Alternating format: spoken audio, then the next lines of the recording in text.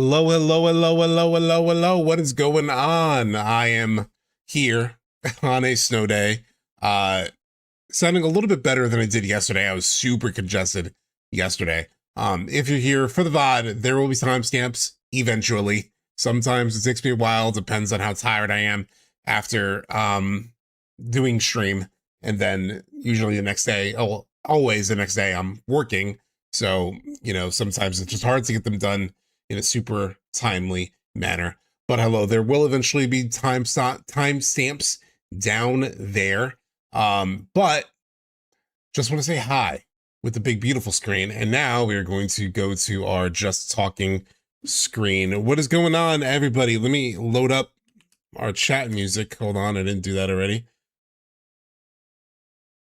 1 second, here we go. What's going on, y'all? How's everybody doing? First, let me say hi to some people. Scrolling down. So Egg with Feelings with the first one in on Twitch. Wick, Drake Sparky, Sephiroth, Cammy Dalamud, the Bumblebee, Larissa, Black Lion Guard. Sorry, I'm scrolling back down. Nick, Big Venus. Damn it. I have to like tread so carefully when I read your name. Every time I read your name, I have to like tread so carefully. Horatio, what's going on? Dark Dragon X7, Secret Monface, Supa, AJ, Ecto Gamut. A 2-hour stream you had like 6 hours ago, like 6 months ago, I think. You mentioned you had Sephiroth and Tifa videos in the works. Yeah. I still need to do those videos. I haven't even written the script for them yet. Because I've been sort of marinating on them and trying to work on other stuff. I was trying to work on an Expedition 33 video also. So it might take some time. Like, at this point, I kind of like am waiting a little bit for a trailer to drop because I think that'll give us like something additional to work with. Even the title might give me something to work with. But yeah. Yeah, the cold medicine is hitting. I don't have any tea. I need to get some tea. Ecto Gamut, Matt. Everybody, thank you. Welcome. It is a snowy day here. We have a bunch of things to talk about. We're going to talk about all the part 3 sort of like news and interviews. We're gonna try to maybe game depending on how I'm feeling. Thank you, Omar Red, for the follow. So we're gonna try some stuff. It might be a short stream. I know this is someone in the Discord joked. So a 5-hour stream, very possible that would be a short stream for me. But we'll see, because I should technically get rest. I do have to travel for work again this week, which means no Wednesday stream. Might stream on Thursday. Because I feel like I've gypped you guys the last 2 weeks without being able to play on Wednesday, but my friends were also talking about potentially doing a Dungeons and Dragons session on Thursday. So we'll see, because we haven't done it. Every time me and my friends try to do D&D, there's like months in between because we're also busy with work and life and family stuff. And so we don't get to meet very often. So if that does happen on Thursday, then I won't be able to stream. But everyone hasn't replied yet about if they can, so we may not. So there's a decent chance. So stay tuned to the Discord. Discord links are at the top, pinned at the top of YouTube. Nightbot will sort of like drop it every now and then. I can just do it now. Discord. You can check there, like follow the Discord. And we'll I'll announce, you know, if we stream on Thursday. Because yeah, personally, I just want to, because I didn't get to last Wednesday, and then possibly not being able to this Wednesday kind of sucks. So I may do a sneaky Thursday, as Egg with Feelings says, Secret Thursday stream. That may happen. But we just get into things. So like I said, this might be shorter. I'm feeling okay-ish, but you know, especially with the throat, that can get very tiring when you're sick. So we'll see how it goes. Granted, once I'm playing, I might be talking a little bit less, but you guys know me. I talk like a crazy person because I hate quiet. So we'll see. Let's go into sort of our big conversation scene. And then I just need to pull this up. Sorry, I just need to bring the browser up. All right, so, oh, damn it, why is it?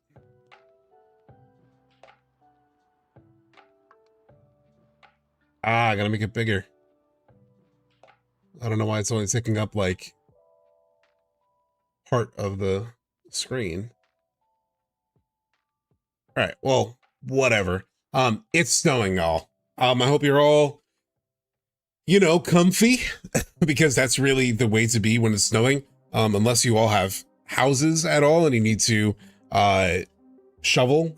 That I do not envy that at all. But yeah, it's snowing here. Apparently, I just looked up the latest like news update, and we're like anywhere from like 2 to 4 inches, like depending on, you know, like Manhattan is like 2.5, it looked like, but here in Queens, it looked like it was like at LaGuardia, it's like at 3 inches, and then a little bit south, it's like 4 inches. So like arguably it's somewhere in that territory.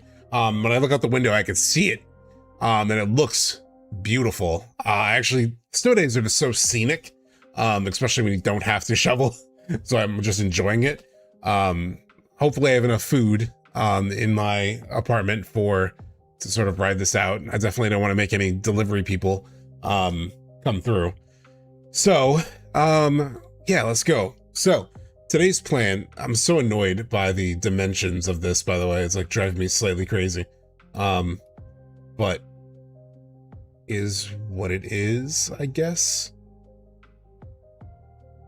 I'm just gonna stretch it out, cover a little bit of my face, that'll be fine. I'm sick, so we'll see how this goes. We have so much FF7R news. It's really not that much news, but it's enough to talk about. We'll also watch some of Max's stream, like I picked out some timestamps of things that he did, because I know you guys were talking about Discord, and I was there on Friday night in stream, like watching Max's stream, where he played a little bit of Yakuza, and then he decided to talk about some of the FF7 news, and that just took over the rest of his stream. It was insane. Like, I think it was like 6 hours of FF7 talk, and every time it seemed like he was about to stop. He was like, oh yeah, we're gonna play, what was it, Fatal Fury? It was like, we're gonna play Fatal Fury, Fatal Fury, and then it would just like spin off into some other FF7 thing. So it was really funny and fun. I'm sure like a lot of you were there and watched it. It was a really great watch. So there's a couple of moments in that I wanna like look at with you guys and talk about and discuss. Just so much fun whenever he like gets so caught up in it. And he was like, at one point he was like, you know, this is the year of FF7. Like, we'll never have this again. So, fuck it. And I am so here for that. I'm surprised by how much the past, like, month or so, I feel like he's had several streams that have just turned into FF7 streams for most of stream, which is really fun. Yeah, his passion is, like, so infectious. Yeah, I was watching the VOD and he said he'd be ending and I'd see 3 hours left. So, I'm in New York, as I've mentioned. And it was like, so his time, he started streaming, you know, late for me. So he started streaming, I think it was like 11 p.m., 11 something, my time. And so, you know, I was playing like Cyberpunk, and I just kept playing Cyberpunk and like kept an eye on his stream. And then when I saw him talking about the news, like I switched over and started watching. So it's probably like 1 a.m. or something. Anyway, long story short, I was watching up until like 5 a.m. my time. And then I was like, I just need to go to bed. I just need to go to sleep. I was like, I feel like he's winding down on the FF7 anyway, so it's fine. Like, and then I checked the VOD yesterday at one point, and he did like another 2 hours from that point that I stopped watching. So like If I had stayed up, I'd have been up to like 7 a.m. or something my time. Something crazy. We're getting there. Yeah. Oh yeah, his Sephiroth is. I was planning to play that. His Freudian slip. Yeah, that was amazing. We need to celebrate the remake trilogy. Yeah, yeah. This is the time. We won't get a second time. Yeah, this is the last run up to a new FF7 game. You know, well, who knows? I'm sure they might do like a spin-off at some point, or something else. Like I could see them doing that, but yeah.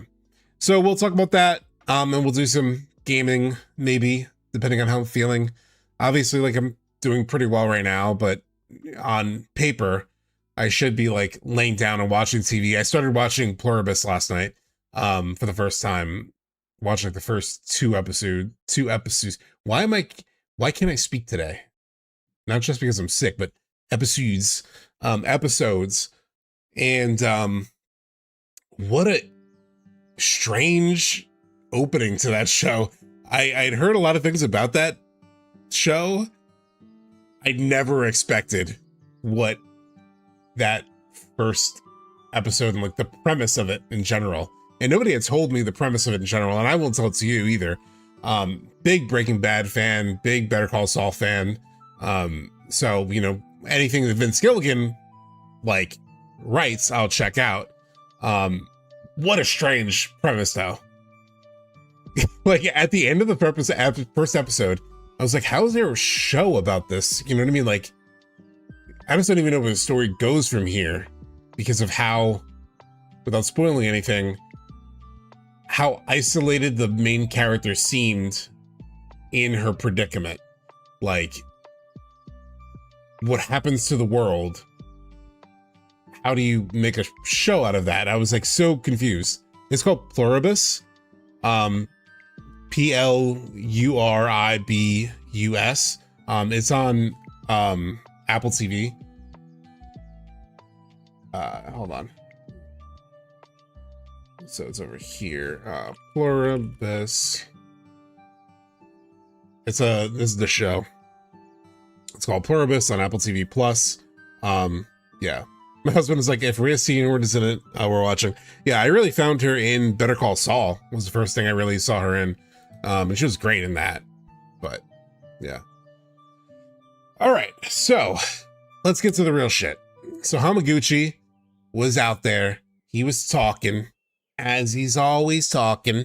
But mostly because Remake Integrate dropped on the Switch. The reviews are amazing. All of that's really great. For Square Enix, what's really good is that they're at the very top of the bestsellers list on the Switch 2. So I literally grabbed my Switch 2, took the screenshot this morning, like at 11 a.m. So this is like current, like on the Switch store.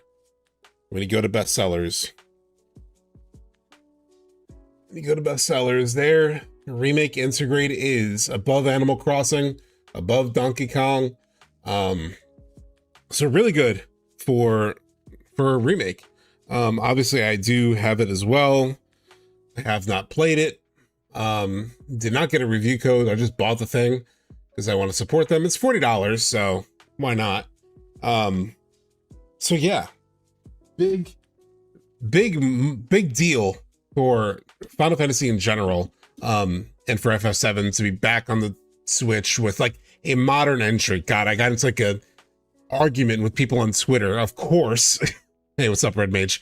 I got into an argument with people on Twitter like a month or two back, where I was like, oh, Final Fantasy's come back to Switch, and I'm like, wow, you can play FF7 OG, you can play FF8, 9, 10, like you can play all the old FF games on the Switch. And it's like, yeah, dude, I know, but it's a new Final Fantasy, like a newer. Yes, it's 6 years old. It's 6 years old, but they gotta get it on there before they could put Rebirth, which is 2 years old, and inevitably when they put Part 3 on, which will be pretty much brand fucking new. Like, God, people just need to be such annoying assholes on the internet with like these little technicalities. Like literally Square Enix is talking about it like, hey, this is the return of modern Final Fantasy on the Switch. I'm not saying that. The fucking company's saying that. Like, why are you being an asshole to me just because of pointing out, hey, this series that we love is coming to a whole new platform. It's returning to Nintendo in earnestness for the first time since the fucking Super Nintendo. They famously left Nintendo at the PlayStation 1, because, anyway, you all know the story. We're not idiots. Nintendo dominates Japan, so they'll probably sell well better there now. Yeah, it's very important for, like, literally in their homeland, in the place where they develop the goddamn games. It is now available on, like, the #1 platform in that region. Just in terms of, like, developer pride. Like, imagine making something. And granted, there's, like, a lot of Final Fantasy stuff in Japan from what I know. Like, I have a friend who just went to Japan earlier. Well, not earlier this year, because now it's the new year, but went to Japan last year, and she was taking all these pictures of, like, Final Fantasy stuff in stores. And so, like, culturally, there's, like, a lot of Final Fantasy stuff in Japan still, which is cool. Like, way more than you would find even here in America.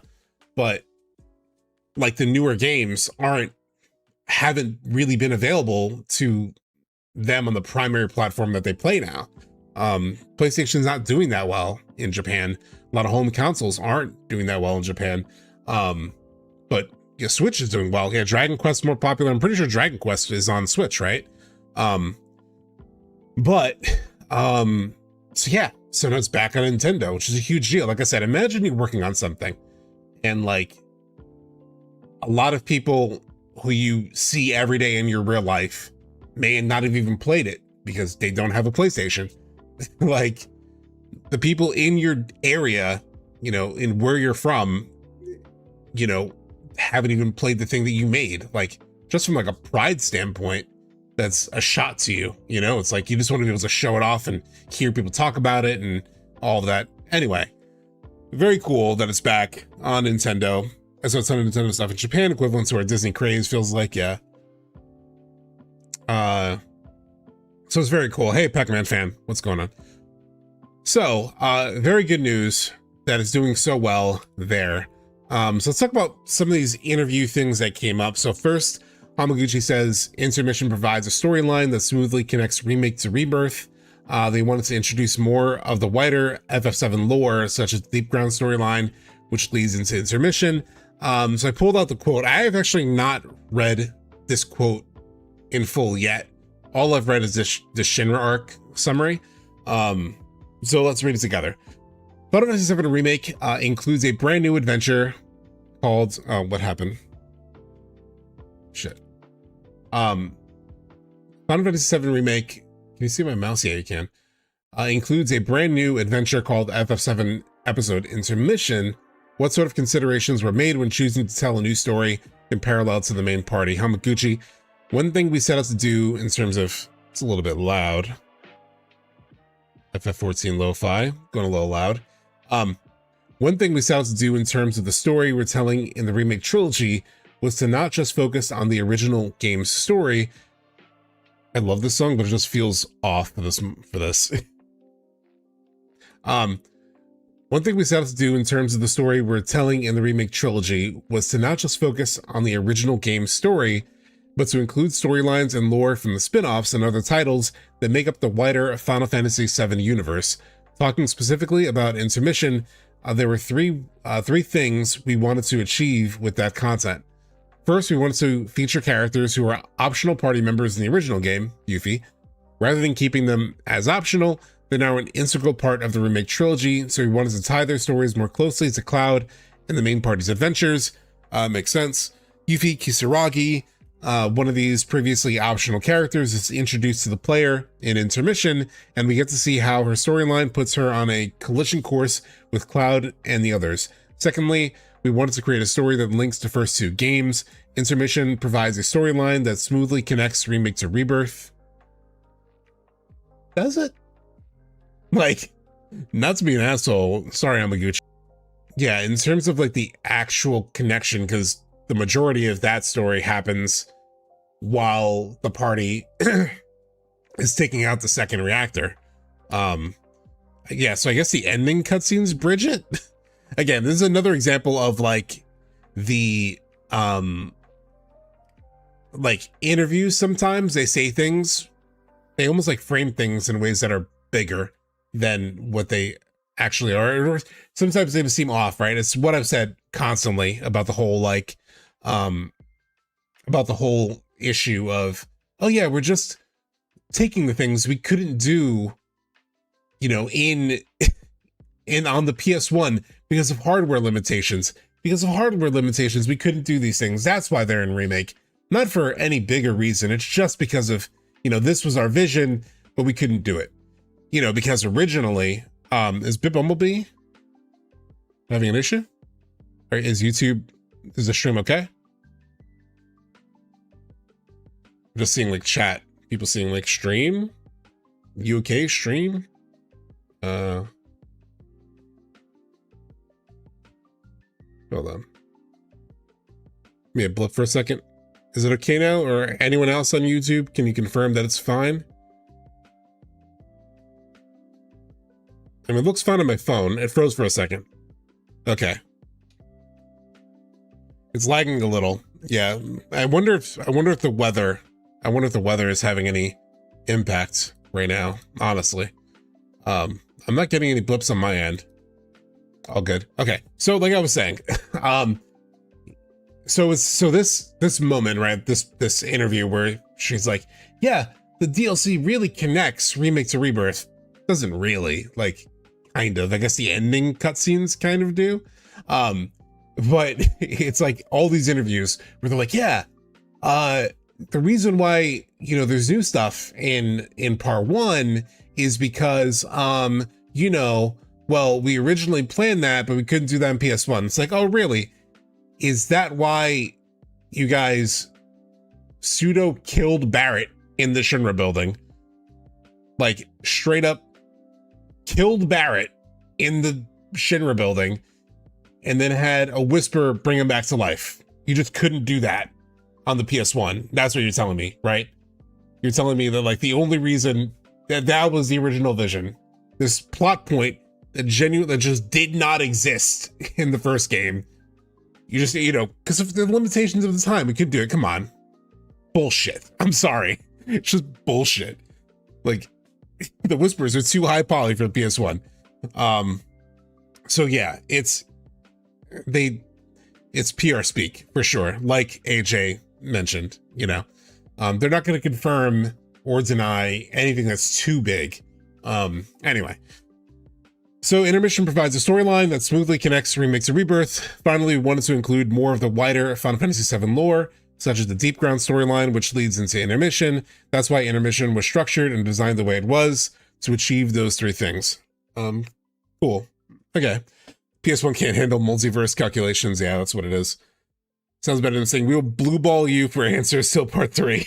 Yeah. This to change it up a little. Of course.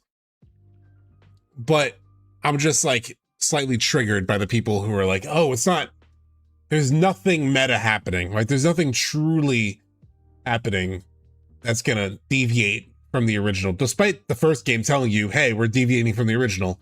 That's not actually gonna happen. Look, game 2 didn't really deviate that much. It's fine. It's don't worry too much about all that. It's not that big. We're not changing much. Like, kiss my ass. I know you guys are totally doing something. It may not be crazy. It may be insane fan fiction. It may not be controlling Zack and saving the world with him, and then he comes back to life and Aerith comes back to life. That may not be like what you're going for sure. But there's something you guys are doing, right?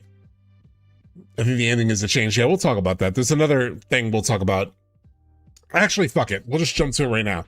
Because there's another interview. So this sparked some conversation.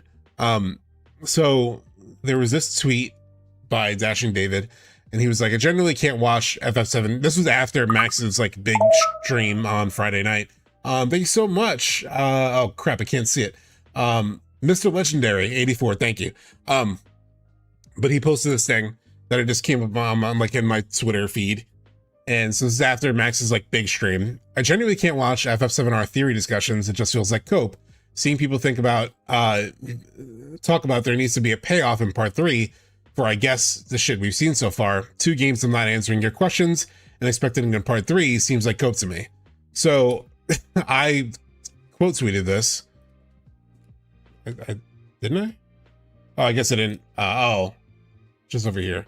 So I quote tweeted this, and like, look, before like I get into, because like this may sound like I'm dunking on this David dude. I'm whatever. You know what I mean? This is a common thing that I have seen. In fact, this is what the devs wanted you to feel. This is exactly what they wanted you to feel. I made a whole 2-hour video explaining why this is what they wanted you to feel, right? Like, I talked about how Remake was, like in my video, the big video I did, I talked about how like Remake was essentially the thesis, right? Stating the thesis of the story, which was like, oh, the future can change. But Rebirth was essentially the antithesis, stating the antithesis, like, oh, you actually can't, maybe you can't change things. And this is true in the Aerith sort of story. This is true, heavily true in the Zack story. Like in all this, in pretty much every path that Zack follows is all about seemingly things ending up the same, right? Seemingly things always end up the same in Zack's world. Like in Zack's world, you know, he goes to the Shinra building and then fuck it, we'll just pull it up. Like this is explicitly like what they wanted you to feel like. Actually, it'll just be easier to do it on one thing.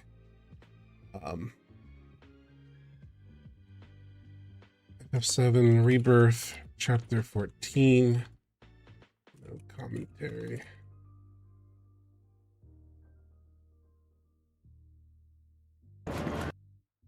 Like in chapter 14, this first Zack scene when he's in the Shinra building. Where is it? Oh, he's deciding there. Oh no, here it is. Asked to meet with Professor Hojo. Not a whole platoon. It's like, oh, so here he is facing a firing squad, right? Whatever. The world's about to end anyway. And then it happens again with Biggs, where Biggs gets shot, and then suddenly it's like a big platoon. Buddy? We gotta watch him get shot again.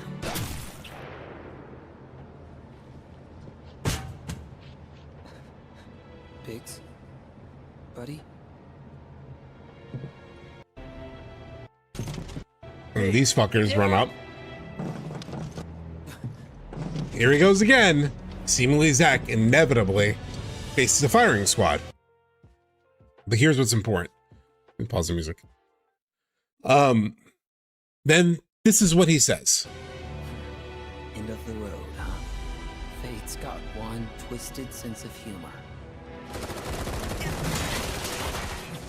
And I'm always the punchline. But I'm sick of taking it shit! This is my life. I make the rules.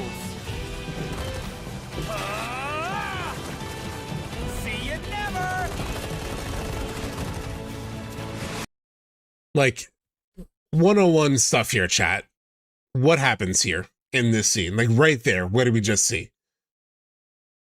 So in the scene before, he faced a firing squad, you know, ran up against him. Here, he's literally talking about, I want to take control, right? Yeah, literally breaking fate. Corny, yeah, it's fucking Zack, so it's going to be corny. But he literally averts it. He runs away from it, talks about fucking running away from it, saying, I'm sick of fate shit. Like literally says, I'm sick of fate shit, doesn't he? I make the rules. Yeah. I'm always the punchline. But I'm sick of taking it shit. I'm sick of taking it shit. This is my life. This is my life. I make the rules. He breaks the loop. Exactly. Like, that is what the Zack stuff was, you know, meant to show us. And then eventually it goes crazy and he ends up in fucking a bunch of different worlds and a church where the meteor is going. So anyway, Leandro, man, your videos are insanely good. Saw them again. It's a remake on Switch 2. Congrats from Brazil. Thank you so much, Leandro. Also, somebody else, Oz, said 2 movies was enough to beat Darth Vader. Anyone who thought Luke would win in part 3 is coping. Exactly. Exactly. So, like I said but here's the thing. So like I said, I don't blame David for like having this.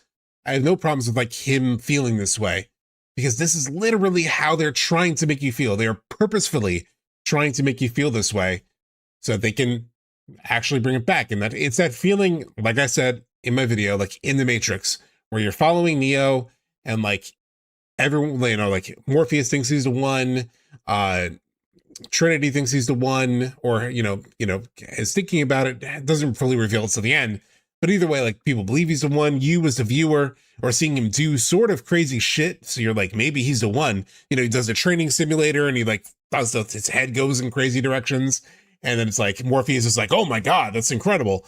And even you as the viewer, you're like, oh yeah, maybe he is the one. Maybe he's the one. Like he's doing shit that's like surprising them. And then you go to the fucking Oracle. Sorry, I'm like cursing so much. But you go to the Oracle and she's like, oh, you're not the one. You have the goods, but you're not really the one. Maybe you're waiting for a next life. And then in the most, obvious way, he literally dies at the end of the movie, comes back to life, hence the next life, and is the fucking one. So this is just stuff that stories do all the time. Like all the time. But so like what I wrote too, so then I brought this up, which is literally bringing it back to forget other stories, forget the Matrix. Let's talk about Final Fantasy VII, right? I'm known for my FF7 Rebirth video, but back in 2023, before Rebirth, I said, so if you think about FF7 Rebirth, so if you think FF7 Rebirth will give you some answers, expect the opposite. Maybe it's cope, or maybe it's knowing that the answers in OG FF7 come literally near the end. And so I cut this from an earlier video that I did earlier on my channel. So this is like stitching 2 parts of that video together, but referring to a 10-hour cut down of all of FF7 story scenes on YouTube. The Modeoheim flashback, where Cloud's unreliable memory first becomes explicitly noticeable, takes place at the 2-hour and 15-minute mark. Cloud doesn't regain his memory and return to the party until nearly the 8-hour and 15-minute mark. That's 6 hours, or 60% of the total story. It's one thing to say the developers plan to replace one mystery with another, but it's another thing to say they're planning on removing a mystery that sits at the center of more than half the story. In fact, if you remove the first 2 hours of Midgar that was already covered in the first FF7 Remake game from that 10-hour playthrough, it's such a funny way to put it out as well. If they didn't beat Sephiroth in disc 1 or 2, why would anyone think anything would change after inserting disc 3? Cloud's mental state dominates the remaining runtime, influencing nearly 80% of the story's content that the trilogy needs to tackle. Keep what Katase just said, that when he played remakes for nostalgia, he'd inevitably get bored. In your mind, as I take you through this last quote from Nomura, when you once again played through the mystery of Nibelheim, which is the single most important part of the original game, players would get impatient saying, yeah, I already know all this. In short, the game would only reconfirm the same plot point.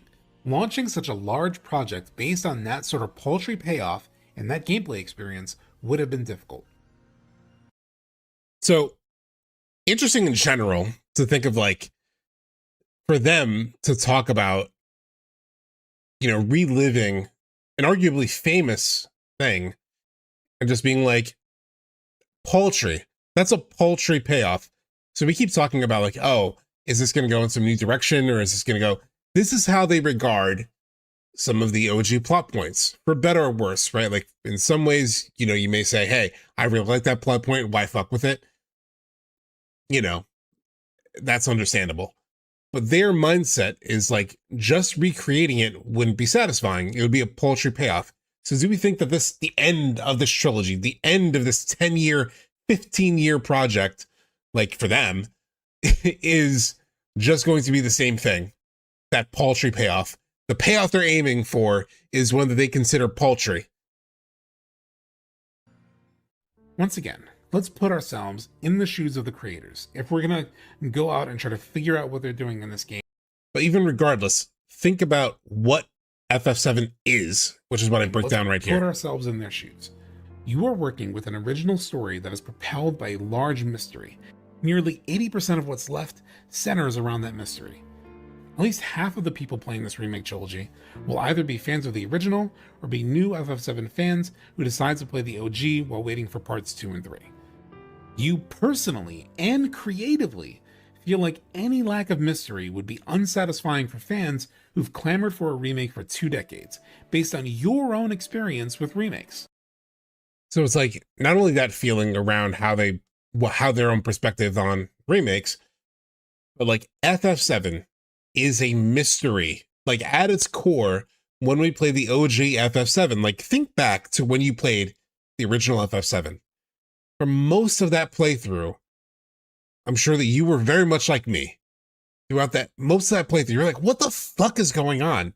Why can't Cloud remember the end of that like Nibelheim story? Why is he acting so weird in the Temple of the Ancients? Why is he attacking Aerith? Why is his like body shaking in and out? Why are we seeing like a little kid version of Cloud running around as like Cloud gives the black materia to Sephiroth? Why, in the Whirlwind Maze is, he not remembering becoming a soldier? Why is Tifa acting strange about it? Why is she being, why is she not pushing back on Sephiroth? It seems like she's almost agreeing with Sephiroth in terms of like, that the truth isn't what Cloud said what it was. Then you get the memory of Tifa, like at the Midgar station, saying like, when we met, you were saying things you shouldn't have been saying. And it actually been 7 years, not 5 years. And then, eventually Cloud loses his mind. He's told to be a clone that was created, after the Nibelheim events. And you're like, what? How does that work? And then you end up in the Lifestream sequence, which is very far into the game. Like about, I'd say 70% of the way through the game is when you get the Lifestream sequence and everything sort of like comes to fruition. Like the whole truth comes out, right? Like, fuck, I wish I knew where I put my strategy guide. 1 second.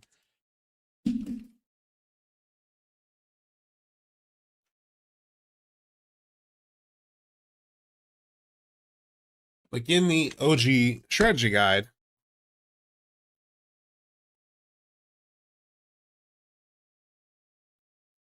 so all of the like scenario gets covered from page 26 is where the beginning of the story starts in the strategy guide. And then it ends on page 175. So 175 is the end of this guide. The Lifestream sequence happens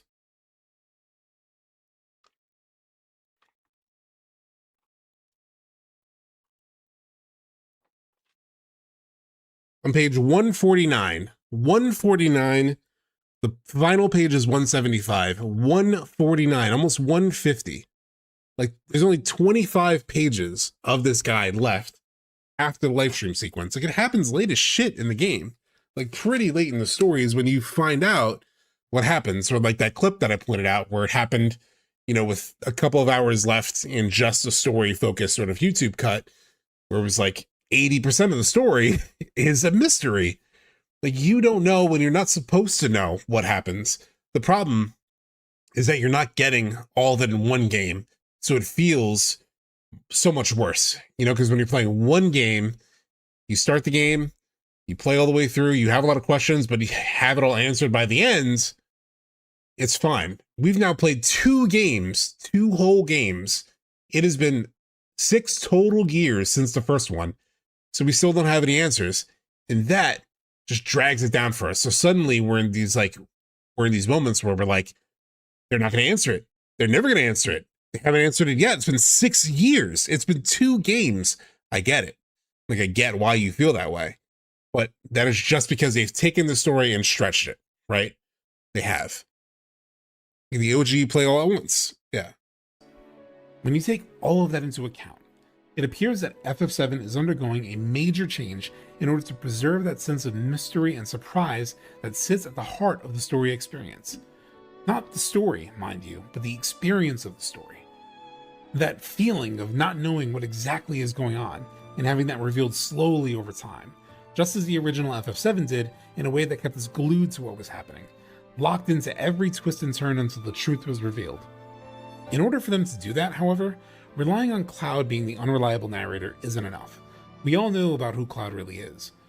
So rather than rely on just an unreliable narrator, they created an unreliable world.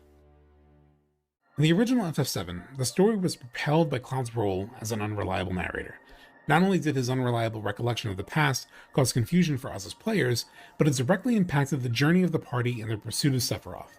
It impacted all players as much as it did the characters in the story. In FF7 Remake, Cloud's role of being the unreliable narrator is being supplanted by this unreliable world, something that can once again impact not only the journey of the characters, but also the journey of all players, not just those who've never played FF7. Whether you played the original or not, everyone who played Remake all asked very similar questions throughout. What the fuck are all these plot ghosts? Why is Cloud seeing flashes of other events? Why is Midgar being domed off by the Whispers? Why are we killing Fate? What does Sephiroth mean by 7 seconds till he ends? Why is there even a different dog on the chips now? All of these questions are coming from the same kind of uncertainty about what's going on that was felt throughout all of our first playthroughs of Final Fantasy VII. It sits at the heart of the story experience that the Remake trilogy is trying to create. Like when Zack runs out of the mansion in your very first playthrough, you're like, what on earth is happening? It's the first time you even see him. But you're like, what is going on? Sephiroth, the downside of making this into 3 parts, you have a very long wait to find out the mystery. But the benefit is if they can avoid cutting corners and flush everything out, bullshit trying to fit this remake in just one game. Yeah. They also need to preserve the mystery for fans to keep discussing the story. That's definitely part of it. What's up, Cha? That's definitely part of it. We'll talk about that too. We'll talk about that. You can never do a good remake of FF7 in one game. It would be very hard, right? Like I doubted them. We're gonna have to jump around because now I want to jump to another topic. But when they first announced, it was just gonna be 3 games, or when they said it was gonna be multi-part series, I had the same exact reaction that everyone else had. And that was in this reply that I also got from somebody on Twitter. I was like, yep, the whole reason they created this multiverse quagmire of a story was a means to an end. The end being to sell multiple games and gank the fans. So triple dip in our pockets while leveraging our love for the original game. They don't give a damn about FF7's story. So I've heard this expressed a lot, right? This is the most common take about the trilogy. And I felt this way, highlighted way, when they first announced it, right? That they want to sell multiple games, triple dip in our pockets, etc. All that makes logical sense, right? Like rather than make people buy 1 game, we'll make them buy 3 games. Makes logical sense, right? Problem is, if they did that, it's bad business planning based on how the series is actually done in the past. So if you look at FF13, that's another one that they tried to do a trilogy out of. FF13, 9.3 million total sales. FF13-2, 4.3 million sales. Lightning Returns, 2.4 million sales. So with each successive game, the sales just plummeted even more. And that is, to some extent, happened with Remake. We don't know Rebirth sales numbers. I would imagine they're probably in the 4 million range by now, at least. But the first game sold 7 million. This one sold roughly half. Rebirth has sold roughly half. Part 3, we don't know. Part 3 could be a huge hit, right? Part 3, you might get people who, the word of mouth could be amazing and it could sell really well. And it could help, boost even Rebirth back into a good place. But you look at FF10, FF10, 14.6 million sales. FF10 2, 5.7 million sales. Like, this has not worked out as lucratively financially as they may think. And then, at least according to that 3D investment partners breakdown of like the Square Enix situation, these are not cheap games to make. This is using, Japanese yen, so it's not a one-to-one. I forget the exact USD conversion is, but 209 billion yen. Wait, is it?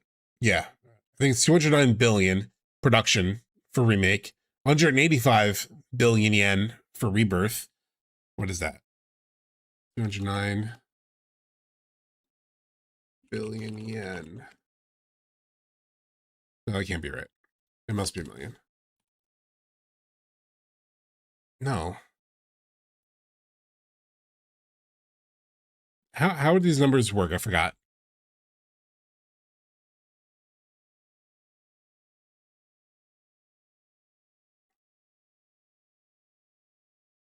That was this 1.3 billion. That can't be right.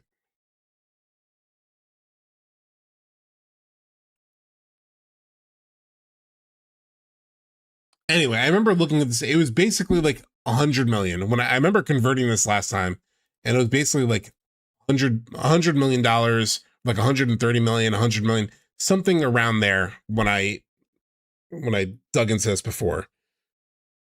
Yeah, it's Japan yen in the hundreds of millions. So 209 million. Anyway, they're very expensive games to make. They have not been cheap to make these games. It costs roughly half to make FF16. Forspoken was less, granted, a much bigger failure. More expensive than Dragon's Dogma 2, more expensive than Monster Hunter Rise. Like, it's not cheap to make these games. FF10 sold 9 million, 14 million, including remaster. Yeah, so actually that 14 million is even bigger number, right? Either way, the drop off, like if this was 9 million, right? Like if FF10 was 9 million, it was essentially half of 10-2. So all the business intel that they had literally within their own franchise is like, when we make a sequel, it does roughly half as well.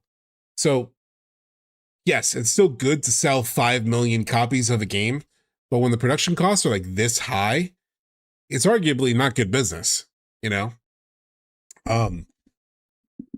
And, they've done things like when Rebirth came out, they had double pack. So for the price of one game, you got both games. You got Remake and Rebirth. So I personally don't see it totally as just making money. Obviously, they want to make money. They're a corporation. I'm not an idiot. Like, they want to make money. But I don't think that was like the sole drive, because arguably it's a very expensive money to make less and less money with each game, right? Like if part 3 has a similar production budget and it has any kind of drop off similar to 13, like that's not the greatest. They made a profit. They need to sell like 10 million or more. Yeah. It's not the most economical decision, So earlier someone said, they couldn't have made one game, one remake of FF7 be that good. They could have cut down the Midgar section, maybe. I know Nice Guy Prince has talked about this, where he said like, oh, maybe it would have been ideal if they did 2 games, which is kind of what got awarded, because God of War was also originally planning to be a trilogy, and they just ended up making 2 games. But something's going to feel rushed, right? Or something's not going to feel good. Because I know Nice Guy Prince has talked about this, where he's like, what if Remake went farther than just than just Midgar? But I just don't know if that open world, like they couldn't even make Midgar explorable in part 1. Like literally Midgar was as linear as can humanly be. You could not even explore Midgar. Like you couldn't go to the upper plate, any of the sectors and like walk around and, go around it. That wasn't even explorable. So I wouldn't have any faith in them doing Calm and the Grasslands and Junon and all that stuff well in part 1. I just don't think they would have pulled it off. It would have sucked. It would have outright sucked, in my opinion. So maybe it would have been faster, but I don't think it would have been better necessarily. And it's still a long game, right? Like, think about how long both of these games have been. Do we really want all that truncated into one game? How unsatisfying would that be in a lot of ways for, you know, all these great experiences we've had in the remake trilogy to just be condensed down? Is there some fat? Is there some filler? Sure, 100%. There's definitely like some, but ultimately, like, if they all try to shrink that down into one game, they wouldn't have done it well, and it would have sucked. Like somebody mentioned, like Ragnarok felt rushed, right? People complain about Ragnarok feeling rushed because it took 2 games and made it into one. Imagine if you tried to take 3 games and made it into one, especially when they can't do open worlds well. It would have been a mess. It would have been a technical mess. Performance would have been a mess. Game design would have been horrific. The battle system would have been locked to what we knew in Remake because they wouldn't have had anything to learn from Rebirth. So aerial combat would have just continued to suck. We would have no synergies probably. We'd have no like party swapping, which we'll probably have in part 3. Like, all the benefits of stretching it into 3 games, I think actually works out way better than trying to make it all work within one. Let me catch up with chat. There's no way FF7 Remake would have been good as one disc. I don't recall anyone doing multiple discs anymore in general. I understand the thought behind that quote, but way more potential with 3 parts. Maybe they could have clarified further on why, but I get it. Yeah.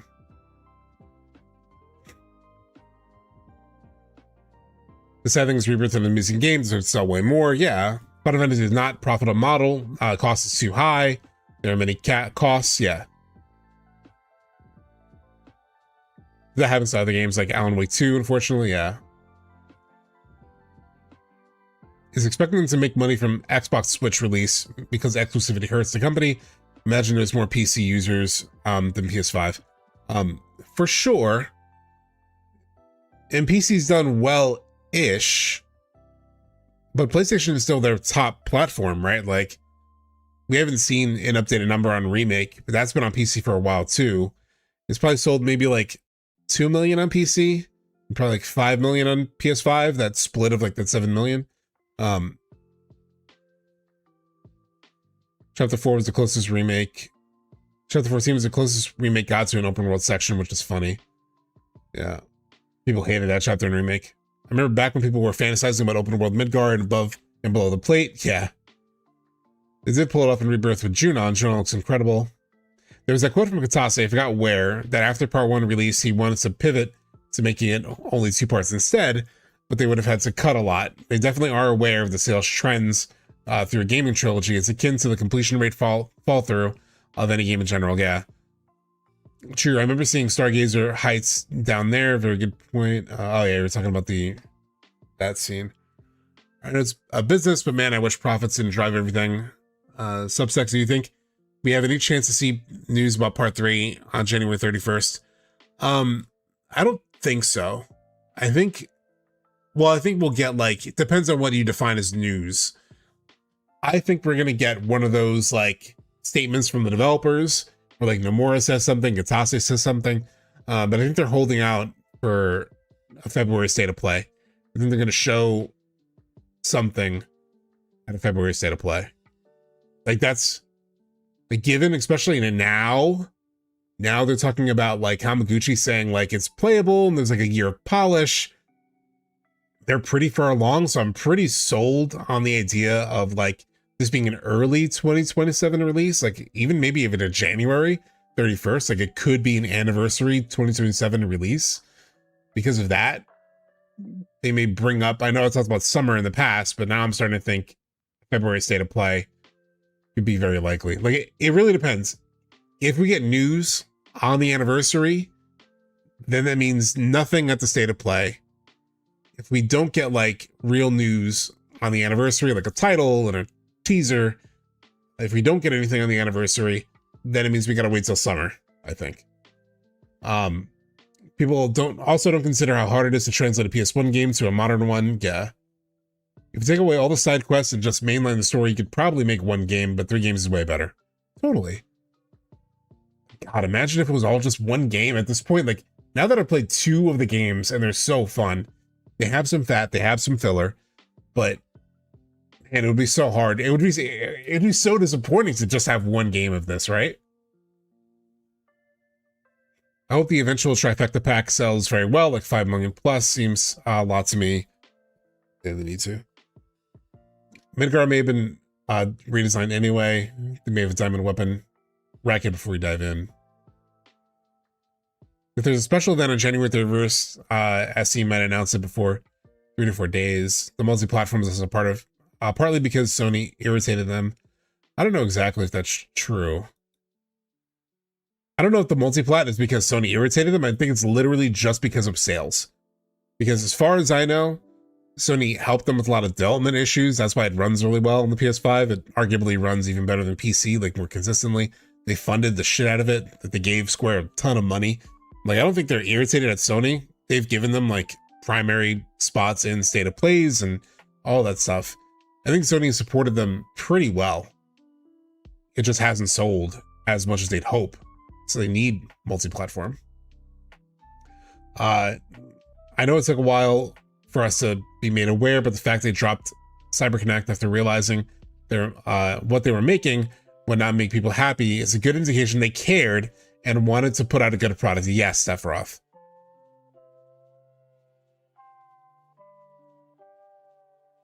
Switch 2, sorry, fuck, I missed it.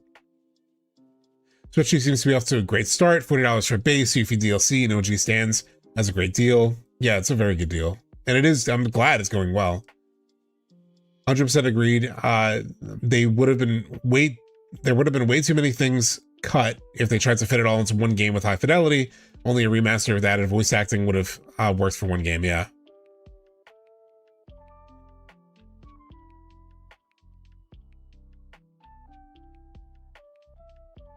Sorry, I'm just like skimming through now because there's so many chats that I've got to catch up with. They should make a toggle on-off world for world intel notifications. Yeah. All the checklisty stuff, I think they'll revamp. As a PS5 Pro owner, I'm happy if they push it back further to shorten the gap between PC Switch users. More time for QA. Yeah. That would be the one thing. I think they could be ready by January 31st, but if they want the ports to come very soon after, like if it's still exclusive, then yeah, which it might be. If like the contract is still going, it might be like a 3-month window, like Rebirth was.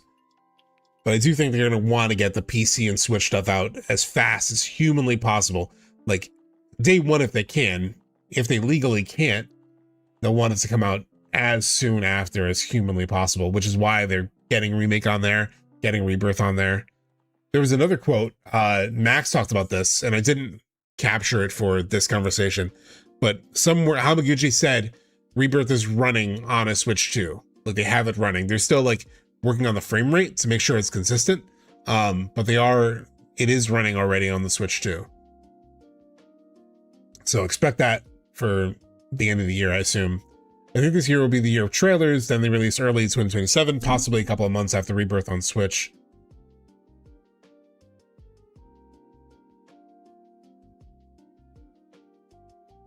Sorry. Without Sony would not have the Remake trilogy, yeah. Like without Sony's money, like it or not, this probably wouldn't have been funded enough to be made. Most sequels are able to save money by reusing assets, mechanisms. Yeah, so you can see like Rebirth did cost a little bit less than Remake, but it still costs quite a bit. And I think a big reason for that, god damn it, my monitor went to screensaver, why? The big reason, if you look back at the sales chart up here, so you see Remake 209 million yen, Rebirth 185 million yen. So Rebirth costs a little bit less. Here's the thing, it all comes down to time. Like Alana Pierce mentioned this in a video too, where she was talking about development costs, like AAA versus AA. And actually, let me see if I can find that. It was a good point. And she's worked at a pretty big developer. She worked at Naughty Dog for a little bit, or Sony Santa Monica. She worked at. Let's see if I can find this. It's about like AAA, AA, stuff. Which video was it? Very different to the Game Awards. Might have That's been why this it's one. like every year there's drama and minimalist design. Lose stuff by going to partner.exa.com awards, or we're out by November 4th. No actual rules here. You indie Also not eligible as specified because so long, and I have this spot nominated 33 into 33 should win at the Game Awards, and it totally deserves it, but to the world, it is not technically indie by old terms. Absalom That's was right published by Dotemu, Ball Pit was by Devolver, Expedition 33 was published by Kepler Interactive. Hades 2 and Hollow Knight Silksong are the only games in the independent category that are actually independent, in that they were self-published by the developers, and are really weird examples to use because they were also able to self-fund by virtue of their insane profits from previous games. Because Hollow Knight individually sold so well, over 15 million copies, Team Cherry does not need a publisher. The sales of Hollow Knight fund Team Cherry, as in pay for their mortgages, if they even need to have them at this point, and their clothes and their food and their bills. The exact same applies to Supergiant. Their previous games are able to pay their employees rent while they work on the next thing. I mean, Baldur's Gate 3 is an indie game. Think about that. Baldur's Gate 3, which is estimated to have cost over $100 million, does not have a publisher. Larian is not owned by a publisher. The team at Larian was over 400 people, with, when you include outsourced partners and contractors, which we should, become over 2,000. But it's an indie game. Dispatch is also self-published, but when you consider the entire animation studio that worked on this game from Thailand and other outsourced partners, it probably, and I do not know, to be clear, cost several $1 million to make per episode. I charge them literal minimum wage for my part, to be clear, so you can't blame me, okay? Literal minimum wage. And I would do it again. Now, I don't have a solution to this problem, with the problem being, yeah, what is an indie game anymore? How do we qualify what an indie game is? I've considered that the term should maybe instead be applied to team size. Like, maybe something is indie if it was made by under 30 people, including outsources. Again, it's annoying me actively that the industry keeps, like, forgetting for sure. But when someone comes out and says, this game was made by only 30 people, you're just straight up dismissing all of the labor of the people who are usually very studio. I think it's very unfair, largely from Thailand and Korea, Obsidian, as rather than being led by goddamn juggernauts, are literally just salaries, like as Microsoft. Well, we maybe go by budget. Right here. So in terms of that budget, so we're just looking at these budget costs, right? So you can save some money, you know, but it's not just like a tech cost, right? It's not like a lot of the dev costs are, you know, from, oh, we need to build something and that costs extra money. It's really down to people. So check this out. So she talks about this in like detail here. Right here. But then how do you qualify what the budget was for Hollow Knight Silksong? Budgets for video games. That chart was from that like 3D investment partners breakdown, which, you know, there's some dubious math in it here and there, but they are technically legally supposed to be somewhat accurate. So it's probably, I don't doubt that Remake and Rebirth cost a decent amount. It's taken a lot of time from a lot of people, and that is what dev costs are. Literally just salaries, like a budget. As she says right here. Done by juggernaut ass Microsoft. Well, we maybe go by budget, but then how do you qualify what the budget was for Hollow Knight Silksong? Budgets for video games are literally just salaries. Like a budget for a game is literally just how much did it cost to pay each individual developer their annual salary for the duration of the development of the game. That's where video game budgets come from. Did Team Cherry give themselves salaries for Silksong, or did they just continue profiting off of Hollow Knight's tremendous success and took the earnings straight from Steam into their bank accounts and made Silksong without any official salary, but sort of as like a hobby while that other thing they made continued making money? Like, genuinely, how do you qualify how much it costs to make Silksong? Because they're earning millions of dollars from Hollow Knight. You could argue that that is their salaries, and thus Silksong costed $15 million. Or it costed $0. I genuinely don't know. I don't know the solution to this odd problem in general. Like, you gotta tell, it keeps me up at night. What is it? What is an indie game? If you have any suggestions. Yeah, so it's like the development costs in games, which I had heard before, but then seeing her sort of mention that in that video is like, development costs are the salary of the people involved over the time it takes to make the game. So the more people and the more time it takes, the more expensive it gets.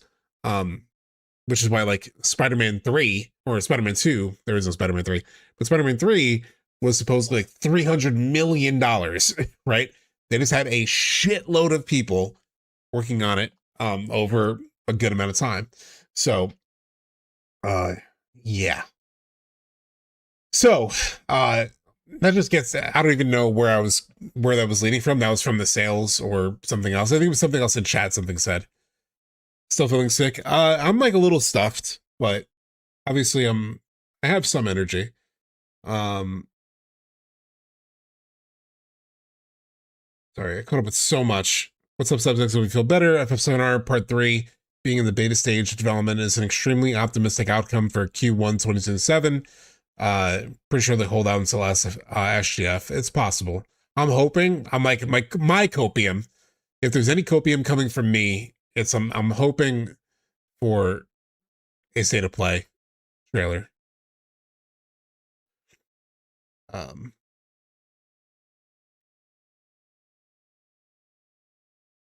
I just didn't see a rebirth cost twice as much as FF16 to make. I don't know how they came up with these numbers, unless there was a mass mobilization of outsourcing for it, but 16 had that as well. Platinum Games. Yeah, I'm not sure 16. I would have expected 16 to be more too, especially because 16 took 6 years, I think, to make. Either way, it wasn't cheap to make Remake and Rebirth. I'm sure that's true. There was enough content in that game, enough quality in that game, that it was definitely not cheap. Where was I?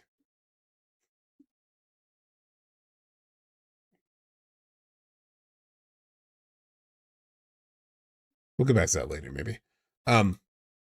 So, go back into the quotes. Where were we?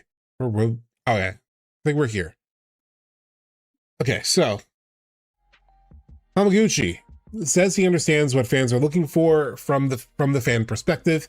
He's very much dedicated to bringing that to fans, making it still authentic and still feel like FF7, while also making a new, fresh experience at the same time. And then his quote: "Do you have a message for returning FF7 fans too? I was one of those people who played and loved the original game. I was wowed by Final Fantasy VII when it first came out all those years ago and really enjoyed playing it. Now I'm in the position as the director of the remake trilogy, and I'm very lucky to be in that position. I understand what the fans are looking for from the fan perspective, all those important memories, what was valuable to them about that game, and what they really want to see again. I'm very much dedicated to bringing that to fans, making it still authentic and still feel like Final Fantasy VII, while also making a new, fresh experience at the same time. The whole development team really has that level of passion and excitement for remaking this game in that way. If you wanted to play Final Fantasy VII Remake," yeah, and then it just gets into Switch 2 promotion. Very confident and proud of the passion of my team and what they put into it, and I think you'll have a really great experience of FF7 all over again. Really, that passion is the big thing that I can feel over and over. Like, it's just so hard to take these pessimistic takes, like this one, about like, they just did it for money. I'm sure they want to make money. People want to make money. You watching this stream right now want to make money in your life. I want to make money. Everyone wants to make some money. Businesses especially want to make money. But that doesn't mean they can't be passionate about it as well, right? And so when I look at when you look at this game, and then there's definitely some things that may not be great, some stuff may not be 100%, amazing as you want it, but when you actually just experience this game, it's hard not to recognize the passion unless you are just that blindly hateful toward change. Like, if you just hate the idea of fucking with FF7 in any way, then you can hate it. I can understand why you would hate it, but to think that it's just lazy or lacking passion, I don't understand, because I think they clearly care, like the amount of like effort put into so many aspects of this game, especially Rebirth, is like an insane scope. I just don't understand it. And I think that's a good opportunity to sort of like watch, while we're talking about that, to watch some of these moments of like Max reminiscing on FF7 So actually with the passion point, I'm going to jump to this timestamp 7:58:25.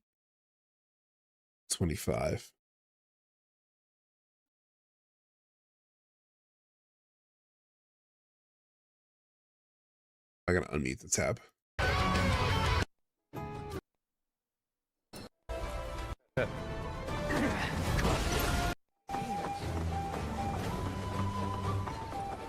Wow, man. Just look at this fucking place. Just look at this fucking place, dude. Holy mother of God. This is, yeah, this isn't a love letter to FF7 fans, it's a marriage proposal. I'll make it a little louder.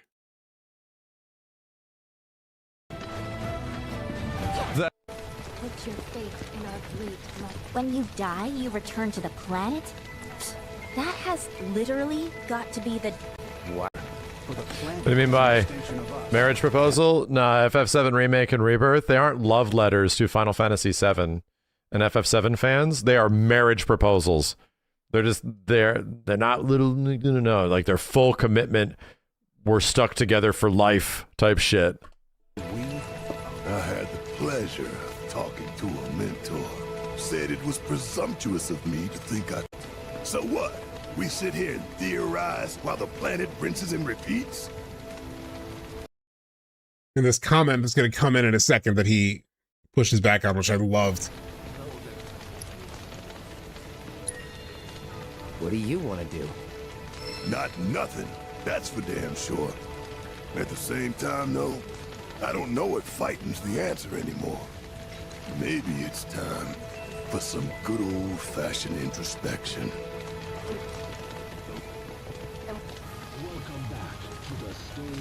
He reads it in a second. They're setting up something for Aerith right here. I don't know if they're making the Aerith scene purposely ambiguous as a love letter to FF7 fans. Tell me that when after the third game.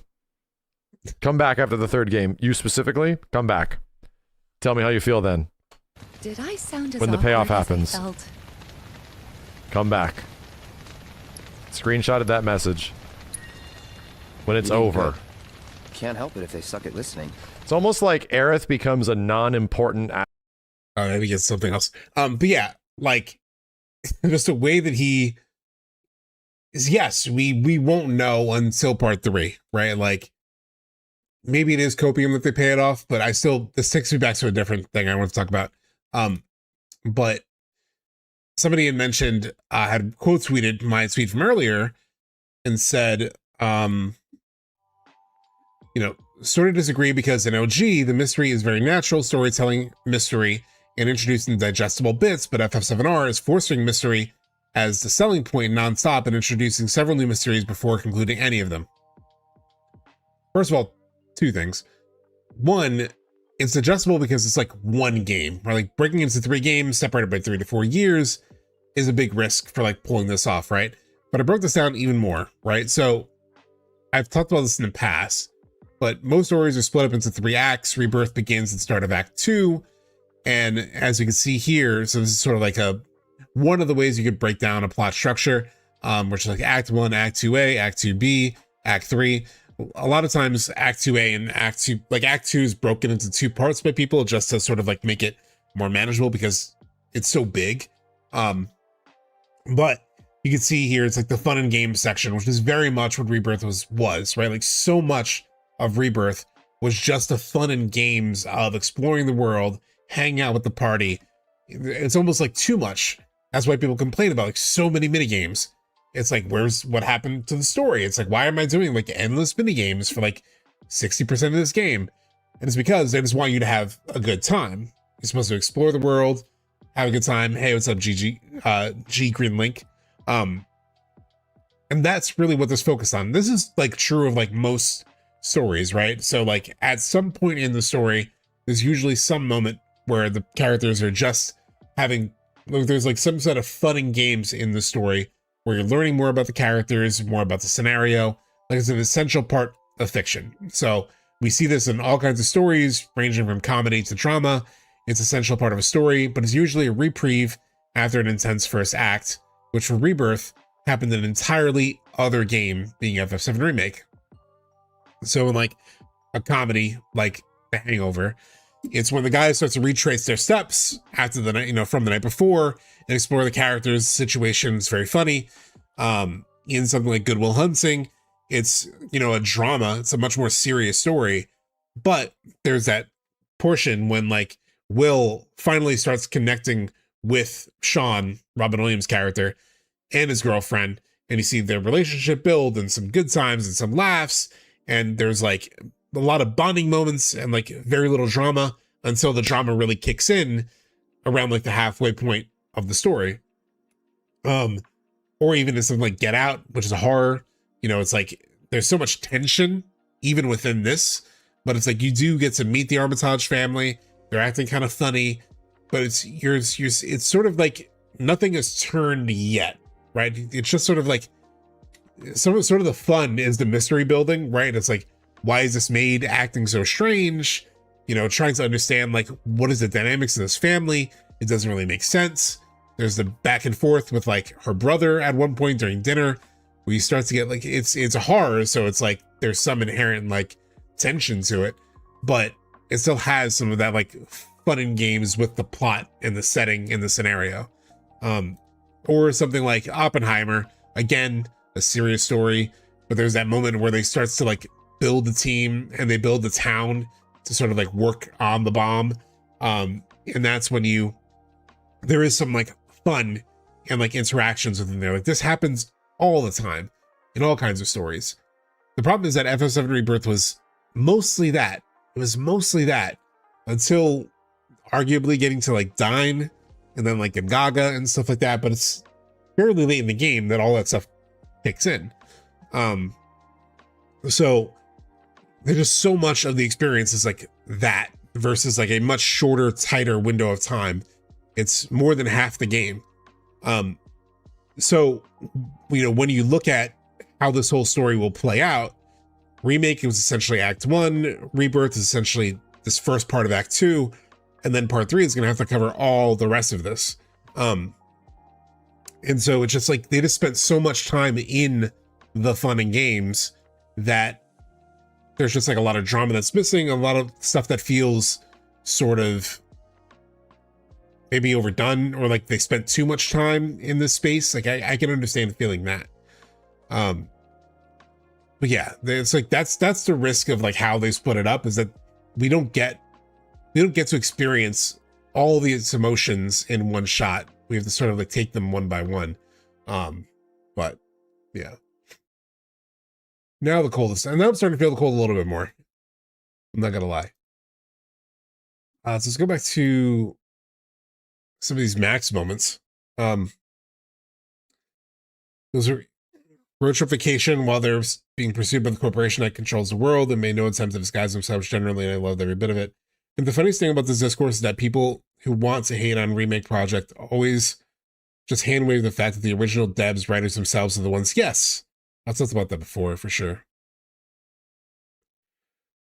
I don't think so, Karai. I still think like it's the midpoint.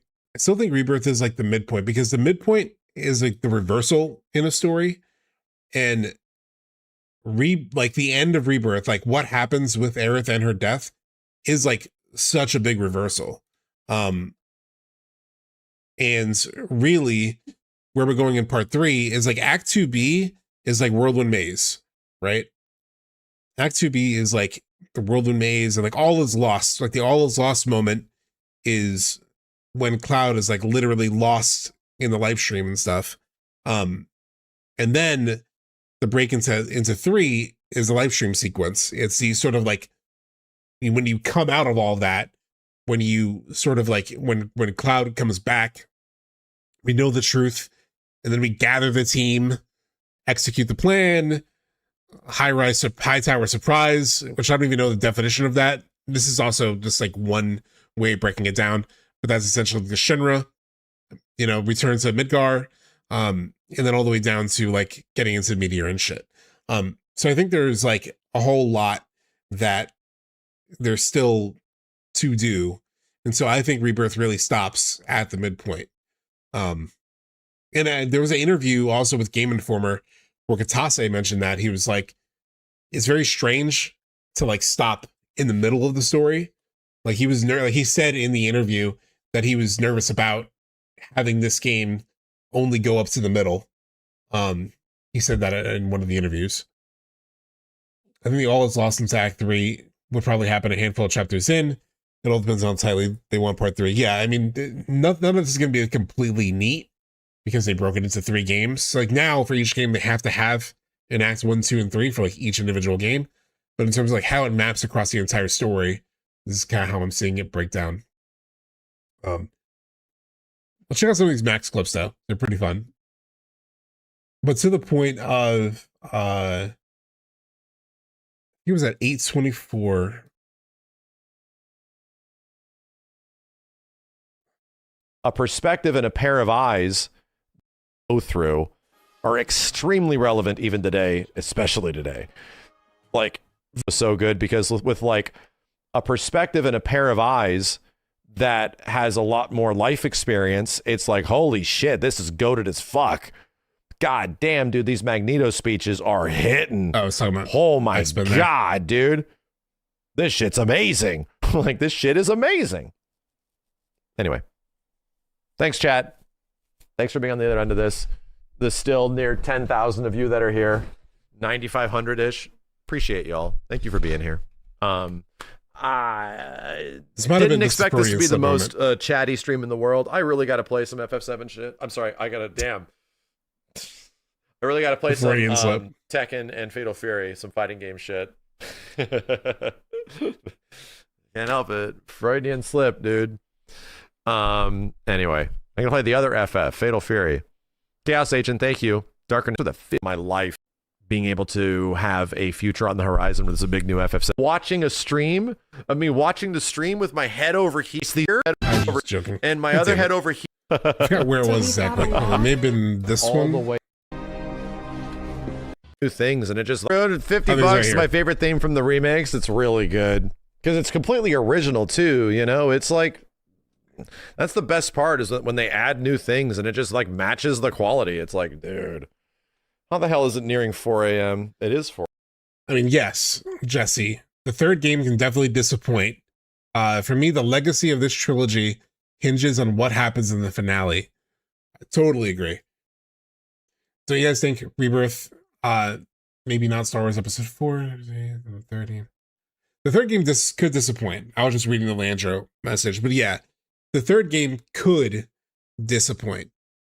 It's very possible. I've pictured it in my head. I've pictured it in my head of like, what if part 3 comes out and it shits the bed, it doesn't stick the landing, and then so I'm the dude who made like a 2-hour video talking about it. It could be amazing. Here's all the reasons you shouldn't be dooming. I still have like friends, like literal friends in the FF7 community at least. Who like I chat with on Discord, and every now and then they start dooming, right? And they've seen my video, they talk to me almost every day, but they start dooming. It's like, oh fuck, what if they just change their mind? Because yeah, remake. Because I know people who are like replaying remake now because of Switch, and they're like, man, all the meta shit. It's like so heavy-handed in part 1, and then it sort of seems to go away in part 2. And like, I don't know. Like, what if they did change their mind? Which was like literally a chapter of my video. I literally sent them that chapter the other day. I was like, remember this? So everyone's susceptible to that fear, and it's possible that, the way that I broke it down in my Rebirth video is wrong. Like, it's possible they're not thinking about the story and the structure the way that I said. And so maybe they don't pay it off in like an interesting way. It's possible. But so yeah, I don't know. This is the only way to know is when we get it. And then either we will feel this incredible catharsis and we'll feel amazing, or we'll feel like shit, and we'll feel like fools for hanging on the way we have. But to the point of like Hamaguchi's interviews, where he says, where he said like, I know what fans expect. Right? We just read that quote. There's this one here. I understand what the fans are looking for.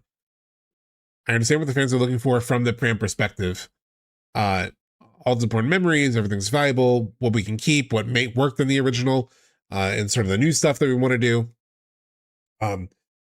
They keep talking about like, we're very confident about part 3. We're incredibly confident about part 3.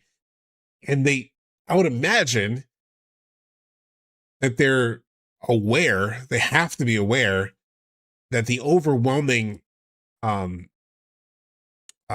like theory is some sort of like requel-y thing, right? Like not necessarily a sequel in the way that people traditionally define it, but like the requel thing of like a remake / sequel weird hybrid Evangelion shit. Like they have to know that that is sort of the main conversation about this trilogy. And so if they're saying they're very confident, it'll satisfy people. There have been even other quotes where they said outright, like they think will, you know, people will be satisfied by, you know, their expectations will be met, even exceeded. I would imagine that they have to be aware of that, even when they say that stuff. Granted, they kind of have to say that anyway, because it's PR, like they're doing marketing for the series. But I guess the overwhelming confidence that they say it, with which they say it, makes me feel like they must know. They must know at some level that that's what we're expecting. We're expecting some sort of like interesting payoff to all of this. So yeah. Sorry, hold on.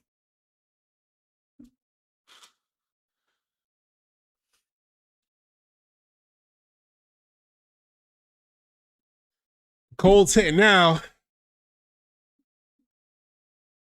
All right. I hope they do an option for the 3 games to be streamlined with level streamlining. I don't know if they'll do that, James. Just like they'll have to literally recode parts of the first 2 games to match the 3rd game. I don't know if they'll do that. It might have to be like a re-release, like a few years later as like a trilogy pack sort of thing. But even like enemy design, right? From like part 1, which didn't do aerial enemies really well. They would have to like redo encounters and stuff to accommodate for like later systems. I don't know if they'll do that. I did have a nightmare with SubTXT streaming after part 3 and we're all disappointed. They may hope this is not the future. That's funny. Mass Effect 3, yeah, I know a lot of people were disappointed with that. How to Switch Part 3 is directed by SubTXT Max. Confident usually equates to safe, which in my opinion implies they're not doing anything too crazy. That's an interesting way to look at it. I agree leaving the AC wouldn't be great, and I'm just wondering if the ending is what we seem to all be nervous about, for sure.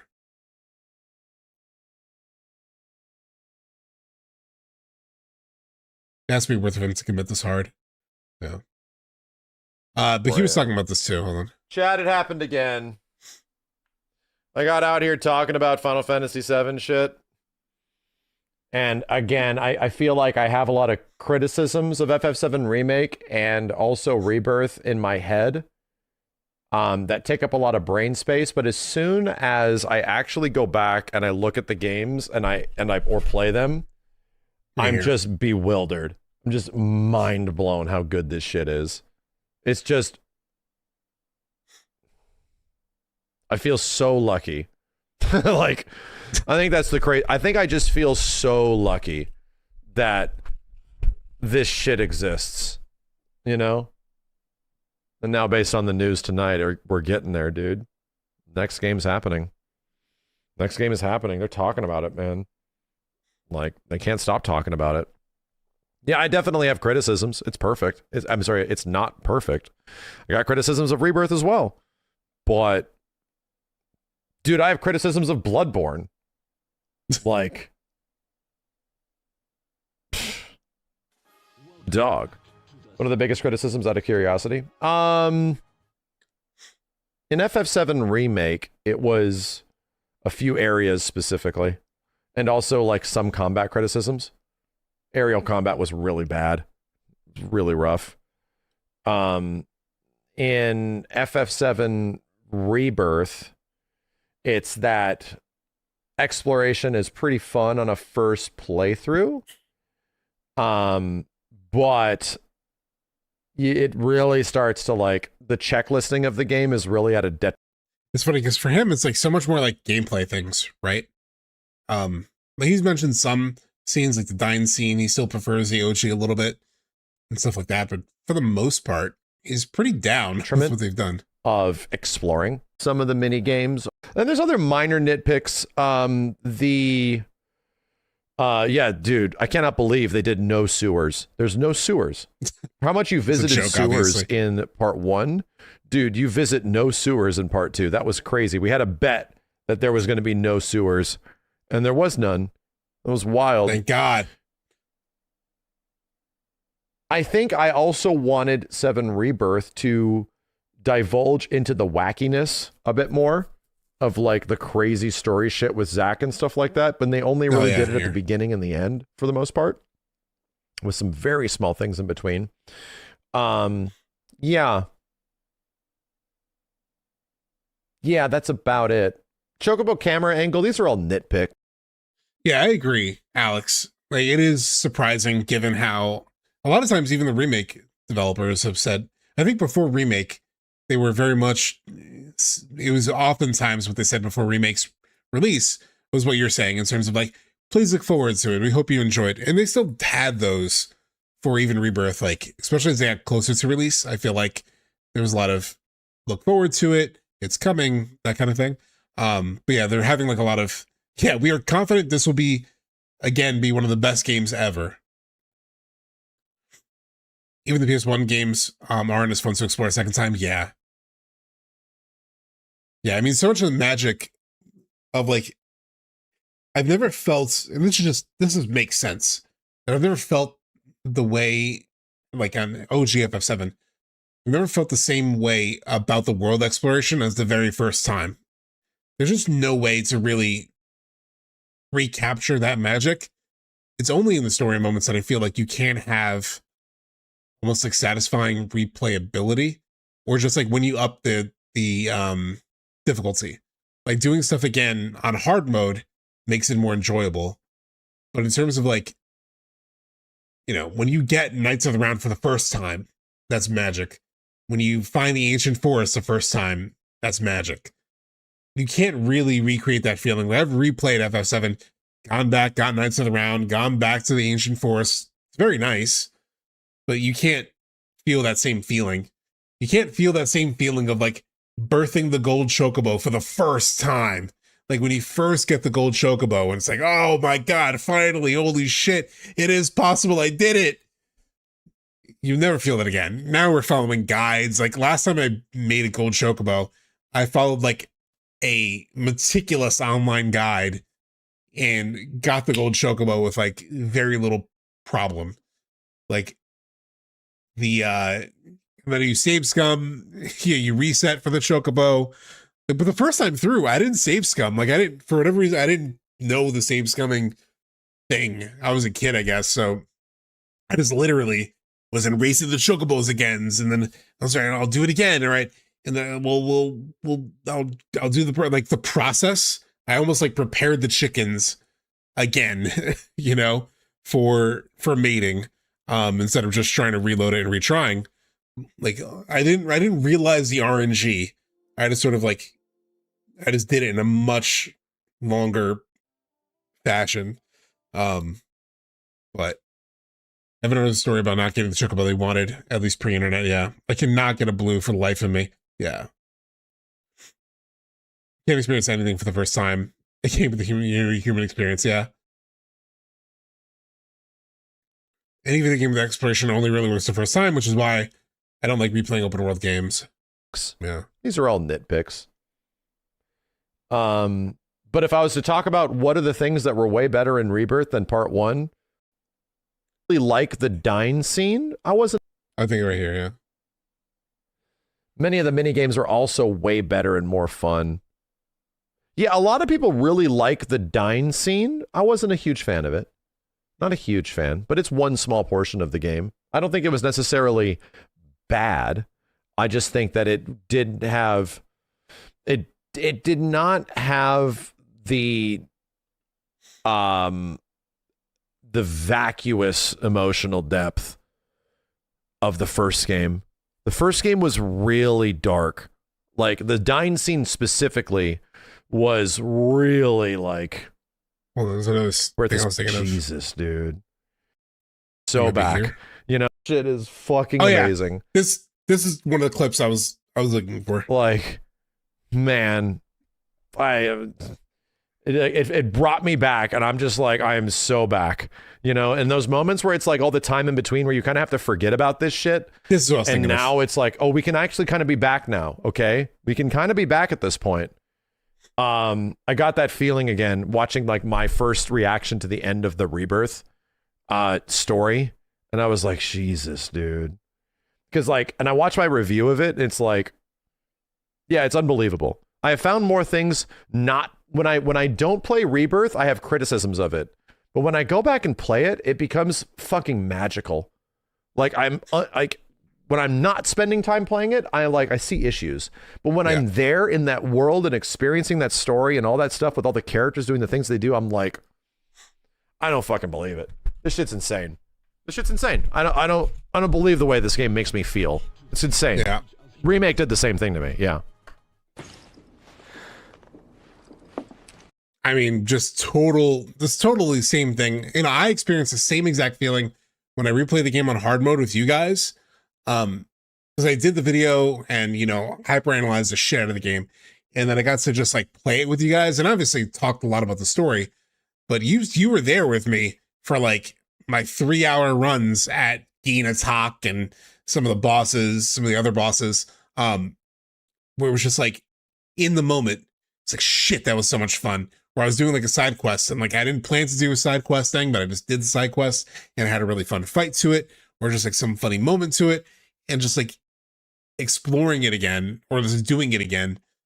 Just being in the game was just so much fun the second time around. Well, third time around for me on that one. But yeah, every single time I dive back in and just play the game, a lot of the issues sort of like wash away, you know? I would get goosebumps when I see someone play Remake Rebirth. Yeah, finding new playthroughs, especially nowadays, is always like exciting. It's like, oh, somebody's playing it for the first time. Shit, I gotta watch a little bit. You know, I always have to watch like a little bit of a new playthrough that I find. It'll usually be like, at this point, it's like some small channel. It has like 146 views. Like nobody in the world has watched this video. But I'm watching a little bit of it because I'm very curious, you know, the reactions to the opening or, you know, a couple scenes here and there. I don't watch a lot of them, but, you know, I watch at least a little bit. All right, chat, give me 1 second. I just need to run to the bathroom. Be right back.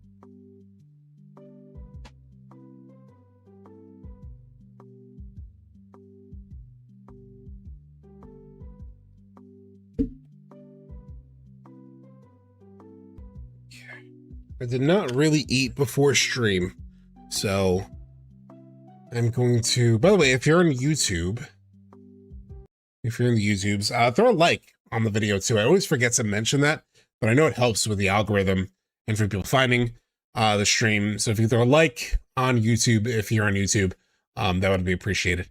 We'll do a couple more Max things in a little bit, but first I want to talk about some other news. So first, and I did not eat before stream, so I grabbed a couple of like little just peanut butter sandwiches for a second. Thank you so much, Luis. Watched the key moments of Jesse's playthrough after finishing Remake and Rebirth on hard a few weeks ago. It was really fun to see someone be excited about the series. Yeah. Who is Jesse? At first, when you said Jesse's playthrough, I thought you were talking about like the character Jesse. Unless you mean like Jesse Cox, maybe. This was like probably one of the most talked about pieces of news. I felt like, weirdly enough, we had news about the name and we had news about like the completion of the game, but I felt like a lot of people were talking about this, the snowboarding. Hamaguchi stressed that minigames will still be a big part of part 3. That includes doing justice to the original FF7 snowboarding minigame. He says that they want to make sure that it's incorporated into the story to have that sort of connection with the theming of it. And then the full quote, oh shit. Oh yeah. He mentions snowboarding at the bottom. But Queen's Blood is a very popular and beloved minigame, and I believe a lot of people are still wanting something like that. Hamaguchi told Polygon, I want to expand on Queen's Blood so that we are enhancing it and giving you a more powered up version of it when you see that third installment. Queen's Blood is still going to be available in the third installment, and we just want to expand on it. All really good news. Oh, just Capricorn. All really good news. That just like Queen's Blood, you know, we knew this was going to happen. It was beloved. Obviously, they were going to bring it back and they're going to expand that. They talked about it before. But just expanding on it sounds really great. Something Max mentioned at one point during his stream was the puzzles, like the Queen's Blood puzzles, where it's like you get 4 cards and the enemies or the opponents, you know, things are set already. And you have to like figure out. Those are so good. Those like little minigame puzzles for Queen's Blood were really, really good. Some of them were really fucking hard. Like I banged my head on some of them. I admit they were like 2. I think there were 2 where I actually just looked up. I looked it up on YouTube and I couldn't figure it out for the life of me.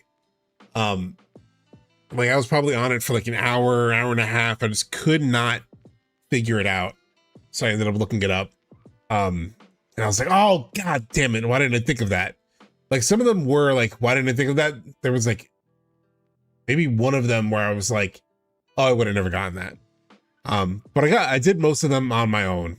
There were just like a couple that I just could not figure out. I was supposed to make my head hurt a lot. They were great. Fun puzzles and RPGs are a good thing, but damn, it was hard, yeah. I hit YouTube for Gears and Gambits. Fuck them in the game. Am I crazy alone when I say that if Square creates a Dissidia Mario Kart based on the Chocobo Racing from Rebirth, it'd be infinite money glitch for them? I really don't know. I don't know. You know, I know they tried to make the Chocobo GP. It wasn't good, and it was kind of like you were in a cart, I think. I just don't know if like Final Fantasy has that brand presence anymore.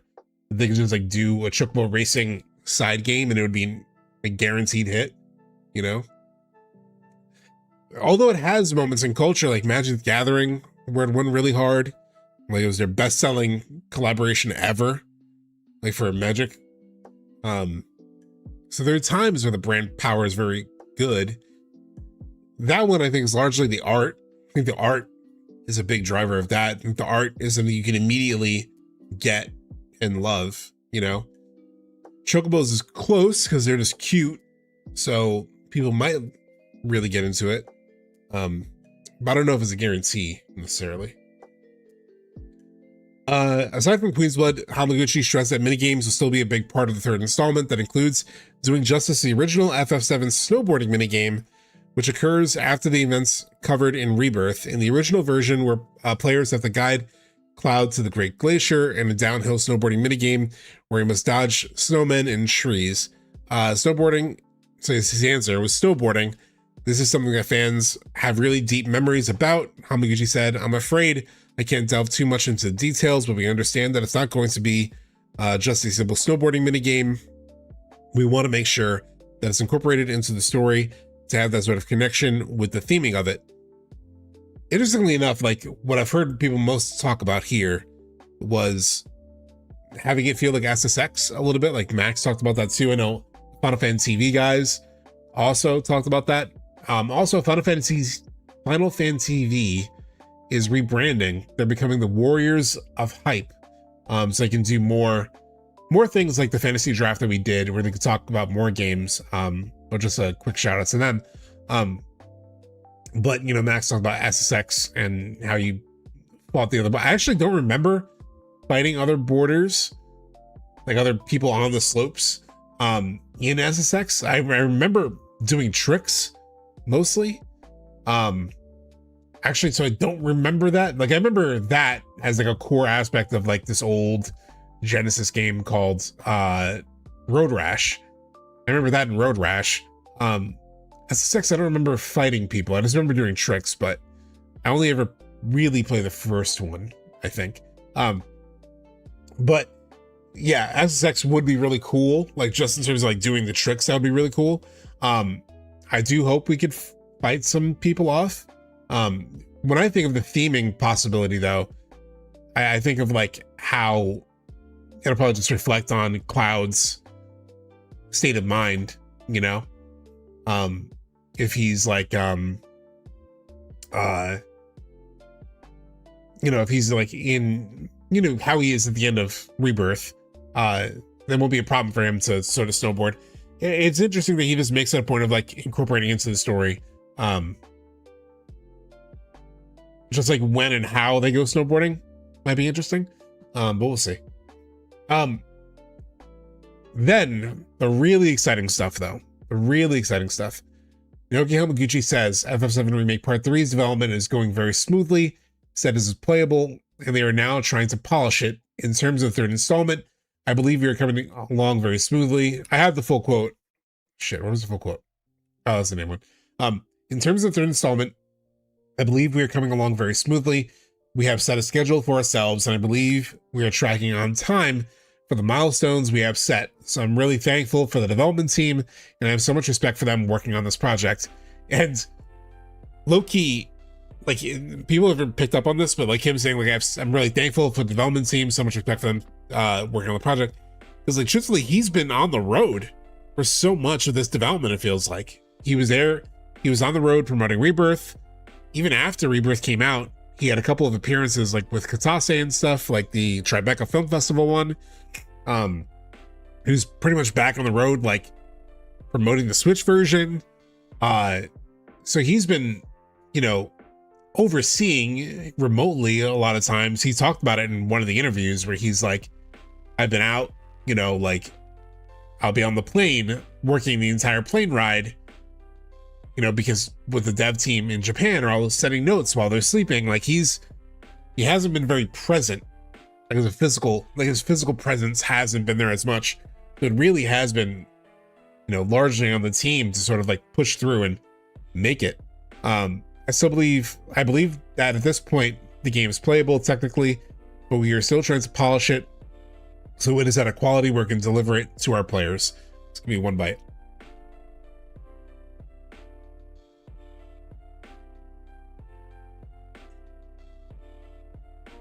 Glad there's positive news, yeah.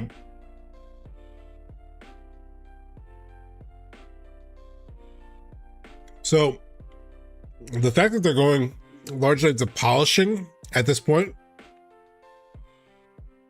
is so great. Like, Jesus.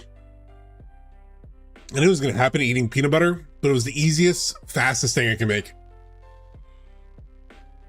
But like to have a year of polishing is really good.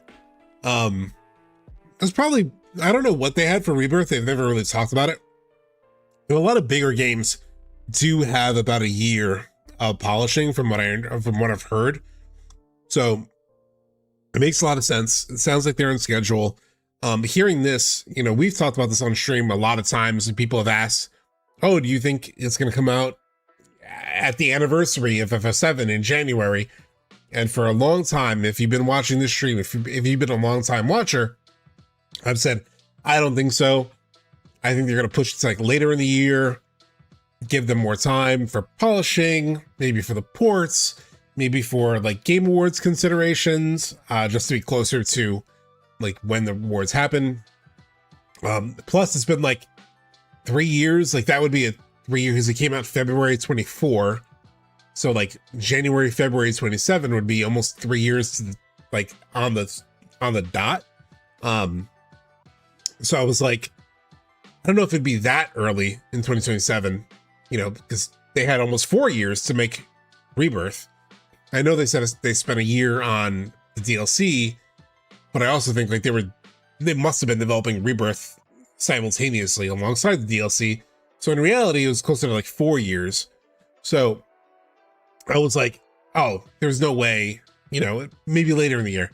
But seeing this, and this is like the 7th quote where they've said something along the lines of like being very ahead of things. I do think early 2027 makes a lot of sense. It could be the anniversary of FF7. It could be January 31st, 2027. It's very possible at this point. A year polish is more than enough, or at least definitely enough. I know somebody on Twitter or Discord, I forgot where it was, they said, you know, feeling like Rebirth had some areas where they wished it was more polished, like some environments like could have been better quality, like in terms of like the way it looked. And they've continued to sort of like improve some things since it came out with stuff like that. And obviously they had the pro version and they upgraded the performance mode at one point. So they're like, maybe they wait, you know, I'd rather they sort of wait. I think they're just going to run at the date. I think it's going to run at early 2027 at this point. If they're this far ahead, even if things aren't like 100% perfect, like capitalism itself will have them sort of like chase releasing it early. So I still say summer 2027, 7/7/27, great marketing tool. Yeah, but they're not great marketers, Kofi, so I don't know if they'll do that. I've heard Max say summer is sort of a weird release time also. And it kind of is. There have been some games that sold well in summer, but I mean, hell, 16 had a great launch in the summer. It didn't have as much of like a tail from what I know, but end of 27 makes the most sense. They can market it as 30 years of FF7. Well, the beginning, well, you know, the actual anniversary itself would probably the best for 30 years, but I think it's insane if Square don't build in the world, systems, assets to give us other FF7 stories after part 3. Well, I just want them to like use all those systems on like an FF17. Like, forget the remake trilogy, like use it for other Final Fantasies. I think the end of 27 because they want to market KH4 after part 3. True. Like if KH4 actually comes out, like if there's if they're aiming for like, I don't know. I don't know if they would do KH4 and part 3 in the same year. Seriously though, I don't know how Japanese fiscal years work. Do they also start in April? From what I understand, yeah. From what I understand, Square at least considers their financial years, their fiscal years, like in the April range. I reckon now with Rebirth, Xbox and Switch 2 versions, part 3, would development be closer? Yeah, the ports would hopefully be much faster. We talked about that. You expect Rebirth Switch 2 this year? Yeah. There's another quote, I forgot where it was, But Hamaguchi said like literally Rebirth is playable on Switch 2 right now. They're just working on the frame rate to make it consistent. So is there any window where they won't have huge competition? 2077 is going to be a tough year. 2077 is going to be a tough year. You're going to have Intergalactic by Naughty Dog, most likely. I heard Luke Stevens sort of like think that, and he broke it down some more, but basically he had a hypothesis. I mentioned it on Discord, but he had a hypothesis that Witcher 4 could come out 2027. Some people in Discord didn't believe that, but I don't really know. But like if you were to have like Witcher 4, fucking Intergalactic, just a big Naughty Dog game, just in terms of like game of the year conversation, you know, and we don't know anything about Intergalactic. Red Mage is asking how I'm feeling about it. I don't know anything about it. I just know Naughty Dog makes very good games, even when there's controversy around some of the story stuff, which is really just one game that had any controversy around it. And that game played amazingly well, swept the awards. There's a lot of stuff that can come out 2027 in general. Like 2027 will be near the end of this console generation. Usually toward the end of a console generation is when you get a lot of big hitters. So it could just be a very competitive year. So with that in mind, actually early 27 might be best just to steer clear of like anything big, because I imagine a lot of those, like any big 2027 games will probably be later in the year. So it can carve out its own time at the beginning of the year. I do think it's an uphill battle for them to sort of like win game of the year. Especially if there are other big, you know, highly anticipated games coming out. But we'll see. GTA 6 and 2027 too, if it gets delayed. Oh, part 3 is like 9 or 10 months of promoting. Yeah. Well, if they start in next month with a state of play, then it'll be about a year marketing.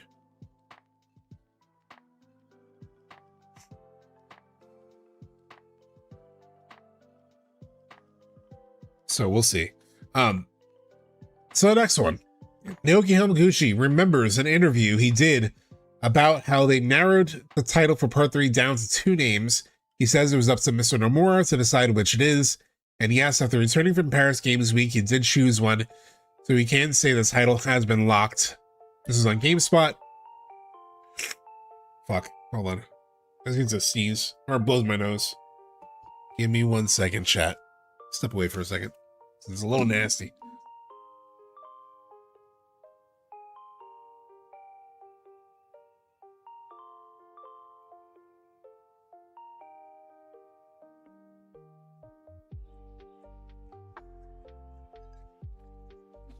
Okay.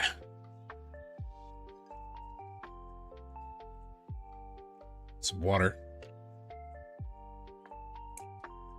So, as such, it stands to reason that the final game in the trilogy will use a similar naming convention that ties into the reimagining's meta-narrative, and according to the game's director, Naoki Hamaguchi, the third and final installment title has been decided by the trilogy's creative director, Tetsuya Nomura.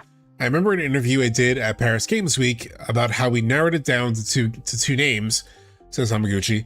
It was up to Mr. Nomura to decide which it is, and yes, after returning from Paris Games Week, he did choose one, so I can say the title has been locked. So, I don't have much to say about the title. I'm not even gonna like throw out ideas.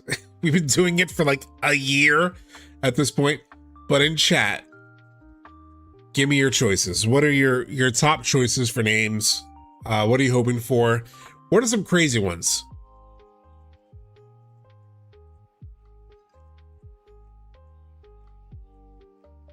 Relocked, Reclaim, Returns, obviously. Thank you so much. Shoot, I can't read it. Ron S for the follow. I should probably move my alert box.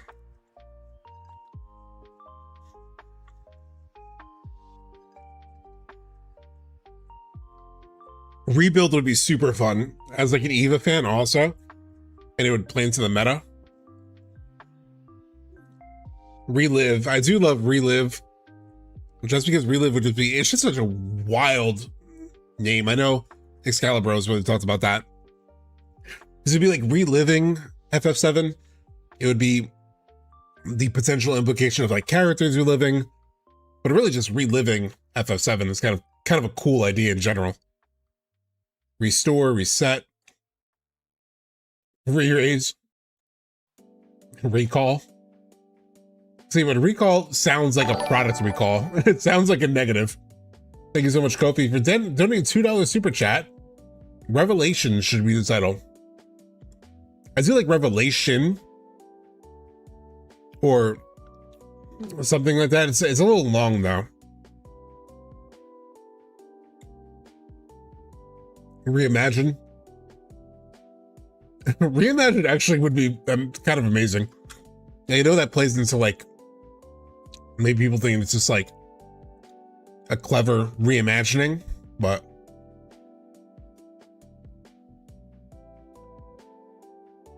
reality.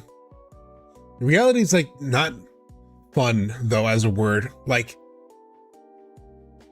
it's almost like too straightforward of a word in a weird way. And like FF7 reality, I don't know. I've heard it a few times. It doesn't really quite work for me though. Redemption.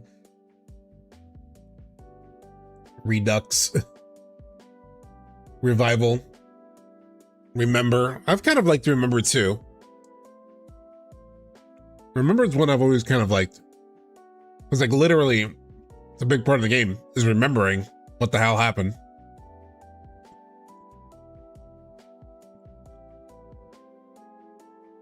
Alex, my problem with Requiem, it just sounds like a horror game. I'm like, most games that have used it have been horror games, or horror adjacent. What is it, Evil Requiem, Plague Tale Requiem, Restart. I've heard of Restart too. I don't see anyone mentioning it yet, but I've also liked Renew as an idea. Reclaim makes sense, makes a lot of sense. Yeah, reclaim memories. Obviously, Sephiroth tries to reclaim the world reclaiming itself, you know, the Lifestream kind of reclaiming. Recycle. That would be a very negative sounding name.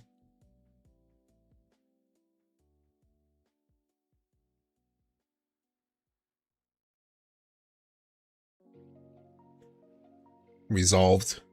Yeah, I've talked about Resolve before, which could be kind of cool. Redacted. There's actually a game called Redacted coming out. Reanimal. That's another game. There are two retitled games. Actually, Requiem too, if you count that one. But a few games this year that have re in it, or start with RE. Requiem, Reanimal, which is the Little Nightmares type of game, from the devs of Little Nightmares. And Redacted, which is like an indie game. It looks very cool. Redemption, Read Dead, Read Dead.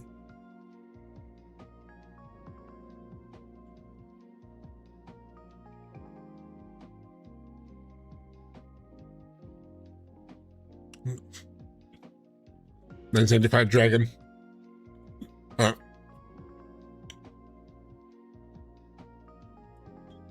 I've seen people make that joke.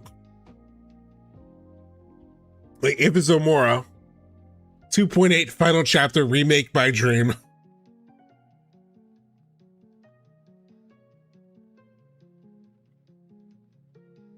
So Ty Lavoie, I don't know if you know this, but rebirth in Japanese, in the Japanese katakana, also literally means reverse.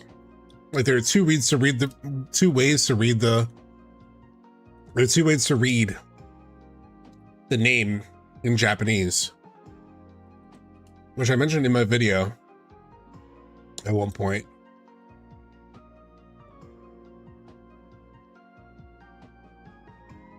Over emotion.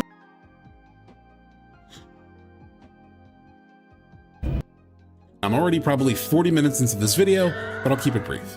In Poetics, Aristotle's seminal of the situation as a universal of the while recognition of changing cloud really means middle for FF7 Remake is right here. Rebirth in the original Japanese katakana. Crazy. I just think it's so interesting that literally that there's a dual meaning to this ribasu where it also means reverse. It's so funny. So I've heard people say, like, I've heard people throw out reverse, almost like, what if they fucked with the Japanese players? They named it reverse, and so both games basically have the same title. Repent. I know someone who really wants Repent. I can just say it, I'm sure he's fine. I'm sure there's Baby Seal has really pushed Repent. I don't know. Repent doesn't sound right for FF7. And he was arguing with me. He's like, there's so much like, you know, also religious stuff in the lore and like baked into sort of like the background of the game. I'm like, sure. I don't know. It just doesn't feel right to me, you know?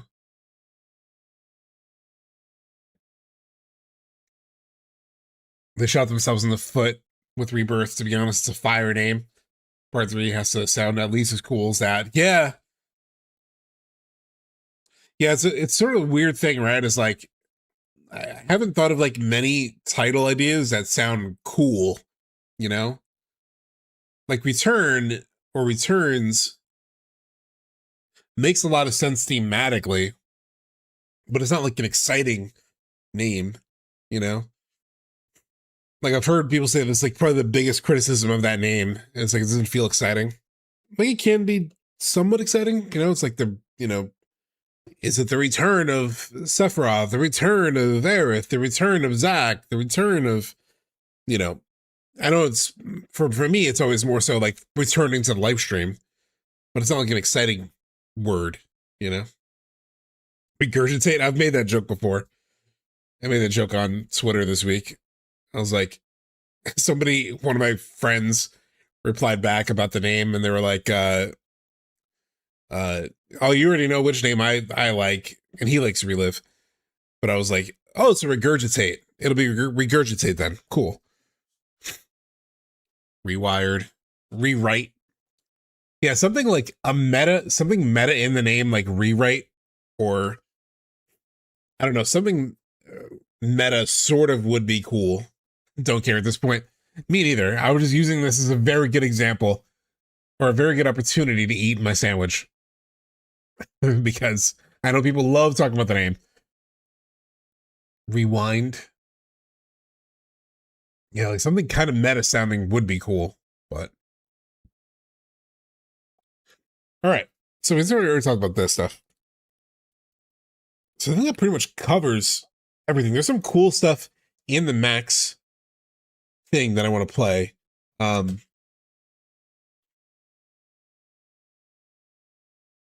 So this is just like, there's a really cool thing that he mentioned here that I've been pushing for a while. So it was in 5/20/05. Sorry. Chat, you want to hear a crazy theory? Right here. Where Sephiroth's always very careful around Cloud. Careful now. The one hurt that brain of yours. Starts talking about 7 seconds to the end and all this shit. You want to hear a crazy theory? Advent Children isn't the most popular movie, right? But what does it promote? Somebody in chat, who said this? Kafka? Subtext, just ask something shipping related whenever you want to take the next bite. Oh my God. It promotes the fact that, you want to hear a crazy theory?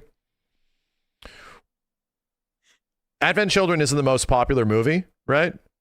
But what does it promote? It promotes the fact that physical manifestations of Sephiroth's DNA can be a conduit for his resurrection. And that's the whole point of the weird kids, is that he's split up into different ways. But he needs things to come together so he can come back, which is how he comes back in Advent Children. He needs a body. Who is the best vessel for Sephiroth? Who is his, like, catalyst? Who is his Horcrux? It's Cloud. It's totally Cloud. We talked about this a few times before, but the more I, like, watch those endings and, like, analyze it again, I'm like, bro, that's why he needs Cloud. That's the reason he needs him. Like, why is Cloud important? Why is he actually important? Because he's got fucking Sephiroth DNA all over him. Ugh. In the weirdest way.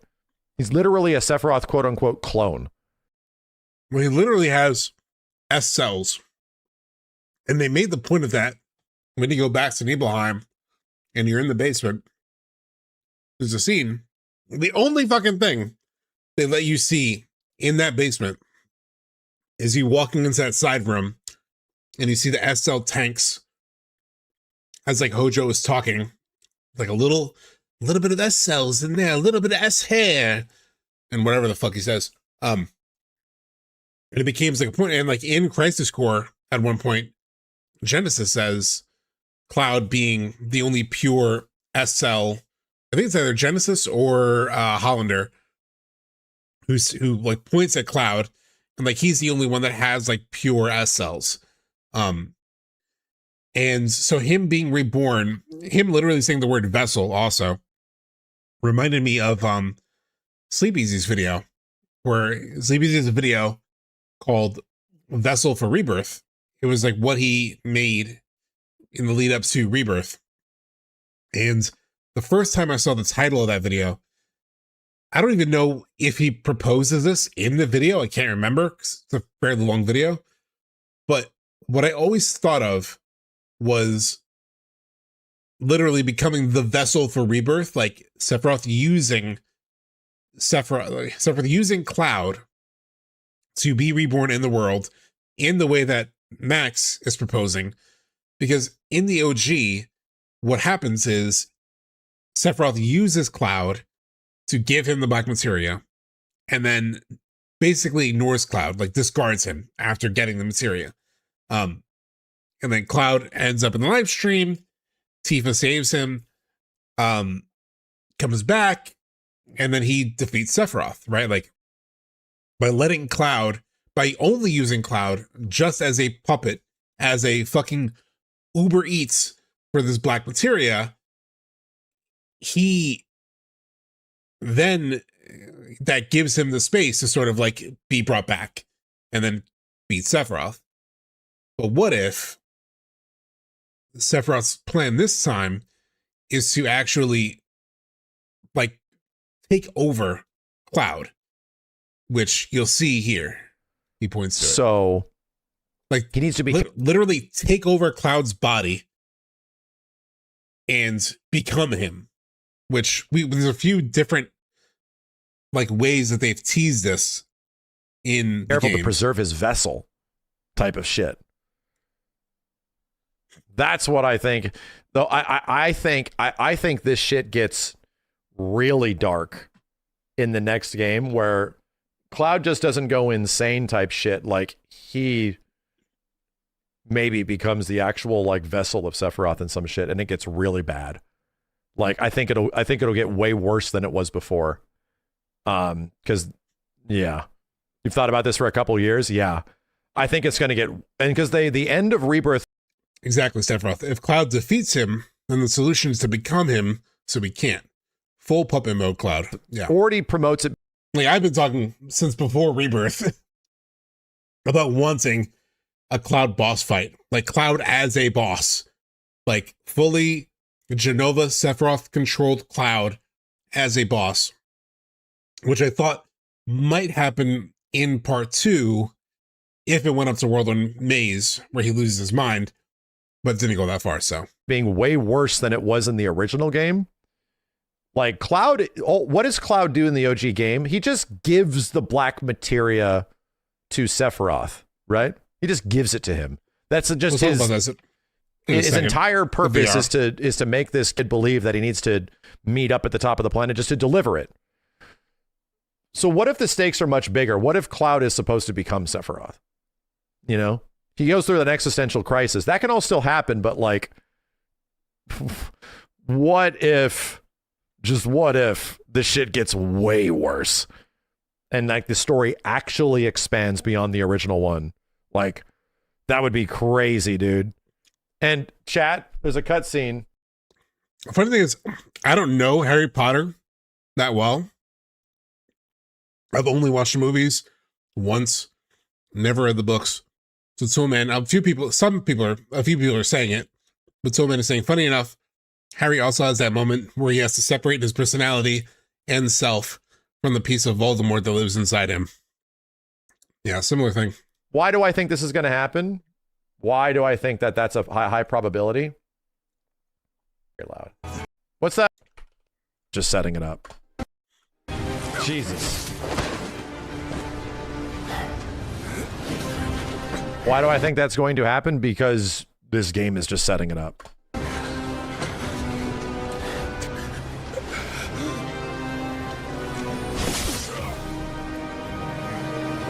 Cloud, stop! That's enough!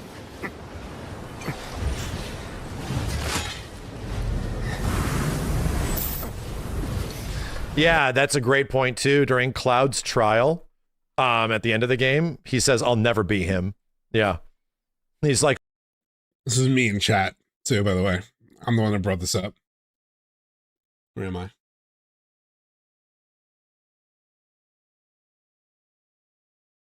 Also, Cloud's trial. I'll never be him. You can't see it, it's tiny, but so convinced that I'll never be like him. Dude, why are you saying that if it's not going to happen? Why? That shit's totally happening in the next game, bro. That shit is totally happening. It's okay. yeah, he literally takes over his body, and then let's pull that up. A couple scenes. There's a couple other scenes that really bring this to life too. Is where is it?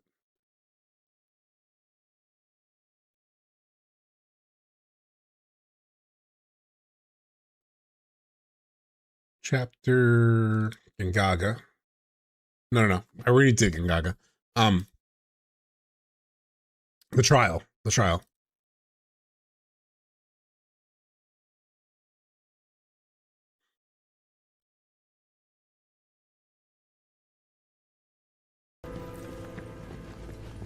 This is what I just mentioned in Max's chat, but words to you. For you are but a puppet. we're getting purple vertical pupils in part 3. I'll kill you.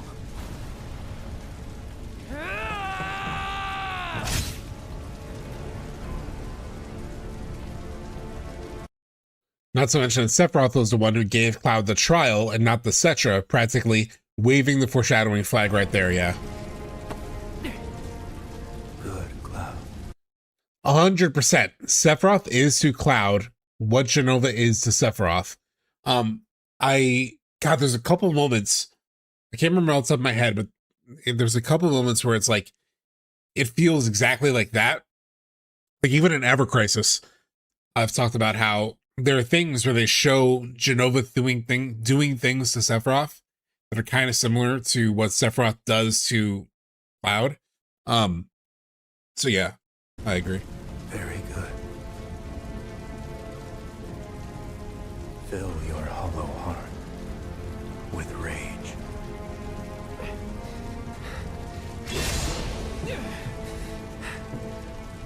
Let it engulf you, consume you, that you may burn your world to the ground. As I mean, he just says it outright here, right? In terms of like the similarities, it's like, so you can burn your world to the ground as I did. He's like, become me. Like, do the shit that I do. I did.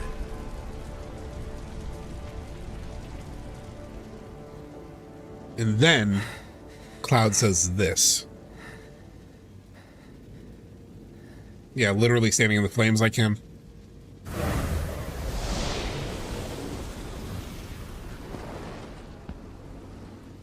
I'm not like him. I'll never be like him.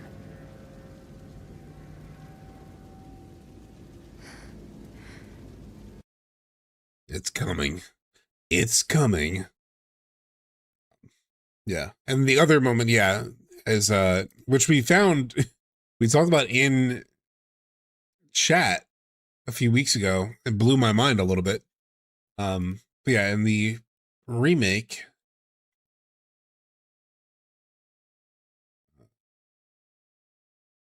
the planetarium scene, or the not planetarium, the theater scene.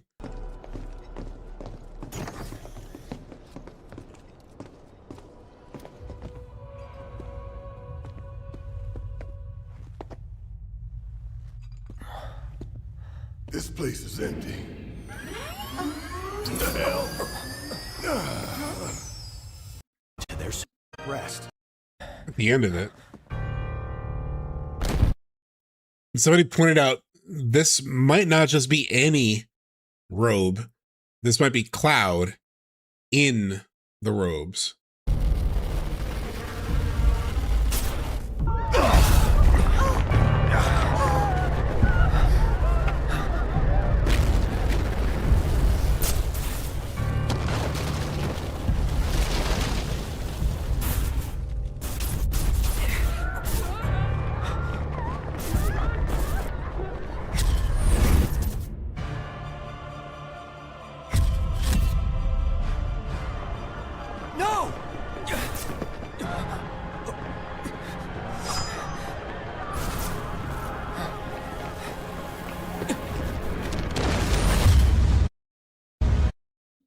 That fucking shot, where at first it just looked like back to back, but now it's like one and the same, right? Like the mirror sort of thing. If this theory is true, then that means the entirety of the Lifestream sequence is going to be completely revamped, and not just helping Cloud regain his original memories, but also saving his soul. The Medeal scene is going to make me buy 100,000 boxes of Kleenex in part 3. Yeah. It's going to be crazy. I don't know how. The only challenge with the idea of Sephiroth taking over his body, even though there is an implication that like maybe like if this is a vision of what Sephiroth has planned, like does this become Cloud standing there during Meteor Fall? That means he controls him way longer. I don't know. The Lifestream sequence has to happen. It's the most important part of the game. I just don't know how it technically happens if Sephiroth takes over his body, because we need him to go into Lifestream. Unless Cloud's like disembodied soul is in the Lifestream and like Tifa saves him that way and shakes him awake in the real world in that way. I just don't know how you do the same thing. Like Cloud and Tifa falling into Lifestream together is such a big moment, iconic moment, that I feel like you need to literally show them both falling in. So I don't know how they do that.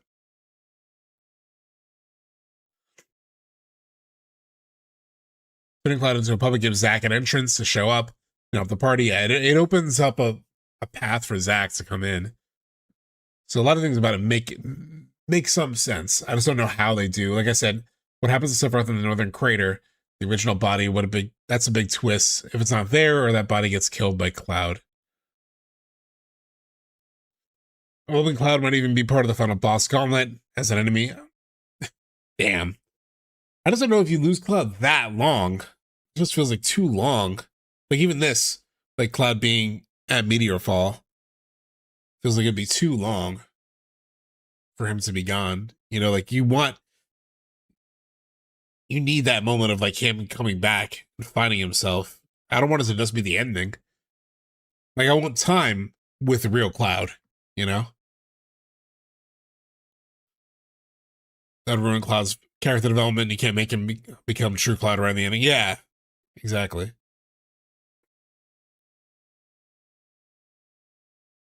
I really don't want Zack in the main world, but I think it might happen. Yeah, I think it is. Still very curious what importance Zack being alive plays into part 3, because Sephiroth seems convinced that Zack being around will not affect his plans at all. Yeah.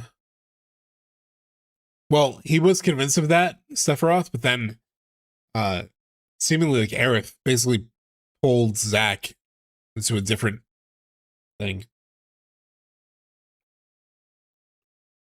There was a missing cloud in Beagle World. What if Tifa finds a real cloud across worlds? Yeah, that's what I was saying. Like maybe like Cloud's body in the Beagle World is still like controlled by Sephiroth, but she encounters Cloud in the Lifestream. It's like his spirit, his like true self or whatever. Things get really darker, but I just hope is at the right levels, like Cloud's redemption is done properly. Yeah. So chat, we are in a pretty good space. Is there anything else here that I want to show? I like that thought.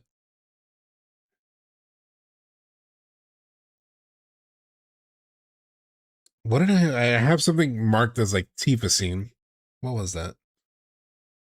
7:35, 35. You don't remember that? That's when Barrett loses it, and that's when he fights him. So, yeah, I can understand. There was like some point here that I wanted to like talk about why there's some differences between the two. I can get it. Anyway, they just went high, they just went very high on the melodramatic stuff. You know, and it's like, oh, the whole game is melodramatic. No, dude. Yeah. The Tifa scene. Brother, like when Tifa has to visit the Lifestream and shit, they could have made that super melodramatic. But they made it like calm and spooky. Like I do not vibe with people criticizing that FF7 like Rebirth doesn't feel like original FF7 like in its totality. I don't vibe with you because of this. Wow, the Nintendo crowd showed up for the FF7 release. Yeah, I wish I could have gone too, by the way. Because Hamaguchi was at the Nintendo store in New York. Like I said, I'm in New York, so I could have gone in theory, but work was crazy busy that day, so I couldn't have left. And then I didn't even know it went that late, but there were people, I saw pictures of people like lining up for a Remake in Hamaguchi at like 5:30 p.m. So I could have gone out of work and gone there, but I was going to a friend's birthday dinner that night.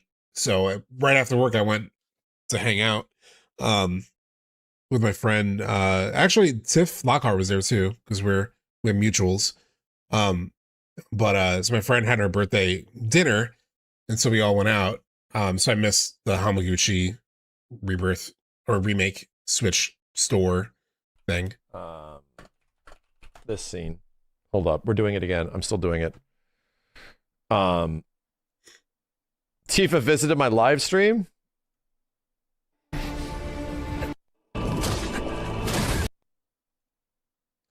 But the point that he made there, that was really the point that I wanted to talk about there, was like him saying like, I don't vibe with people who say like, this doesn't feel like FF7. It's like, yeah, dude.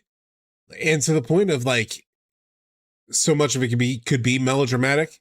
But yeah, these moments, they do so well, right? Yeah, I've met Hamaguchi before, actually, Rishana, at another New York appearance. I met him at the New York Comic-Con panel when he came for that. They had like a picture section afterward, so I met him there. And also there was a Tribeca conversation, like a Tribeca Film Festival panel, where Katase and Hamaguchi were there, and they talked about the game and, you know, met them again there, so. I mean, yeah, it wasn't the first time. So it was fine that it, like, missed it. This scene was crazy. So good. And both times, there's nothing to it, right? Like, both times, it's like, hi, I really like your work. Like, it's not like we're having conversations or anything. Yeah. This scene is so in touch of like the weird Lifestream vibes you get from the OG FF7, like the like the weird howling shit. True.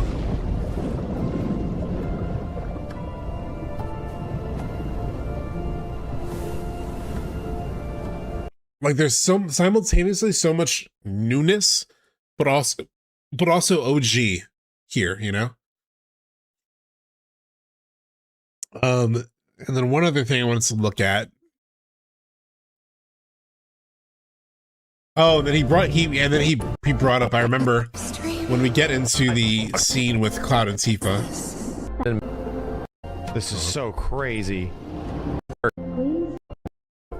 Now, trying his goddamn hardest to exist and shit. That's a cool observation. Scary.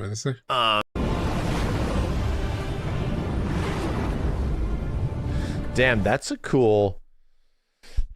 a cool theory.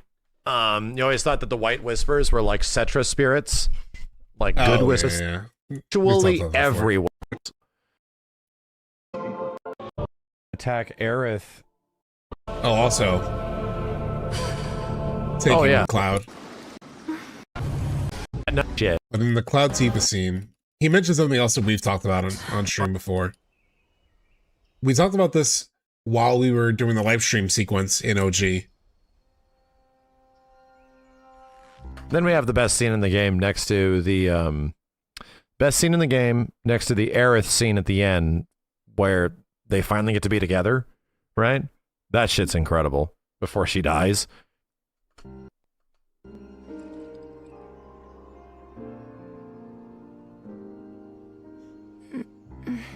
So it's a retooled scene from the OG game where Cloud like beats up Aerith for the black materia.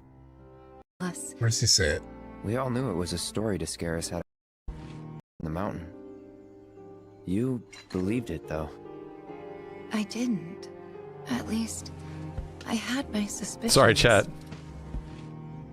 But I buried them. I wanted it to be true so badly. I didn't want to think my mom was just gone. The double. God, the music. Plus, Emilio and the others said they'd help me find her, so up the mountain we went. Some help they were. Running off and leaving you out there? Not that I knew about any of that. You don't remember? Let's mosey out. I'm basically waiting for Cloud to say what they tell you. That line delivery. Because I think that's also what triggers what I want to hear from Max. He said something, and I think he says it then. I hit my head pretty hard when I fell off that cliff. Think it messed with my memory. Everything from around that time's a blur. I only knew what the others told me. Didn't even occur to me to question them. What'd they tell you? Fuck Emilio. They said that you egged me on. This lines up.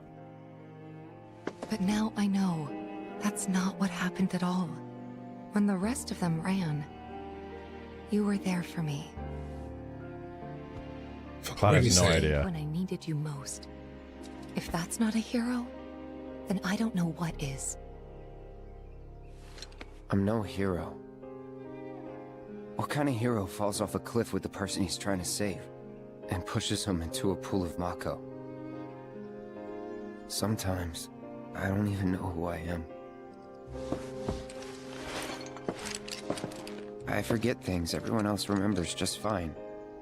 And know things I've got no right knowing. It's like there's different people inside of me. What a line. The worst part is, I can't even tell where they end and I begin. Go on. Soldier. Want to see Cloud and Tifa kiss each other? Watch the date. It's on the date. I think that's what's happening to me. That I'm falling apart. Yeah, this I am no hero line hits so hard when you remember that Cloud is basically nobody in this world with actual war super soldier heroes, and yet he is the one who saves everything. Yeah. That's not going to happen to you. Bro, can you even imagine the sequences in the next game and the story beats that happen with these voice actors? With him and her portraying these characters in this way?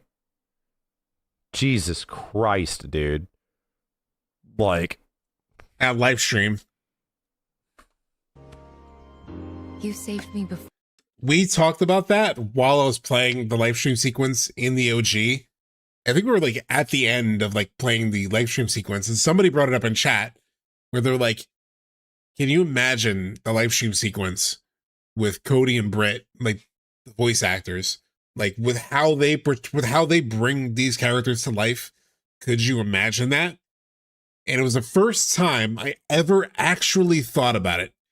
Like, for whatever reason, I just never really thought about like the acting element of like that scene, that sequence.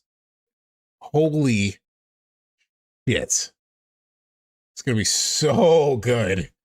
Like, so good. Now it's my turn.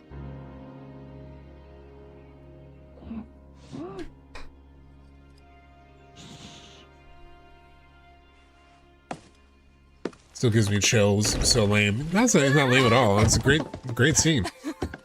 Aw, worried about little old me? have you seen the Japanese streamer that gets really pissed that they don't kiss here? No. Sorry. No, I haven't. He says something else funny here.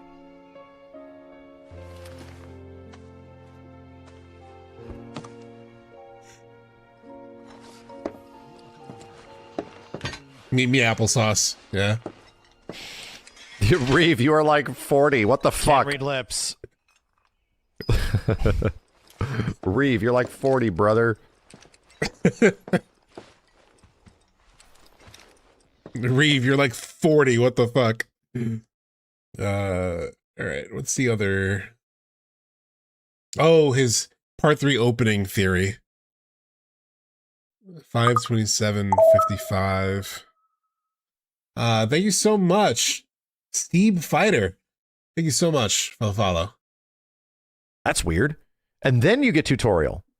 It does make me think of Steve, like Max's friend Steve, who I did meet, had some drinks with actually at over Summer Games Festival. I was hanging out with Blitz, and I spent some time actually with both of his friends, Steve and oh my god, why am I blanking? Kenny. Steve and Kenny. Because Blitz knows both of them. He might know Kenny a little bit closer. I didn't hang out with Simmons though.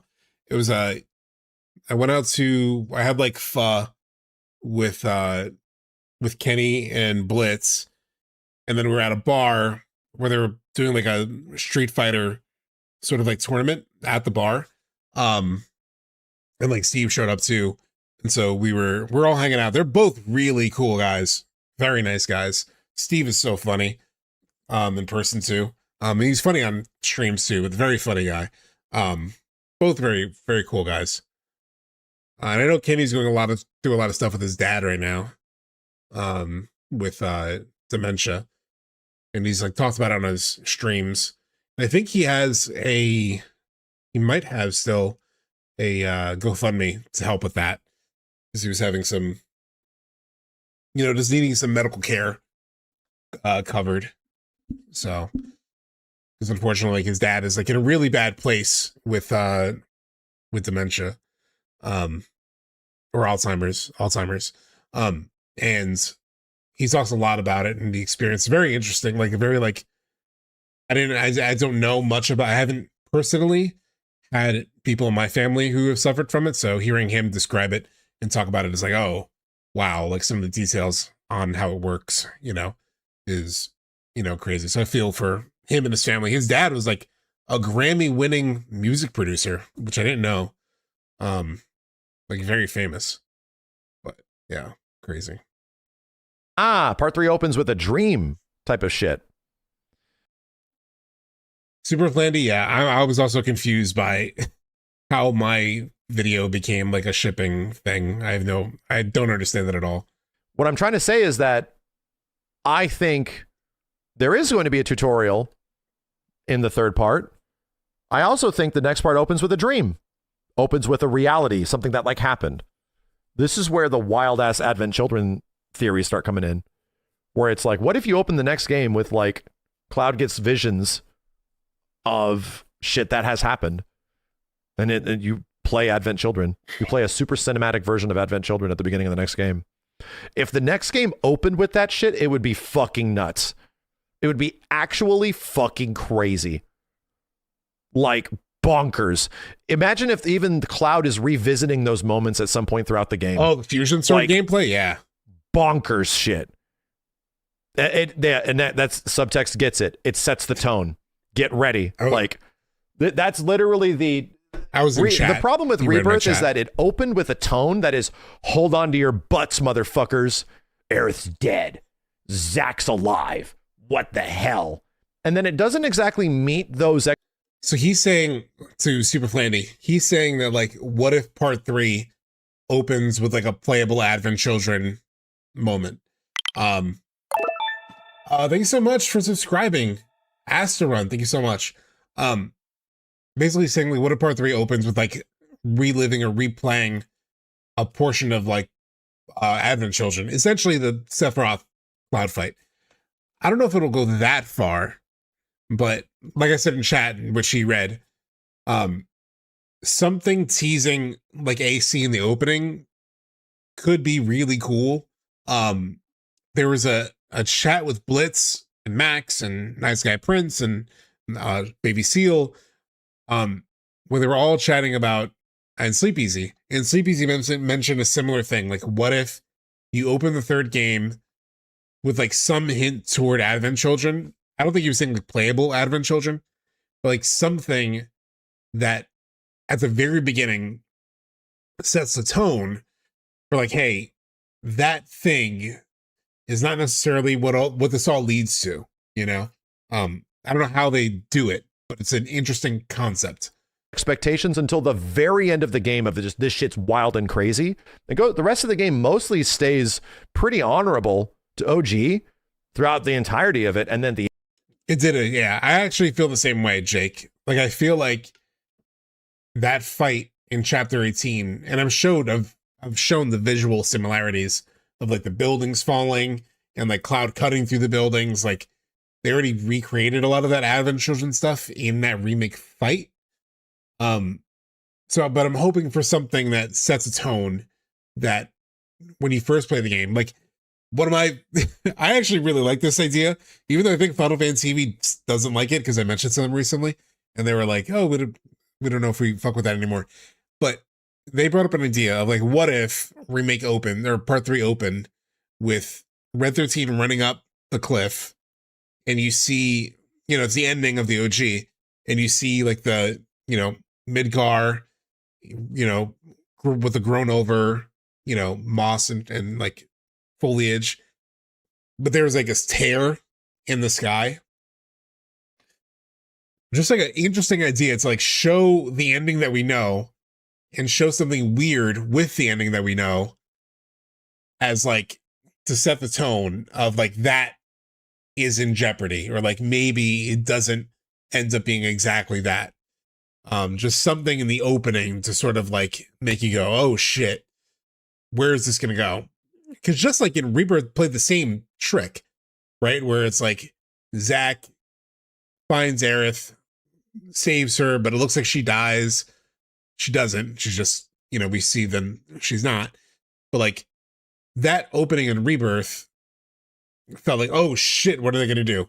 Then they didn't do anything too crazy until like toward the end of the game. But they already have done this, like some intro to like set up, oh wait, what's gonna happen?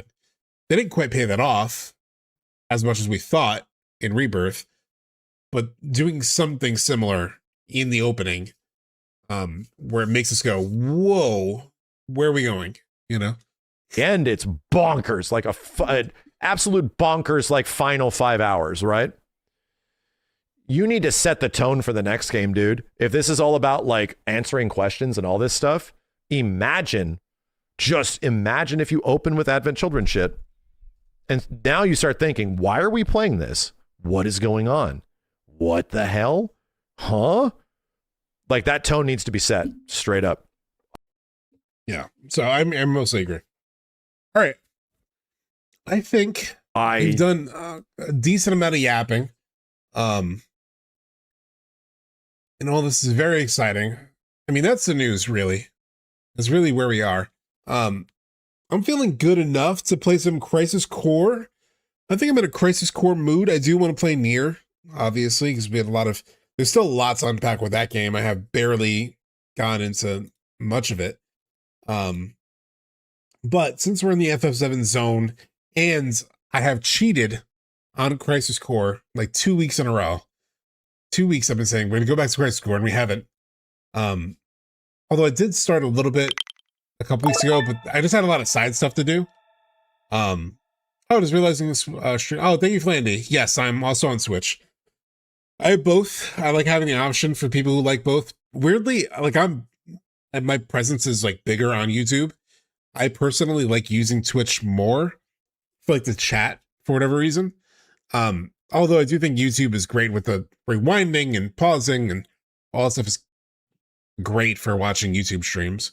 But let's play some fucking games.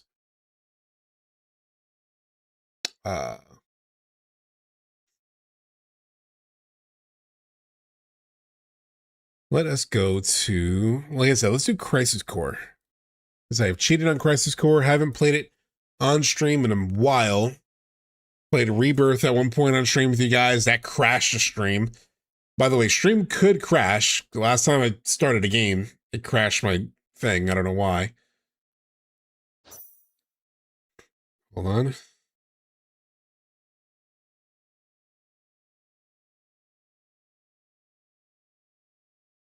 Oh. Need to put the screen. There we go. I like new fans like Classicalism, wants to finish the trilogy and then do the OG. Well, the funny thing is, she's playing 8 now, and she's been going slowly back through the FF games. Like, she did 10, she did 9, now she's doing 8. And at the beginning of her 9 stream, she showed like, oh, I bought a PlayStation 1, like a OG PS1. And then she was like, and I have these. And she showed the FF9 case, but then she also showed FF8 and FF7, like the OG case. So I wonder if she'll stick to that plan, if she'll stick to holding off on the OG until after part 3, or if she's so caught up, because she's, even during her 8 playthrough recently, she mentioned FF7. She was like, oh, when I play FF7, I was like, is she getting antsy? You know? Oh, I gotta plug in my controller. I had it charging my keyboard. There we go. Hi, when FF7 Part 3? I think early next year. Like the start of next year, like right around the anniversary. Oh, let me change my Twitch category also. Oh, and I unplugged my keyboard. Hold on. Bluetooth.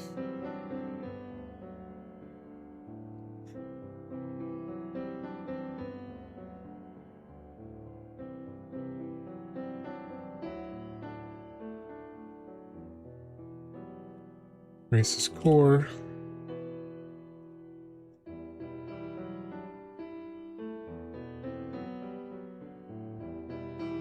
All right.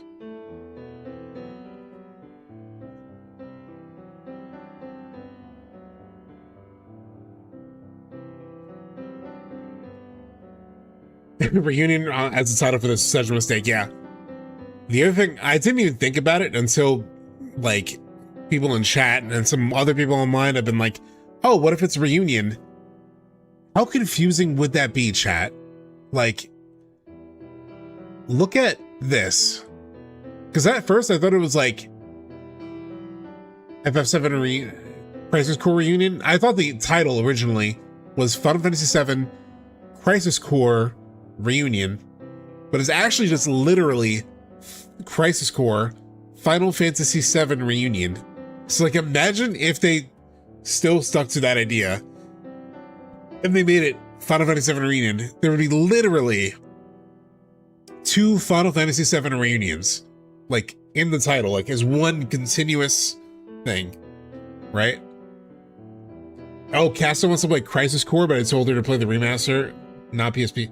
She shouldn't play it yet at this point. But yeah.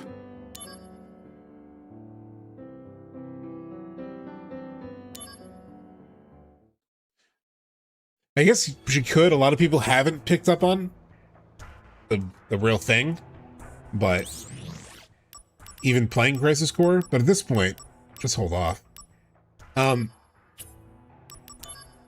Zack material. So as you can see, I did most of this stuff. Oh, and that's right, I gotta move my camera because like this will block the DMW shit. Oh wait, hold on.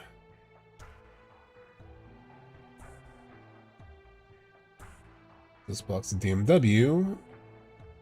I'll move that.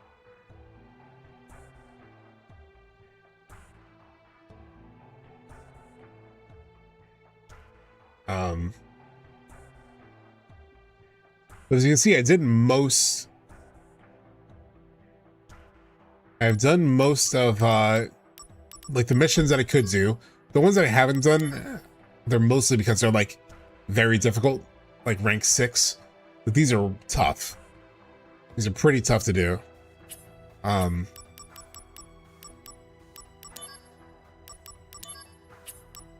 like I think this is like another rank 6. I haven't tried this one. I could probably try because I did clear another 6. But what I was saving for you guys is the treasure ones, which are the Yuffie ones.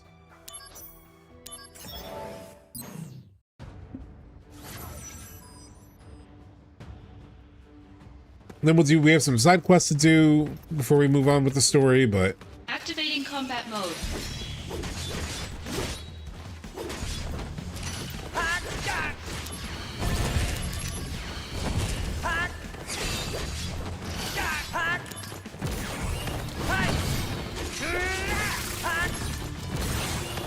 Conflict resolved. Later. Are my ups to date on Ever Crisis with Surge with Service? No. Did the Dirge stuff come out already? Ever Crisis?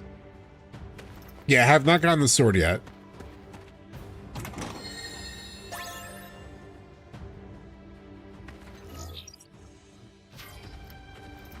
No other treasure chests this way, right? Maybe.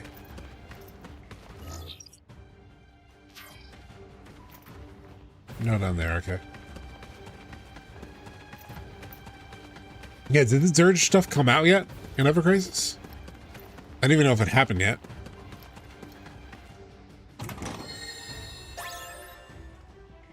That's 2.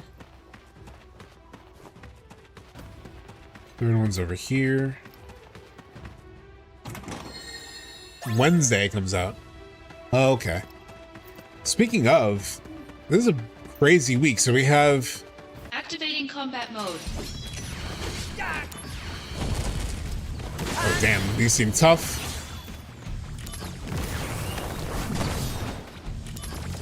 The 30, well, it's 29th anniversary.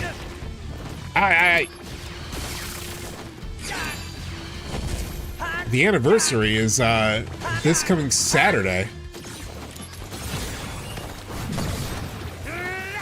What the hell is that shit? Oh my god! Pokey Spooky asks something interesting. Do you have an answer to this? Yuffie tells Zack in a mission that a blonde guy turned up to Wutai and gave them information on all the soldiers. Can we retroactively make this Glenn? Yeah, I was thinking that actually when I saw it for the first time. Also, thank you so much, Landy, for the follow. And I know you subscribed also. Thank you for that. But yeah, it makes a lot of sense. This game sounds a little loud right now. Let me just bring the sound down a little bit too.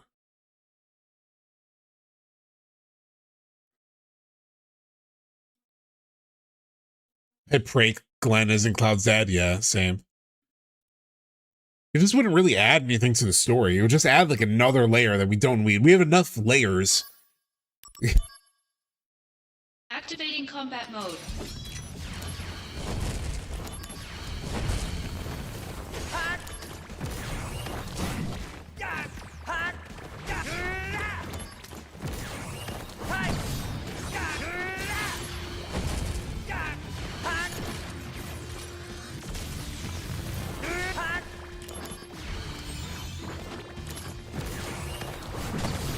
Shit.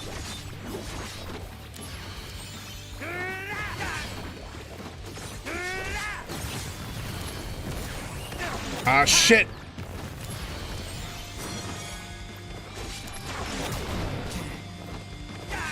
All right, leveled up.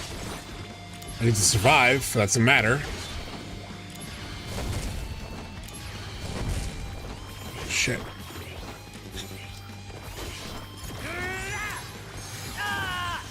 Fuck. I don't know if I can beat this now.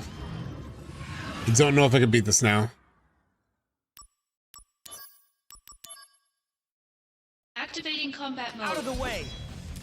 Yeah, I don't think they'll really do that with Glenn.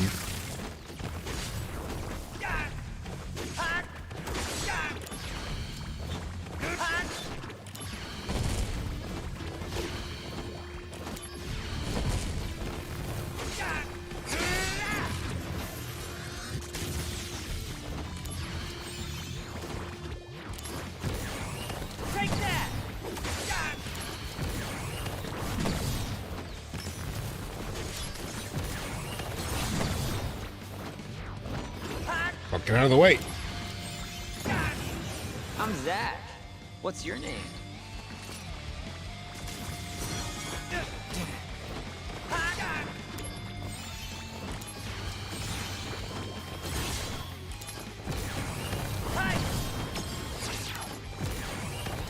Warm-up's over. Okay. Prove your honor to me. Oh yeah. Oh, got him. That limit break got it. Hell yeah. And I think it's still leveled up Looks there like too. That's the last of the monsters.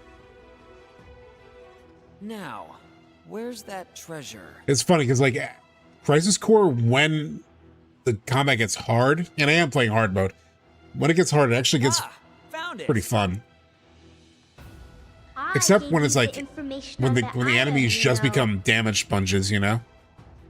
I give you the information on that, you know. Leave 100 gil. Yeah. Yuffie. Whoa. That gave me a start. So it was her. Well, I could have guessed. She's always going on about restoring Wutai.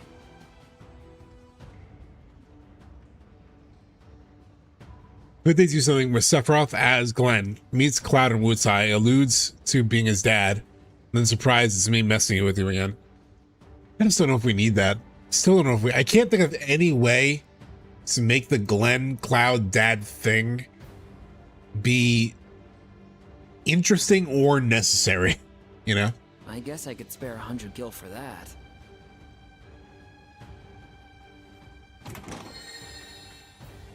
Yeah, I think Living Legacy is because they had this new voice actor try to mimic Rick Gomez rather than do his own performance, because once Zack does his own performance in Rebirth, it's pretty good.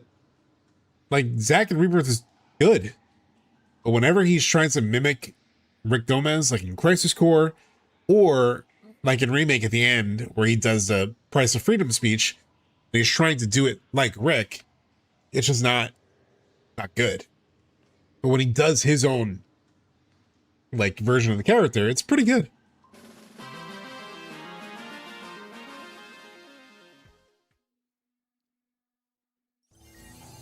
But Square did not think at all people would try and connect Cloud and Glenn.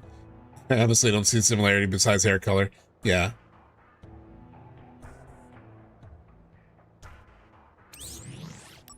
Like, there is some stuff that they like, obviously, like Cloud has some daddy issues that they've explored, and like even in they mentioned it a little bit in 2000 Gil to Become a Hero. He talks about his like dad, because like the 2000 Gil thing was like something that his mom told him that his dad really did, was like, you need 2,000 guilds, like start over anywhere. Like always have 2,000 gil on you, was like a thing his dad was all about. And then Glenn does mention in Ever Crisis that he gets like 2,000 gil for doing the Wutai mission or doing the Redora mission or something. He alludes to 2,000 gil himself as like a character. So there's that connection between the two of them. I still hate it. I just still hate the idea. Activating combat mode.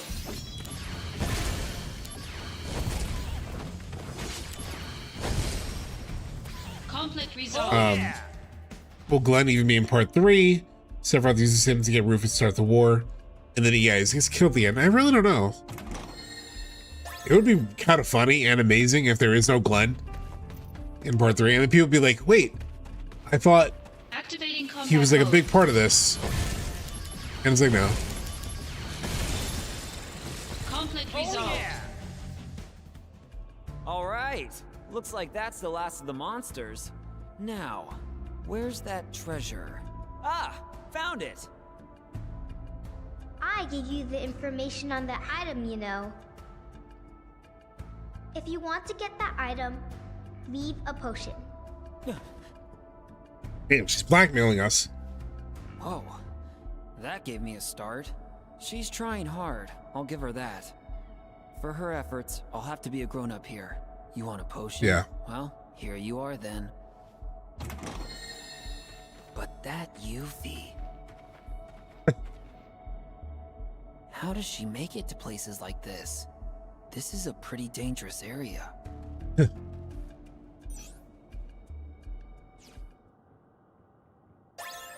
What did I get for it? Strength up ++? Hell yeah. Vitality up ++ was crazy too.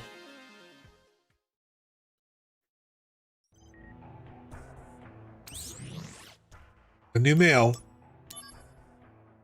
For your eyes only. I can't tell you my name, but I know something of interest to you. I'm not the same person as the sender of the last 2 anonymous messages, so don't worry. I heard there's a secret item somewhere inside some cave. If an anti-Shinra entity finds this, then stick a fork in Shinra and it's done. You really should find it before it's too late. That was an old one. Oh, Cuties Go, sorry, I forgot to send a notification in Discord. My bad. Should probably do that now.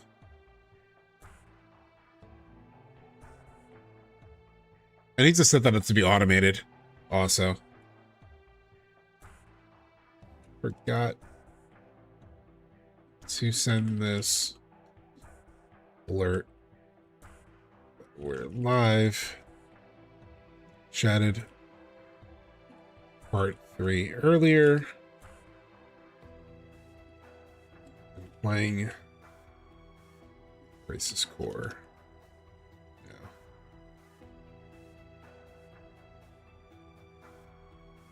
That was my bad. I need to set that up to be automated. Something you might want to know. I can't tell you my name, but I know something of interest to you. Oh, it's the same thing, isn't it?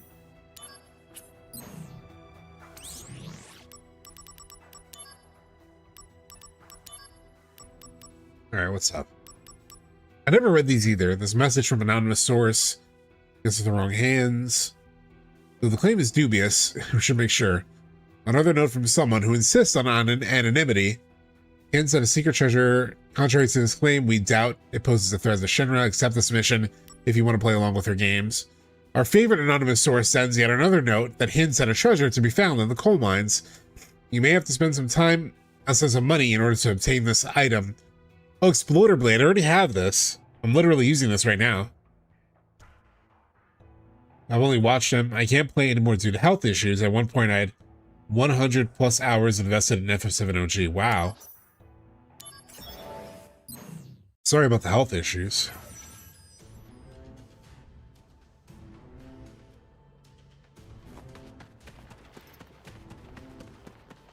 Activating combat mode. Ice balloons. Oh, shit.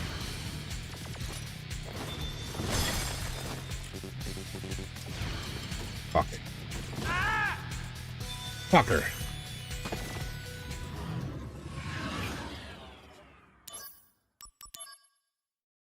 Activating combat mode.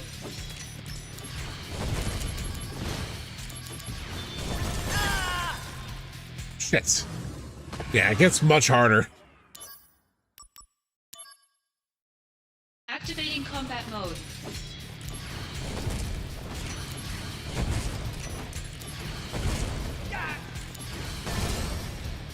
Conflict resolved.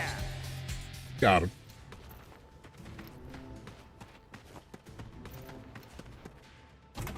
Since we're on the subject of Wu sides, do you think Matt and Lucy are alive, and how will they incorporate in the narrative in part 3?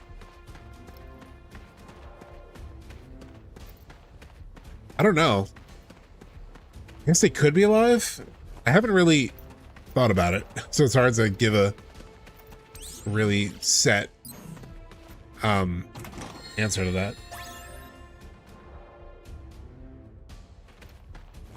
Activating combat mode. Fuck. Oh.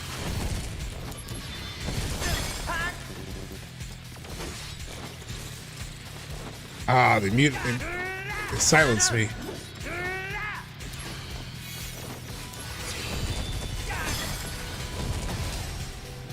Conflict Okay, cool. resolved.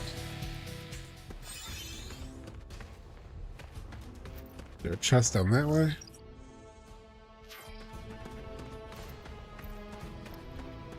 You just gotta find the chests in these. Activating combat mode. Conflict resolved. I do like when you do an MP finish, especially when you have no damage, it just refills your MP. Activating combat mode.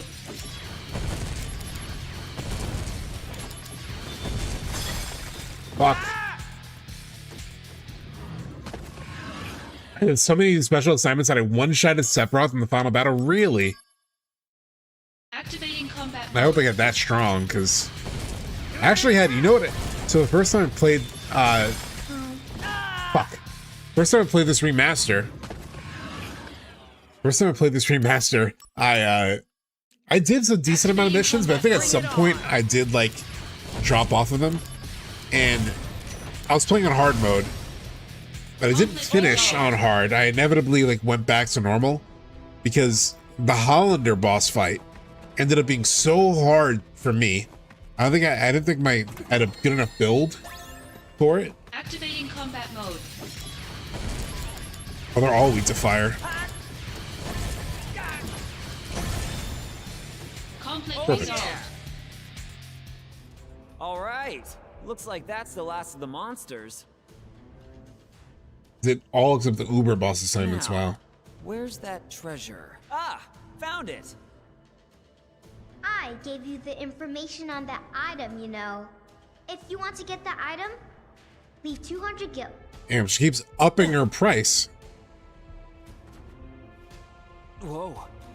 That gave me a start. I hope Zack can expense these 200 back to gil, Shinra. huh? That's not nothing. Maybe I'm spoiling her too much, but whatever. She's gonna bankrupt me before I ever find out who leaked my address. Come on, 200 gil is not that crazy. It's not 2,000 gil. Exploder Blade, which I already have the Exploder Blade. Drives a hard bargain. Anonymous mail. Here she goes again. I can't tell you my name, but I know something of interest to you. This is the first anonymous message I've ever sent, so don't sweat it. Fucking Yuffie, so funny. He's like, I'm not the other anonymous, and then this one's like, this is the first one I've sent.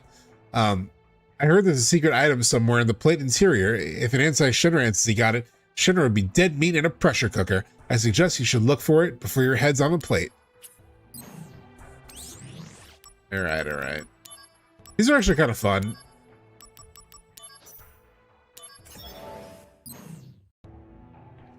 Well, 200 gil, if it's like yen, it's not. What's 200 gil in USD? Chat. Anybody know? Activating combat mode. It's not a lot. It's like, oh shit. Wow. That hurt. Activating combat mode.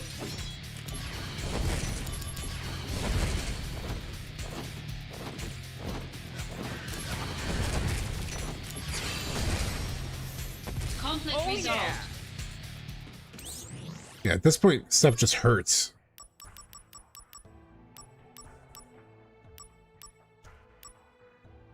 I thought I had something that halves the damage, yeah.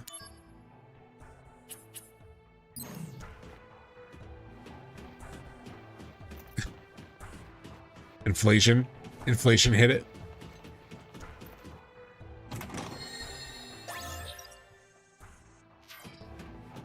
So that's 1 of 4. Another one over here. It's 2. Another one over here. It's 3.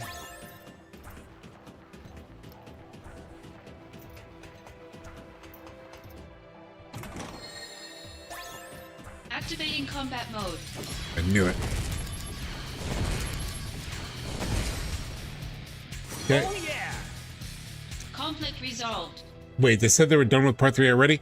So what they said, my slight clickbait title, what they said was it's totally playable and it's in polishing now. So it's like very far along. I think it'll be early 2027 still, especially to like line up with the anniversary. But yeah, like it's completely playable all the way through. And now they're pretty much just in polishing mode. So like I said, that could take like up to a year. A lot of big games nowadays do take like up to a year. But it's great news, you know? SubTXT picked up Integrate on Steam and was sitting here playing with your stream on, had a random thought. It's a shame we didn't get playable pinball machines in 7th Heaven. Oh yeah. Like there wasn't pinball in the OG, but there was the pinball machine. The two sort of that, first of all, yeah, not going to the secret base kind of did suck. Really curious on what title they landed on. Yeah, we'll find out soon. But what was I gonna say? The pinball, I've always wanted to play that pinball machine, even in the OG. That would be cool if they did that. Also, the basketball minigame in the Gold Saucer, which was terrible, has physics that like beguile physicists everywhere. But I remember getting addicted to it in OG. I got good at it. I don't know how, because I've tried playing it again, like on the Steam version. Terrible at it. But like some version of the basketball game would be cool. There is a version in FF14 of the basketball game that's pretty good. I wish they would have something like that. Like Max talked about that on the stream, like wanting some smaller mini games that aren't too complicated. And so if they did pinball well, or if they did like the basketball game, keep it simple but fun, you know, that would be cool. What was the OG North American release date? The OG North American release date was like, somebody in chat could probably look it up, but it was like September, I think.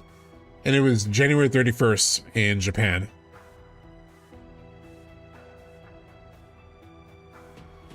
September 7th. Yeah, so it was September, which I thought it was. But yeah.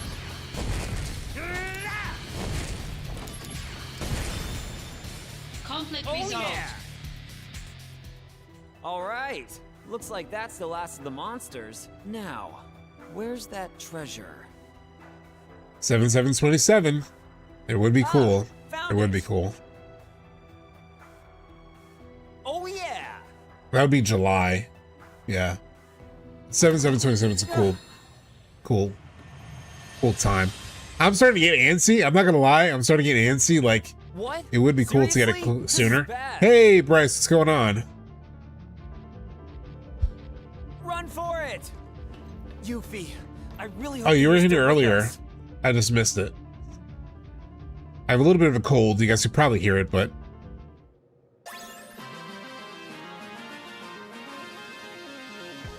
put the roller coaster. Oh yeah, Max talked about that too, like bringing the coaster back because they replaced the coaster with the space shooting game, which was pretty good. Oh my god, level 7. Let's see if I stand any chance against Muhammad Fury, which will add a new image to my DMW. Oh shit, it'll be a new summon?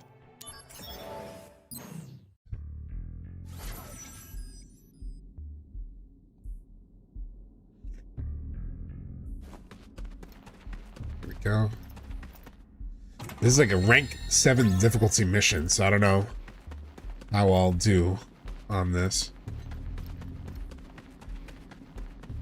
Try to avoid regular enemies as much as I can. Activating combat mode. Ah, these fuckers. Oh my god! Holy shit. Damn, they like two-shotted me. Holy crap.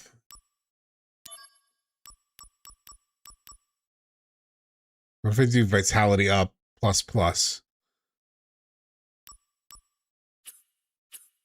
Could I materia fusion that with something else and make it even stronger?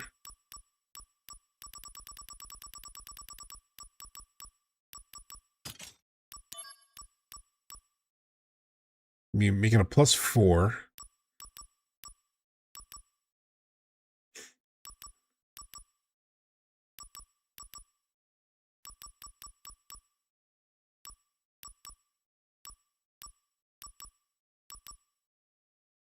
That'll also make it a +4 vitality. Let's do that.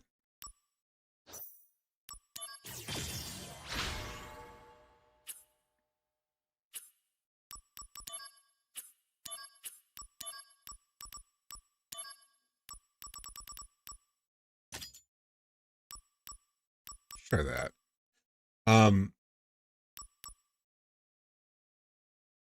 Yeah, I never realized this game actually gives a peek at rebirths and environments.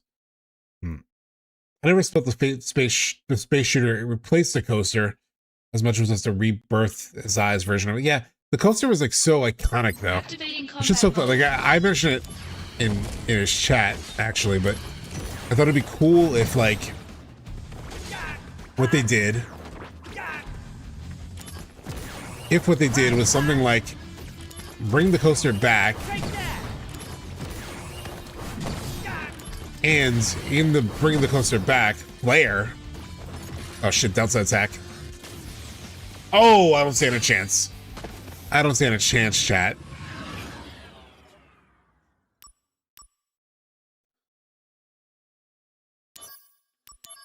Hold on, but let me just check. If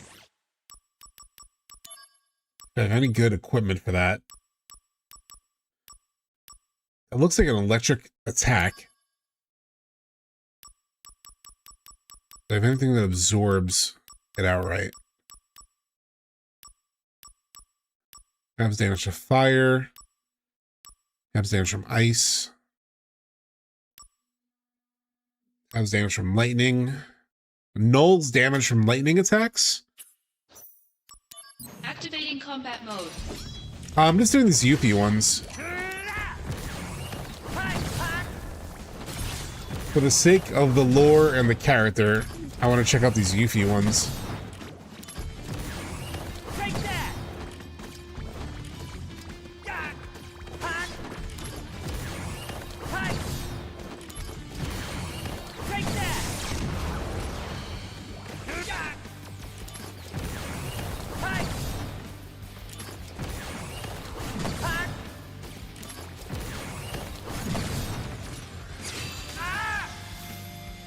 No, that's not lightning. I thought it was lightning.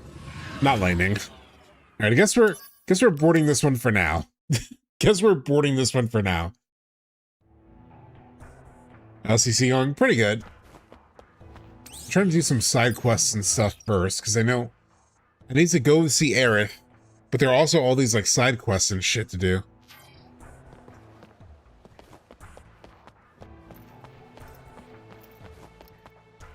You know, I have to find all the Wutai spies.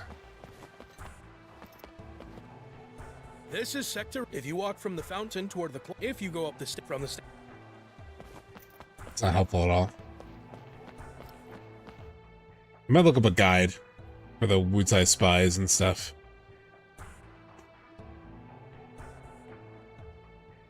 Crisis Core. All Wutai spies. Or is there value? Is there really that much value to doing this stuff, chat? Or should I just go with story? Should I just create a save point for this stuff and then just move forward with story? Because I kind of do want to just move forward in the story.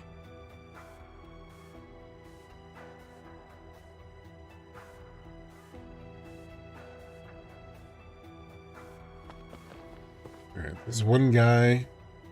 Move forward with story.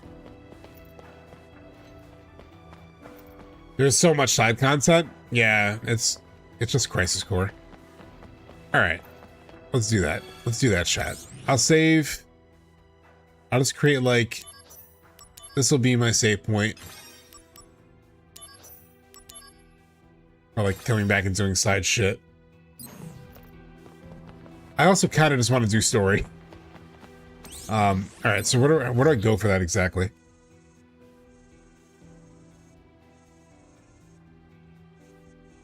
How do I get to the church from here? Oh, that way.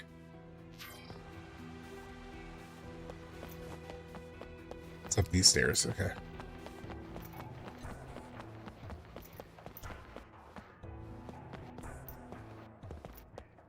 Oh, this is the funny dialogue though. We just gotta watch this dialogue again real quick.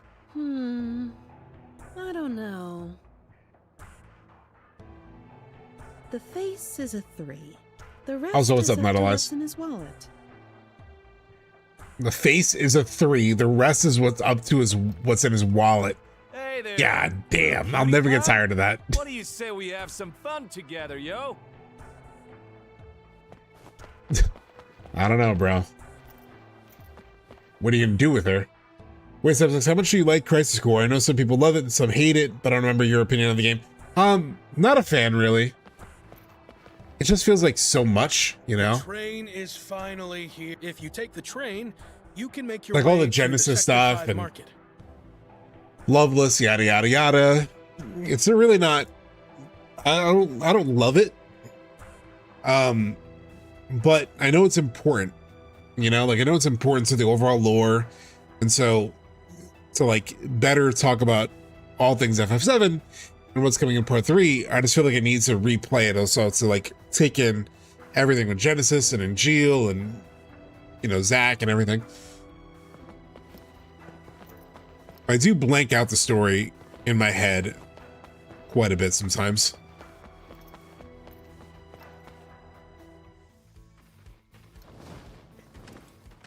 Well, EO, I think it'll be much more than just a teaser. I think the first trailer that we get will be straight up like the part 3, like minute and a half, 2-minute trailer.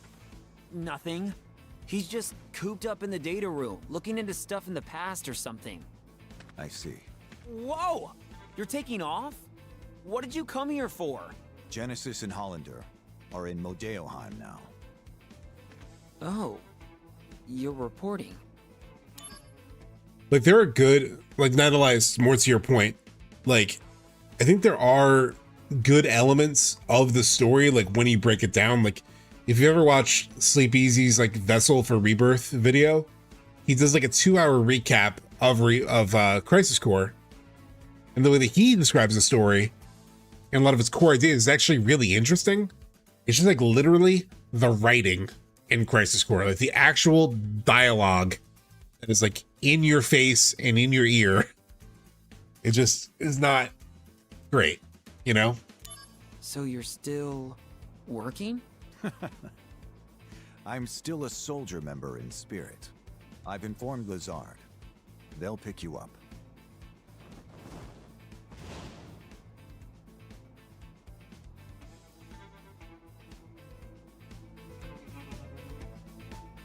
You think they're gonna go all out for the first trailer, and do a legit one? I figured maybe just a very short teaser with nothing besides title. At this point, they're close enough. So EO, if you remember, they did a similar thing with Rebirth, right? They had that teaser trailer that didn't have much except for like Cloud and yeah, he ate my hair, like lines of dialogue like that. But the first teaser for Rebirth didn't have a lot. It was like what you were saying. It was like Cloud and Sephiroth walking, some talking, and then the title at the end. That came out almost 2 years before Rebirth came out. But we're now like a year away from part 3. So they're close enough to part 3 that they could do a legit trailer. Like, they don't need to keep it so short and brief. Like, it's we're not 2 hours, we're not 2 years away from it anymore.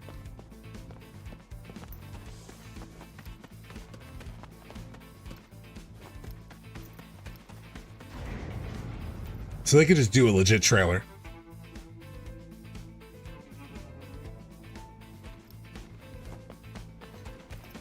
I think I did the side quest.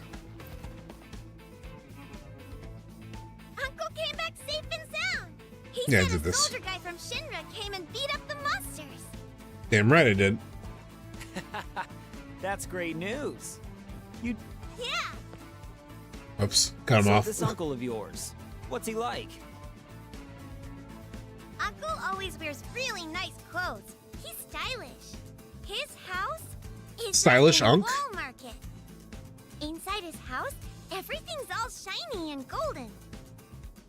Oh no.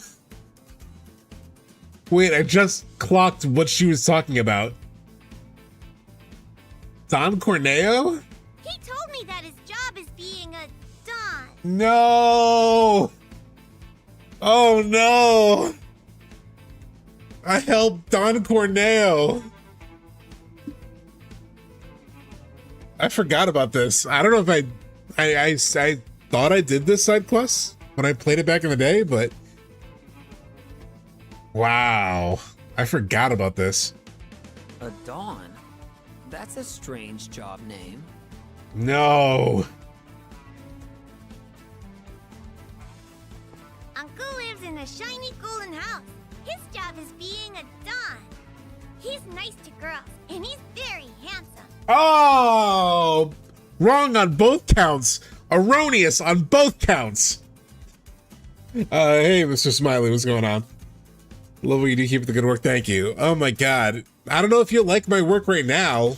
I'm helping Don Corneo. Apparently, I saved Don Corneo. God damn it. Well, human trafficker doesn't just roll off the tongue. Yeah. There's the other one. I'll do that later. From Luxier. Hello, Zack. I'm Luxier, soldier, 2nd class. We just met on the soldier floor. I'm the one who told you about Sephiroth. I just wanted to say that I have a lot of respect for you. Your strength and spirit comes through in the way you never seem to lose your smile, and that's why I want to assist you in any way I can. Since you're always on the go, I thought you might be filled in on all the goings-on in Midgar. I have to do a corny voice, or my ears are bleeding. Sorry, I have to do a corny voice for this game. I can never tell if Zack has never had sex or often does. Somehow both? Yeah.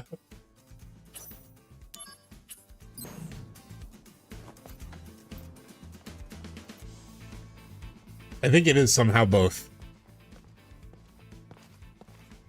Zack, I need you in Modeoheim. I know. Just give me a minute. Aerith isn't there. Problem? And how is it you know Aerith? It does sound like a K. I haven't played Kingdom Hearts, but it sounds like a Kingdom Hearts name. You anything? Not a thing. Then I won't either.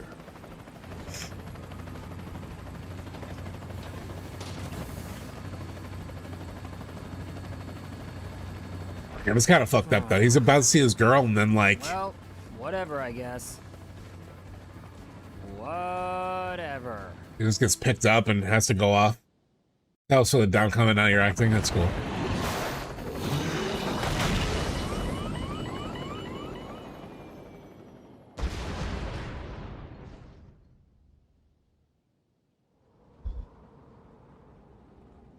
Oh, we're getting to a chat. I forgot that this was next. Where's Modeoheim? The good question. Where is Modeoheim? Hold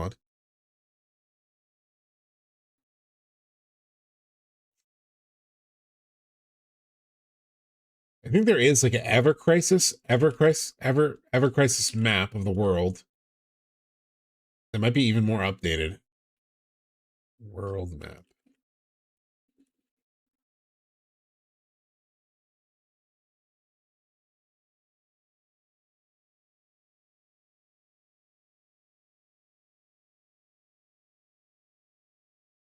Well, Modeoheim is up north. So it's here, chat. Hold on.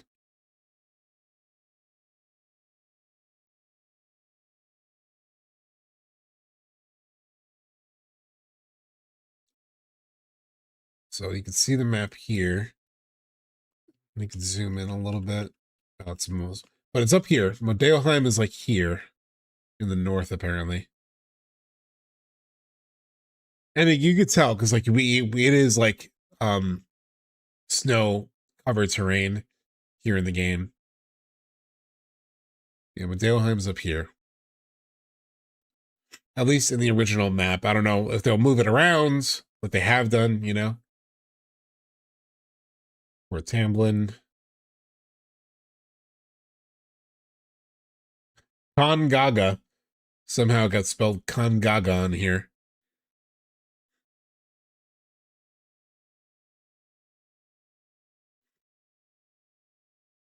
Yeah.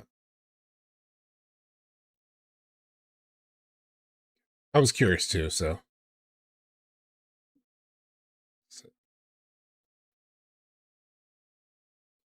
Any of these parts, Zack accepts death and fully dies in part 3.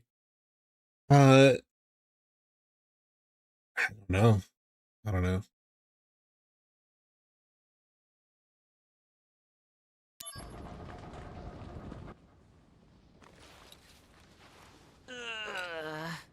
Well, that's a I mean, he fine accepts how do you death do. at the end of this game, you know? I don't know. Like, at least with the iteration of him that we see in Rebirth.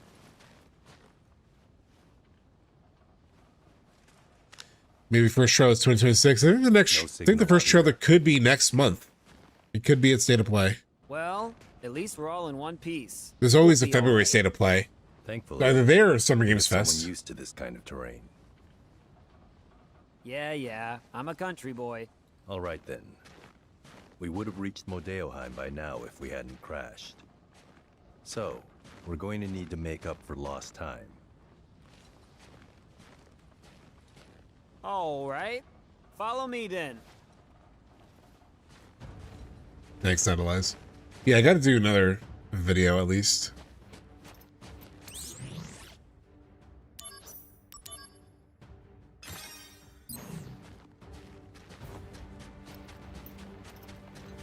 I mean, maybe Zack sacrifices himself in some way, which would be fitting for his character. Conflict resolved. Oh god, this reminds me, isn't the stealth mission here?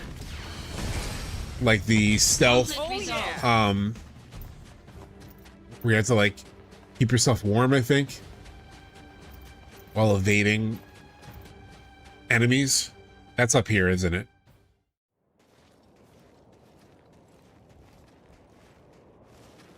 Yo! Don't fall too far behind. At least someone's keeping up. Well, I'm a country boy too. From where? Nibelheim.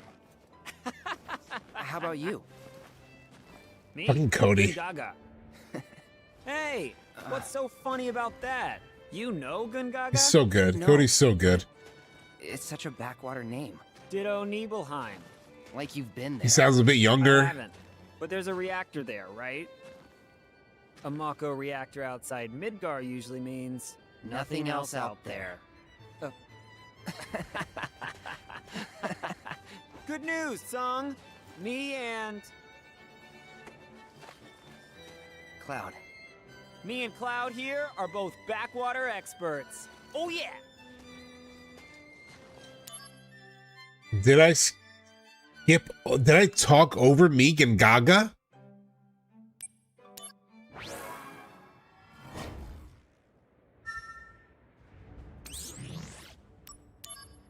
I did.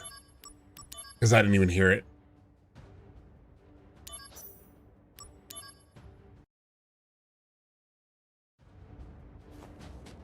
It's alright.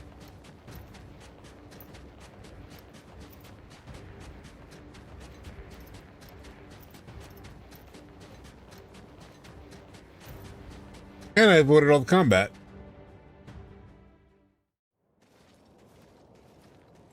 I'm gonna shut my mouth. Yo! Don't fall too far behind. At least someone's keeping up. Well, I'm a country boy too. From where? Nibelheim. How about you? Me? Gungaga. Hey, what's so funny about that? You know Gungaga? No, but it's such a backwater name. Ditto Nibelheim. Like you've been there. I haven't, but there's a reactor there, right? A Mako reactor outside Midgar usually means Nothing else out there. Good news, Sung. Me and Cloud. Me and Cloud here are both backwater experts. Oh yeah! Good. Carry on then.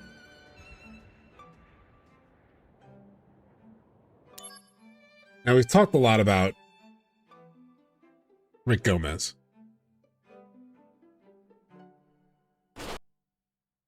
So I think it's only right to see this scene.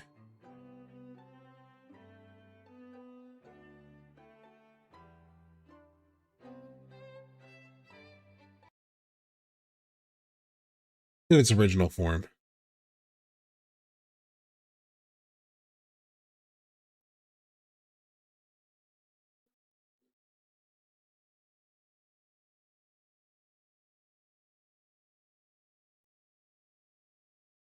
Shoot.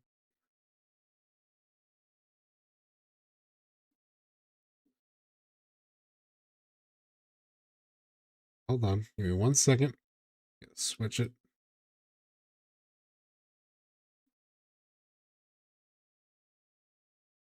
It's only right. At least someone's keeping up. Well, I'm a country boy too. From where? Nibelheim. How about you? Me? Gungaga. Hey, what's so funny about that? You know, Just like even the sound quality, like that old PSP, like it sounds almost like crunchier. It's like almost that older sound format. Nibelheim. How about you? me? Gungaga. Hey, what's so funny about that? You know Gungaga?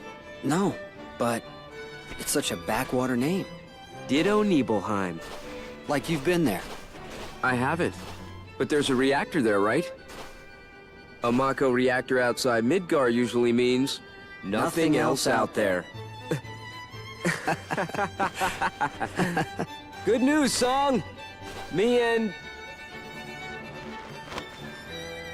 Cloud. I definitely prefer Cody. For the Cloud. The Rick Gomez is still so good.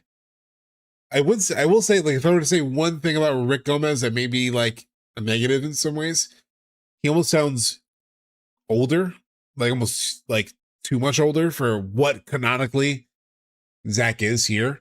But such a good voice. It's such a good, especially the way he says, the way he says "me and Gaga" is so much more iconic, and the way that he says, what was it? Hey, Sung. It's like it just sounds, a lot of lines sound more natural coming from Rick, you know? I skip the cutscene? What'd I do? What did I just do? All right, we're good. Oh, that's right. My audio.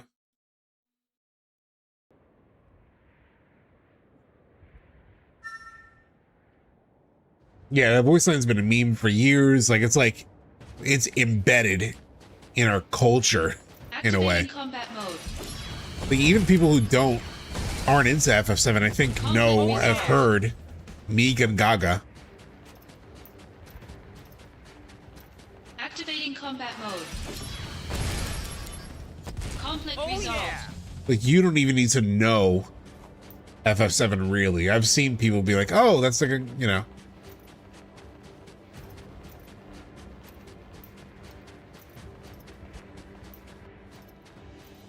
Medeo Ravine.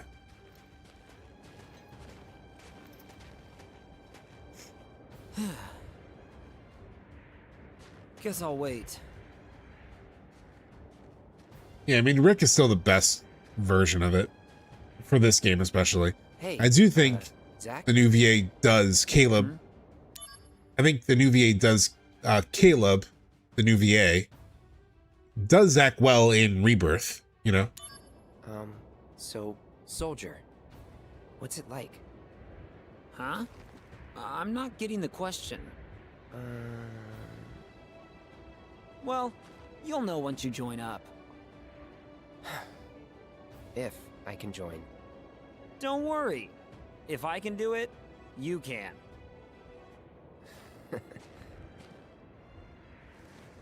Cloud, look. Huh?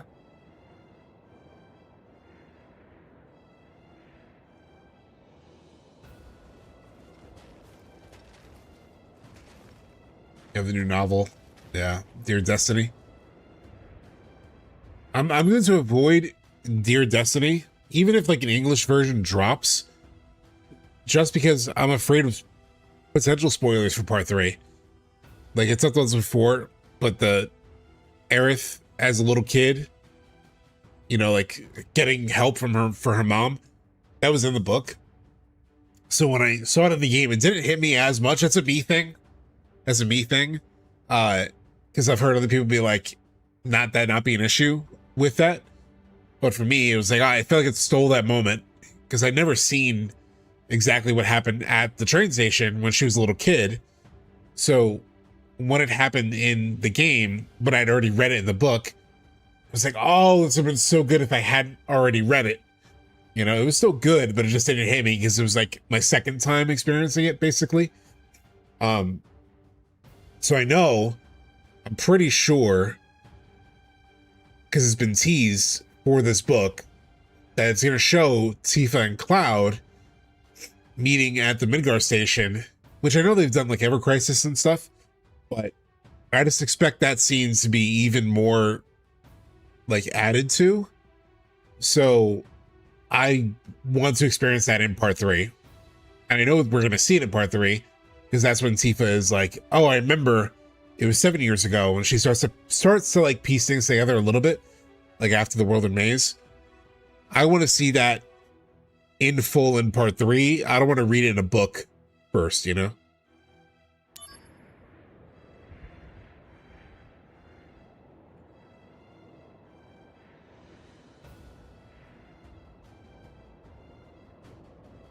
Yeah, I'll probably have to create a separate Discord thread for it, yeah. It's Genesis. That's a Mako excavation test site. Okay, I'll check it out. Yeah, Cloud's original VA is an actor on the soap opera General Hospital that my mom still watches. My grandmother still watches. So they like over the holidays, I was back home and they're like, oh, we gotta watch General Hospital. So they'd be watching General Hospital in the living room, and I would be like making something in the kitchen, and I would see Steve Burton, the Cloud actor, who's still on that show. Apparently Steve Burton is still on General Hospital. And I know him as Cloud. I've never seen him. I've never watched General Hospital. But, so I'll see him and I'm like, it's fucking Cloud up there. He's like 97 years old now, but. Our main mission here is reconnaissance. Really? He's on days too? Was not expected.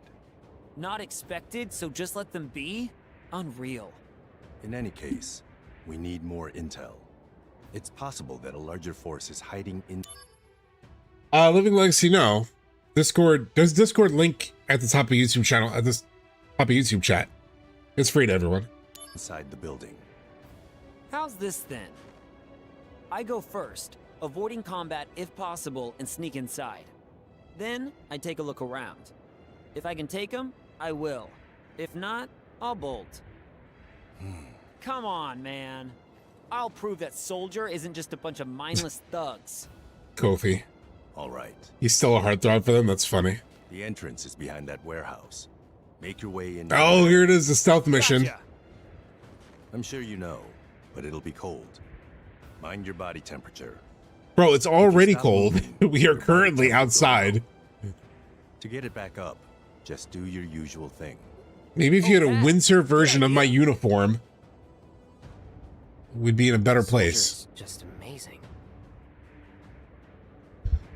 We'll be standing by here. Don't take too long. It's like Cloud just like enamored. Here, you can see the patrols clearly. Take a look before you go. He's like, Soldier's amazing. Sure, I'll take a look. There are 3 guards. They all seem to follow a set route. Guard A patrols the left route by the excavation facility. Guard B patrols the right route by the warehouse. Guard C, you can't see very well from here, but he seems to have a long route from the back right corner of the warehouse to the front of the excavation facility. You have to always be careful of the cold. A lot of the voices, though, in Reunion are great. From here... No, I already did that. Like, Song is great. Gather some opinions before you go. I mean, he's in Remake, but even like this random soldier here, or this random trooper. The key to doing squats is to press the button when you're squatting down. Would you like to practice now? Actually.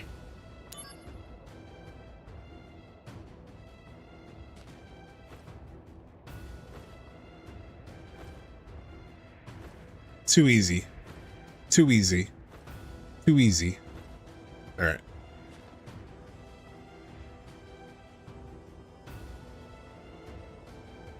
Love this song. Very different type of music in Crisis Core and mood setting. Yeah, it's very, very different.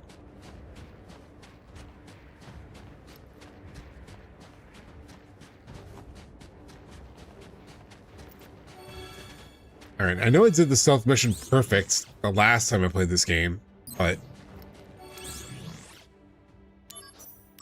now I have pressure. I have performance anxiety because I have people watching me.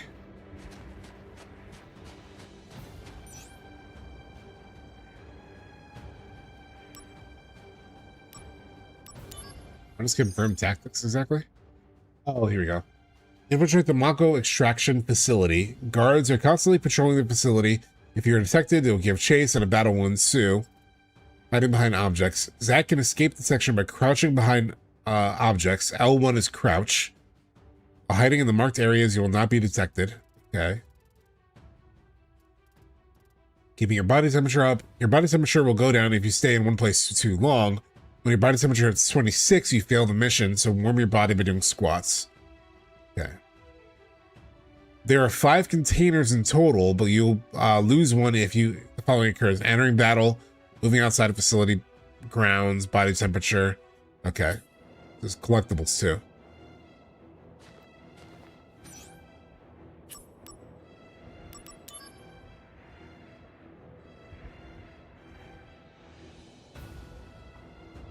Here we go. Metal Gear Solid. Zack edition. Solid Zack.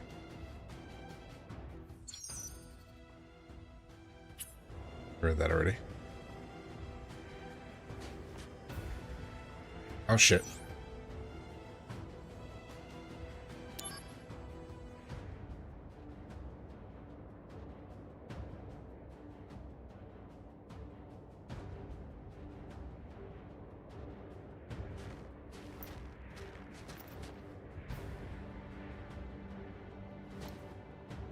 Oh, it's a run and crouch. You can't move while crouching.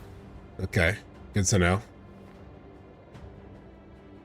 Is there a chest back there? There was.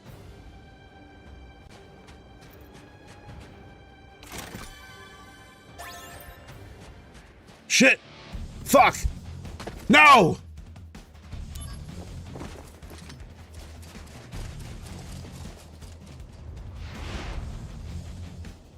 Activating combat mode. Conflict resolved. Yeah.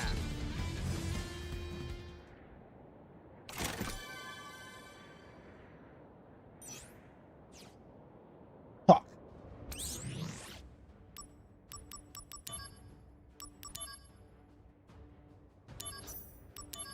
Yeah, some saves coming.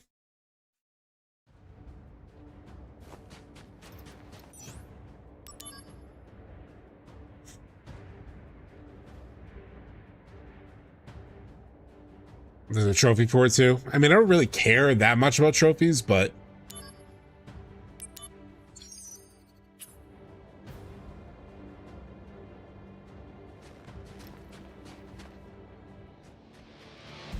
what? This is angry. I did think about. I thought about that too. Damn it! All right, I swear I won't do it that many times.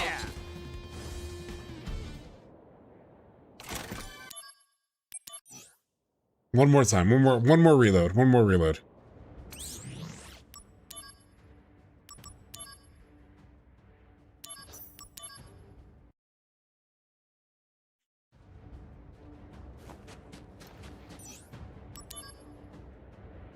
Okay, come on, come on. Got it. I go immediately and hide.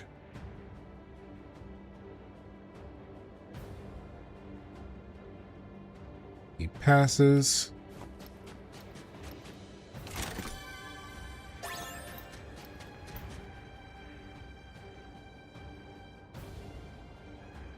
There's another one back there.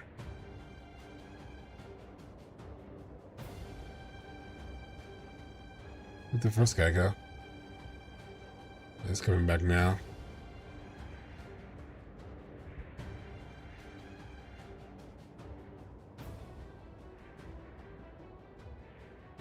Shit.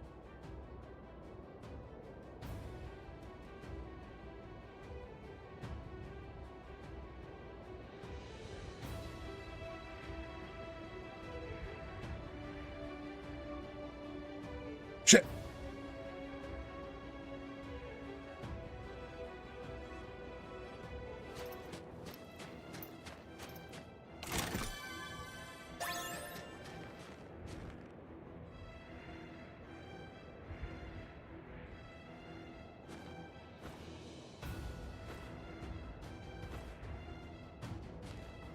Hide, motherfucker.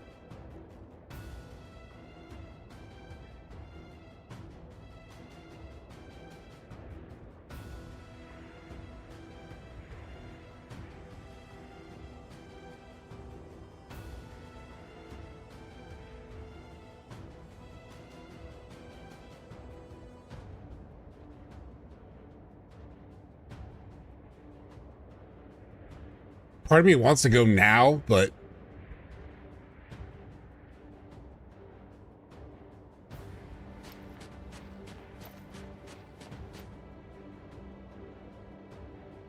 guy back there, guy there, see guys there.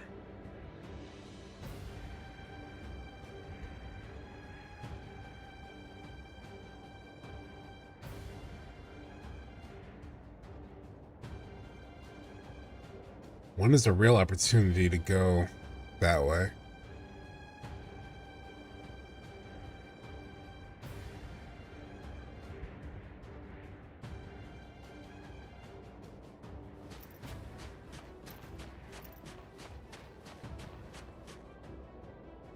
Hidebound barrels, they said.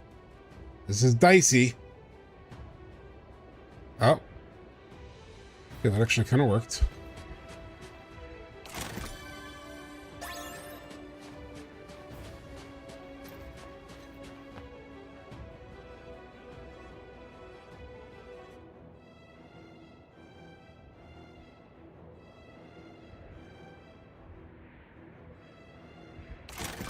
Okay. Fuck, go around.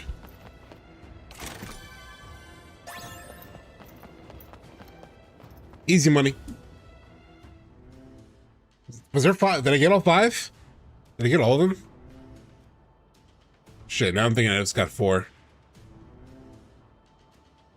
Oh well.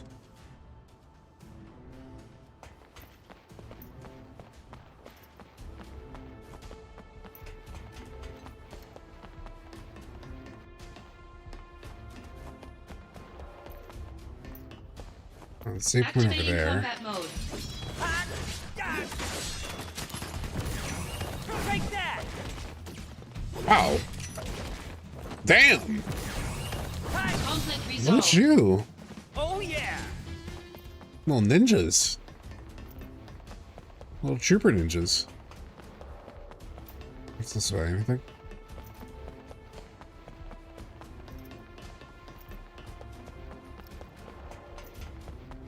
Now I'm wondering if I got all those chests or not. Activating combat mode. Bring it on. Oh no, I did. I did get 5. I did get 5. I got 5 because there was the one by the barrel.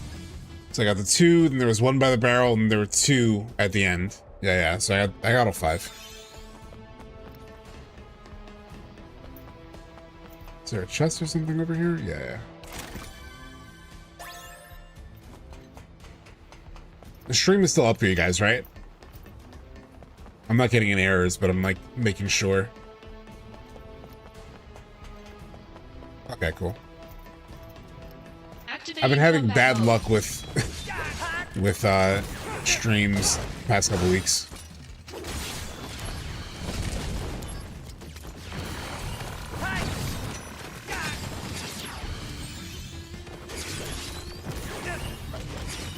Better run for it.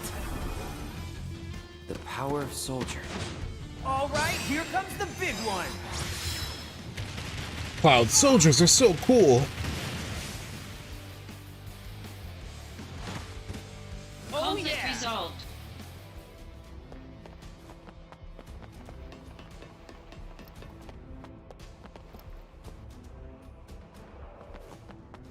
Checking for any chests. Activating combat mode. This fake Genesis. Conflict resolved. Oh, Cloud Meteor Rain? Yeah. I can't wait for it, actually. Cannot wait for Meteor Rain. Activating combat mode. Conflict Oh my god, resolved. is it Meteor Rain? Oh my god! Okay, I guess not. Because, like, Zack has a Meteor Rain. He has a Meteor Shots attack. But the thought that went into my head, I was thinking back to the Max thing about, like, Sephiroth taking over Cloud's body. I was thinking, isn't it kind of Sephiroth coded, like Dark Cloud coded, for him to be able to cast meteors, like to do Meteor Rain? Like, story-wise, almost feeling like a thing that he unlocks when he gets. But yeah, Zack does have Meteor Shots already, and he's not evil. But for a second, that would have been cool. You need me, Genesis. Remember that. If you get rid of me, who's going to stop the degradation?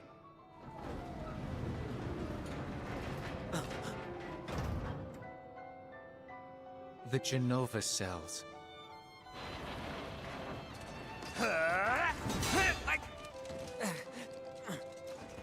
Stop!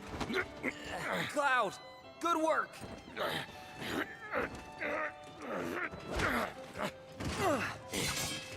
But nobody knows where the Genova cells are being kept. Not even Hojo knows. You'll never find it. Then I shall willingly accept my fate. But Acceptance? I'll take the world with me. Cloud, go! Fate. I love Genesis, but I don't want him in part 3.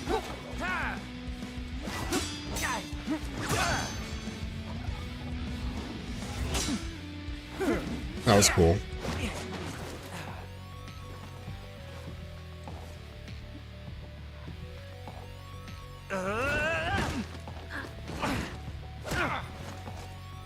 Hollander.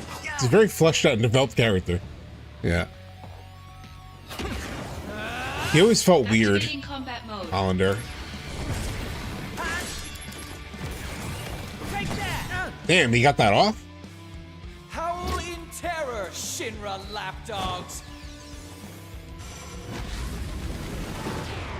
That's kind of cool.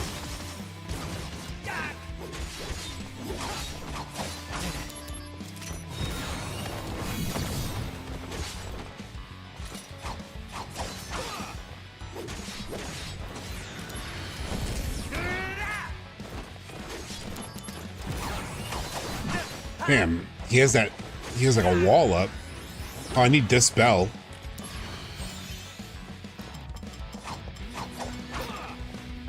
Shit. I literally just got Dispel too.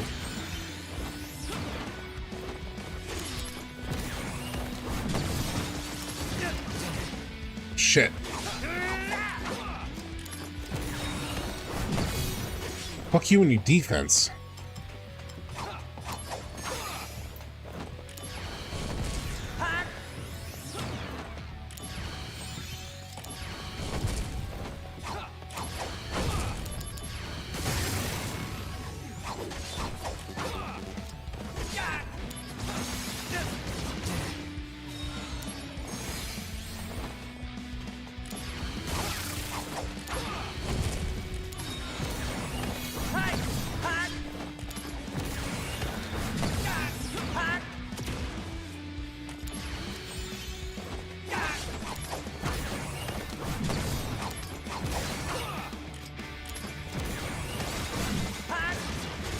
Damn, I didn't realize in this fight that he disables your DMW too.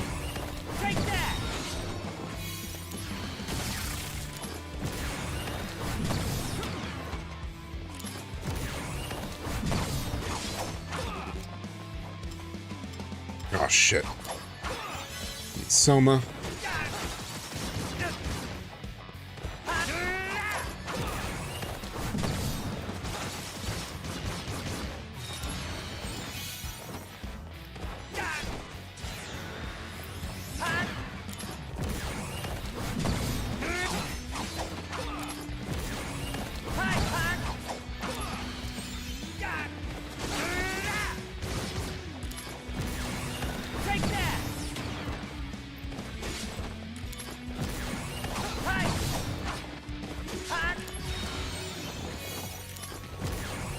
He's doing a lot of magic defense now, which is actually pretty good because my best attack is a physical one.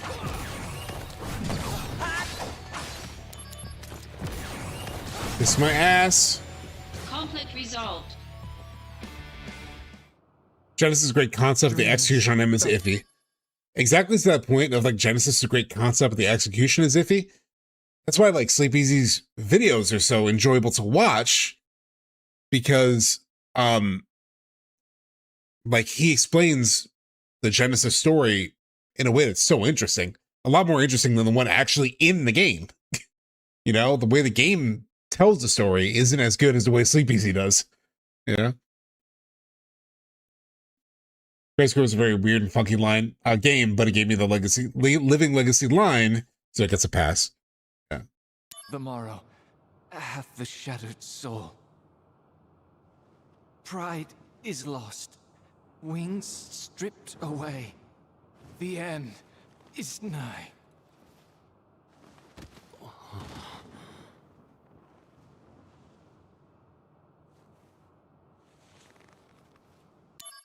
It's like I can't even technically make fun of Genesis for like his obsession with a piece of fiction, right? Like we are all obsessed with a piece of fiction. Differences. I'm not going throughout the day being like saying taglines from the game. I'm not like not interested. I'm not at work being like there ain't no getting off this train we're on. You know, like it doesn't become everything of me. I get Genesis seeing himself in the story of Loveless and that driving him to make decisions that he's making. But like for him to actually speak for yourself, for him to be like just repeating lines in these moments just feels so corny and cringe. It does. Such is the fate of a monster. Like I get it. He sees himself as a monster, and so he's putting it together, right? Like he's like, that fate that a monster faces is the one that I face because I'm miss. I get how he sees himself in it, but it just doesn't come across great. We're not monsters, you hear me? We're soldier. Yeah, at work. I'm waiting, honor? clown.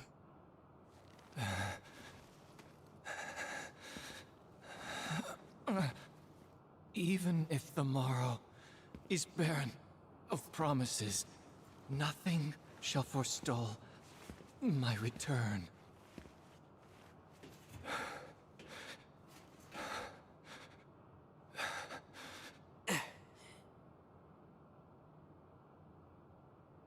If this world seeks my destruction,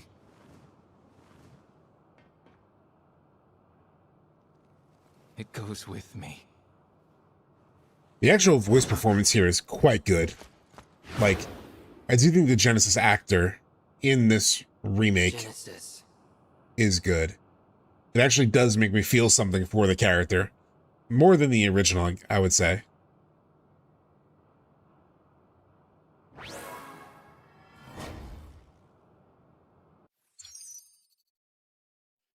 Genesis mode. When a limit verge occurs during normal DMW mode, the Genesis image reel will sometimes be added.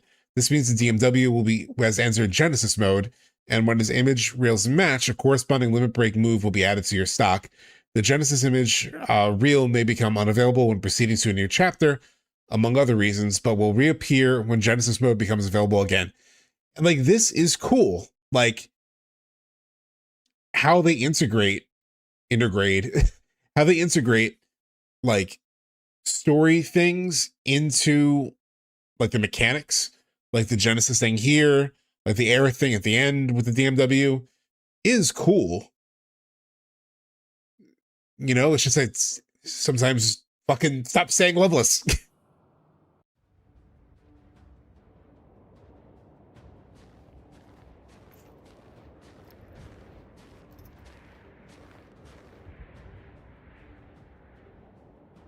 Song? Cloud? Where are they? What is that hole? Did they go in? I forgot about this exact moment. You know, running back and he's like, wait, where are my homies at? Yeah, the remastered graphics are very good. It still feels like a remaster in a way. It's actually more of a remake. They literally had to remake a lot of things in Unreal. Like, this is a whole new engine. Like, this is Unreal Engine, and the original was not. So they really, in a lot of ways, did remake a lot of this game. Hold on, give me 1 second, chat. Use the bathroom.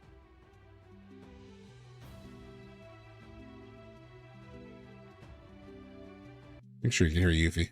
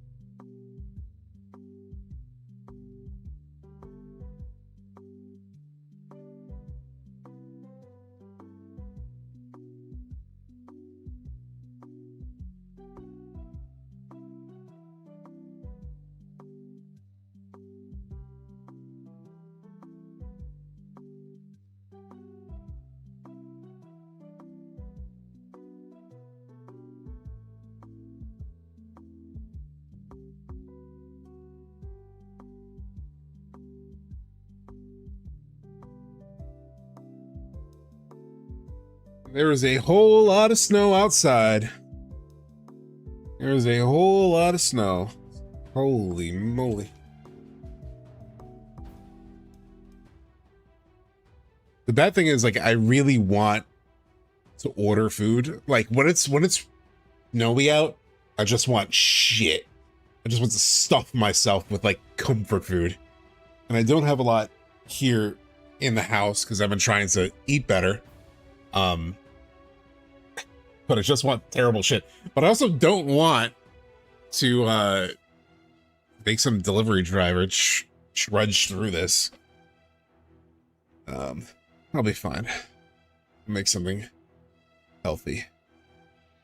But snack on something. Maybe I can go out to, like, the deli or something and, like, the bodega.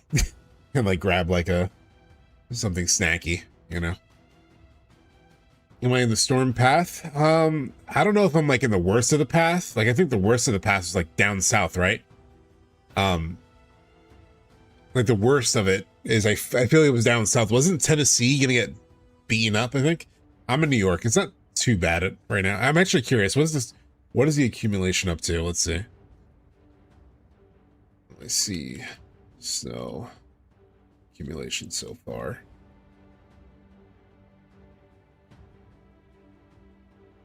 I'm supposed to get like a foot. Let's see. Oh, it's updated hourly. Oh, there's a whole lot more updates here. Hold on.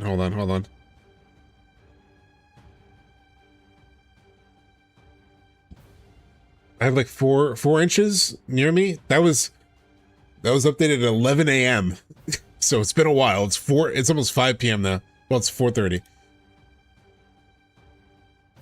Oh my God, 7 inches in LaGuardia. That's the airport. 6 inches in Queens, which is where I am, but like further into Queens. That was at 1 o'clock. So who knows what it's up to? Holy shit. 8 inches down in Battery Park, 130. 9 inches down in Williamsburg, Brooklyn. Almost 10. It was 9.7 inches at 3 o'clock. Holy shit. 9.5 inches down in Bed-Stuy, Brooklyn. 3 o'clock. Oh my God. Central Park, 7.2 inches at 1 p.m. That's crazy. Crazy. Yeah, Sleepy's Vessel Rebirth is amazing. I keep referencing it. It is like my guide for Crisis Core. I literally watched some of it. It's like 12 plus in Connecticut now. Wow. You're at 8 inches where you are. 11 in Long Island. Damn. I mean, it might be 11 here too.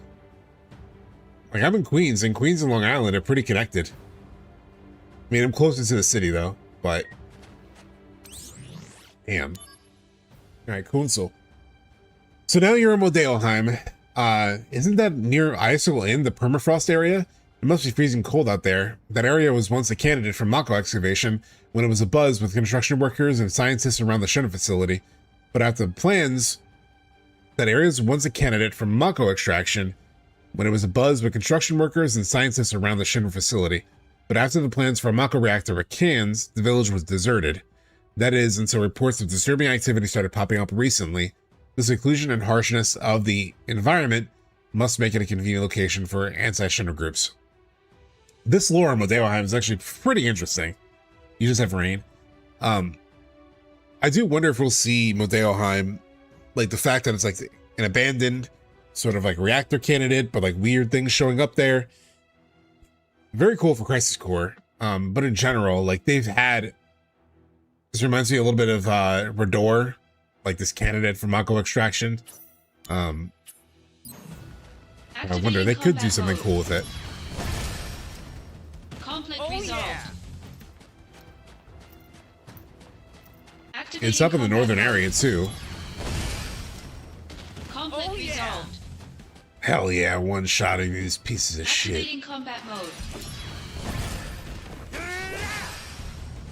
Conflict resolved. Oh yeah. We're getting Kunzel in part 3. Well, I mean, I don't know if we'll see him.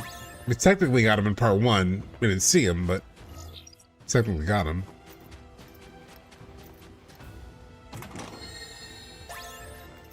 Yeah, well, Modeoheim Village is sort of interesting, you know?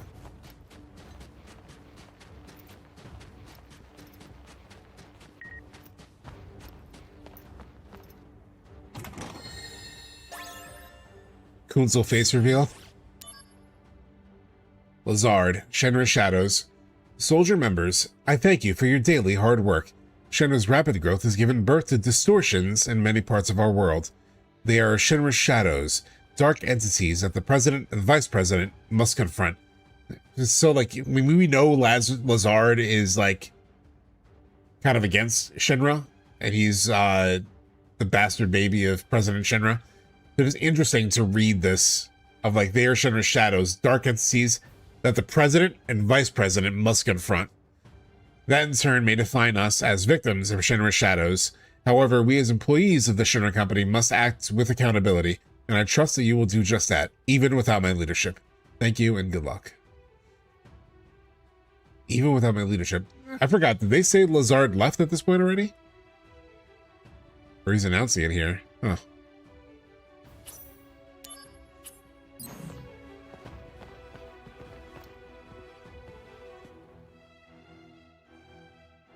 Oh yeah, more troops that recognize Cloud, that would be cool. Activating combat mode. Out of the way. Later. Conflict resolved. Oh yeah. It could be interesting, the ruins of Menorah, Modeoheim, and Rador. Yeah, I assume we might see like the Rador remains in the ocean, like in this, like a submarine thing, you know.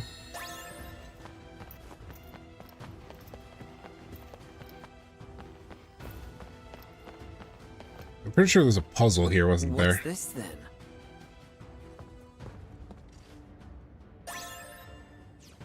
Boiler handle. Oh yeah, I need that. Part of the puzzle, I think. Activating combat mode. Bring it on. Take that. Conflict resolved. Oh yeah. Like that Crisis Core kept the OG game tradition of Shinra scientists having unclear employment status with the company like Kojo. Yeah, very freelancer coded. It actually does remind me a little bit of kind of how Uematsu and Ujima are. Like Uematsu and Ujima. Oh, that was already the scene with Angeal, and I was like, wait, I remember more stuff here. Like Uematsu technically has his own company and has been doing work with Square, kind of more contract, like on a contract basis, like kind of freelance technically. Same thing with Ujima. Like we relate them as employees, but they're not really.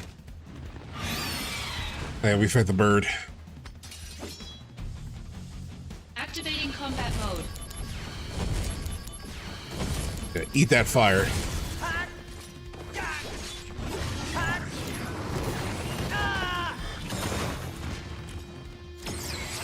But he stunned me. Warm-up's over. Show me the true power of Soldier. Mind your own business. Mind your own business. But I will. I will use your ability. Thank you.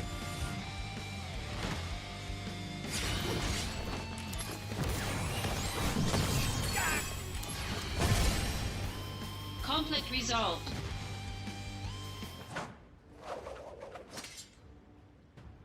Angeal monsters. Does that mean Yeah, that's he's the first here? time you see him in a monster, I think.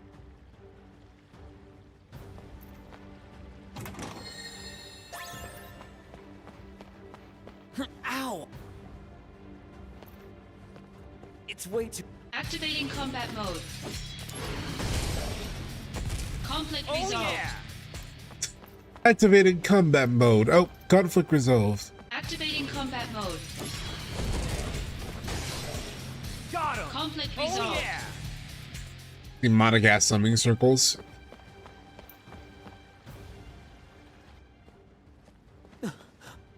Hey! Cloud, come on.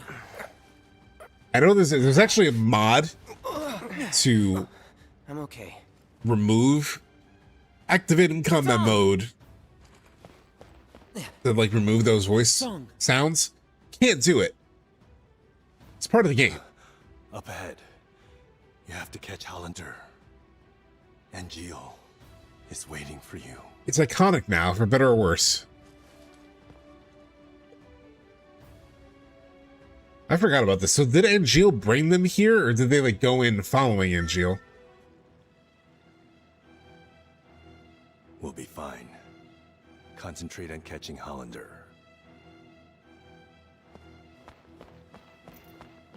Cloud? I'm sorry I'm of no help. I'll be resting. Oh my here. god. So Cloud, right? Like, I'm sorry, I'm of no help. But just like the self-loathing and the way that Cloud just like looks down on himself. That's all that we know about, you know, that's how he was when he was younger. That's such a big part of the live stream sequence. So like the little piece of dialogue that confirmed that, you know, or like reaffirmed that.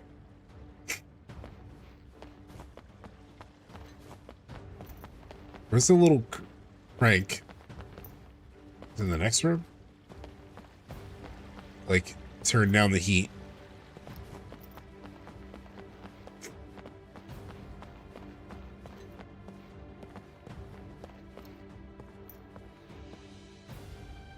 Maybe I just have to go forward. Activating combat mode. I know I can turn down the heat to get that chest.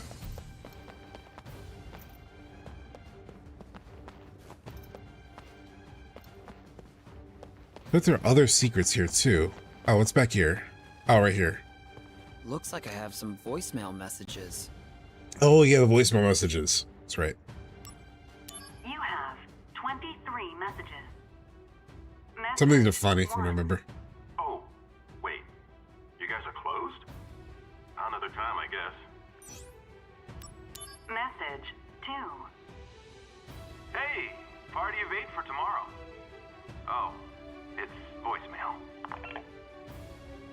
Oh yeah, it's a good point, Jake. The song not remember Cloud then, wonder how long they chilled and chatted together here. Yeah. In general, they were on this mission together. I mean, Zack introduces him. At the same time, Cloud is just a regular trooper. Maybe Sung doesn't really, like, think about it too much. Message 3. My stomach's been hurting ever since I had those drinks at your place. What gives? I'm gonna sue. Like, I wonder if there's, like, a little bit of a, you know, Superman sort of thing. Like, actually, when I met with my friend for her birthday on Thursday, like I said, Tiffany Lockhart was there, and she didn't see me at first, and she was like, oh, it's like because I was wearing glasses that day. Because when I'm being lazy, I just don't put on contacts. She's like, I didn't recognize you with the glasses. You're like, it is like a Superman thing of like glasses can make people, you just don't even notice that they're them. Message 4. I left my bag there, I think. Can you check for me? Oh fuck, hold on. You have 20. Because I know this leads to, oh no, I gotta restart. Message. Hey. Message. I know this leads to like an item. Message. I left. Message 5. You're still closed. You didn't go out of business, I hope. Message 6. Are there any front row seats left? Message 7. It's closed. Message 8. Grinding voicemails. Coming up. Make sure you're open then. Understand? Message 9. Please answer our questionnaire and we'll. Yeah, that's me. 10.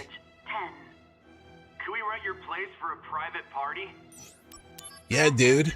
You've still got the package over there in the store, right? Worst case, The deal's still on, even if you ain't open for business. Message 12. This is the recycling service. We're calling to ask what time you want us to come by for pickup. Message 13. It's getting creepy. Sorry about this, but we have to move D-Day. I'll call you D-Day. when the data's set. Getting ominous. Message. If you're closing for good, what's gonna happen to my personal bottle? They're one customer. Did you close up the spa too? Message. What the fuck is going on with you guys? And the people, the owners are like, this is a cover, dude. What's going on? Message. It's one customer. There's been some trouble. The deal's off. You're not gonna be able to reach me for a while.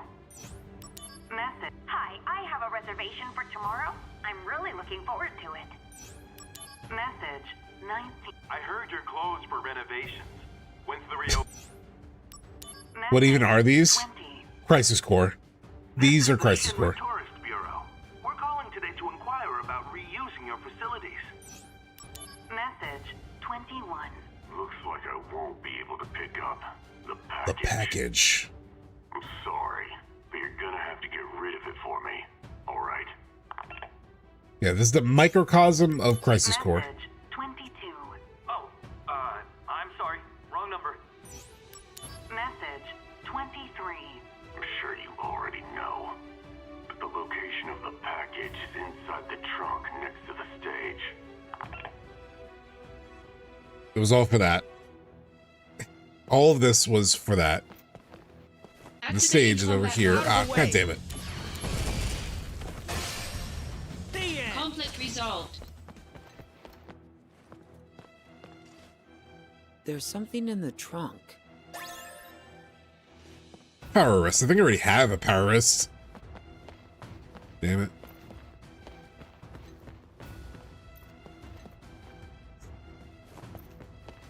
Activating combat mode. I thought that crank thing was like, I know I got the wheel for it. I guess it's up ahead instead of backtracking. You earned that? Yeah. Didn't you like the story though of the package? Quality storytelling. Activating combat mode. Conflict resolved. Yeah.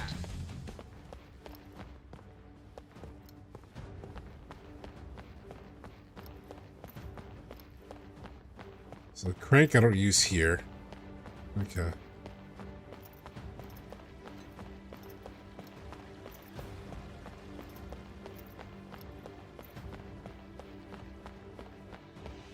Guess it is in the next room.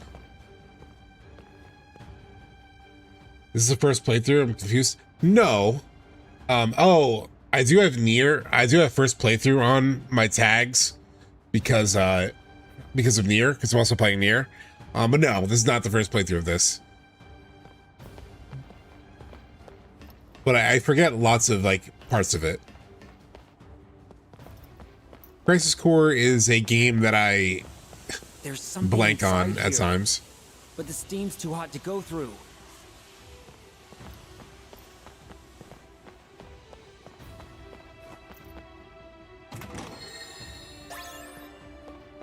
Yeah, if you're thinking that because of the tags, my bad. It's because I'm playing NieR in the same streams, and that is the first time.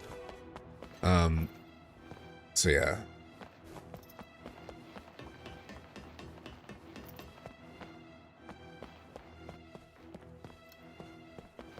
I'll have to go that way for the main story. Oh, right here. That there's a...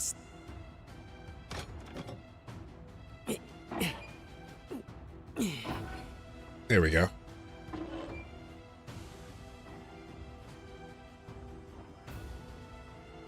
The steam has stopped.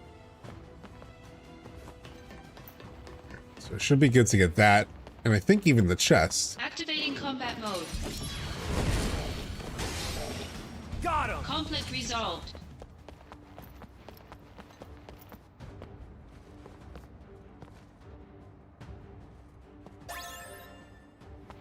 Lightning armlet. I think I already have a lightning armlet too.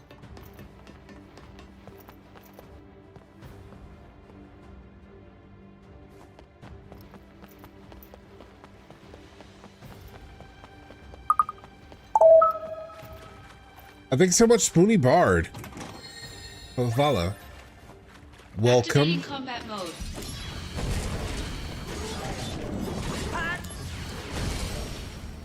Conflict resolved. Okay.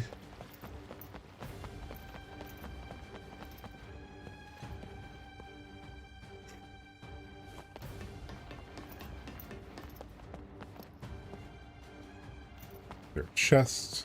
Activating combat mode. Bring it on! Conflict resolved. A chest. Activating combat mode. Conflict resolved.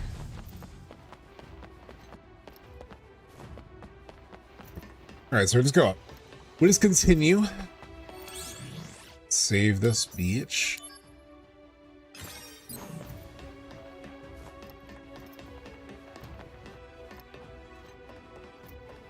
This is cool design though of this like spa. It's a little too big for a spa, but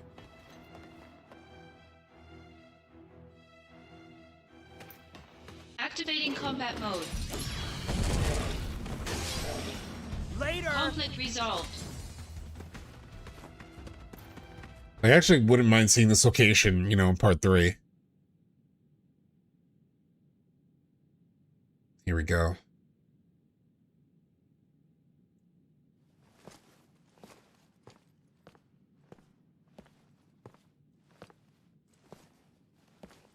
It should have been me.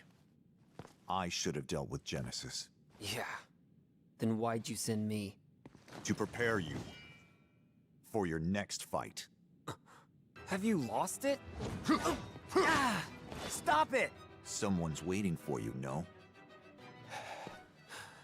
Angeal, don't do this. Very good, Angeal. It is time to exact vengeance for our family's suffering. Family? No! My father is dead! Fine. Then do it for your mother. My mother's shame made her take her own life. So we get context for that scene earlier. How terribly misguided. She should have been proud. Proud that she was the namesake of our experiment. Project G. Or should I say, Project Jillian? Don't say her name. Jillian, the woman implanted with Genova cells. Genesis, who had her genes mapped onto him during the fetal stage. Yes, Genesis was a failure. I'll admit it. But you, Angeal, you were actually bred inside Jillian's body. You are perfection. Zack, I am perfect. A perfect monster.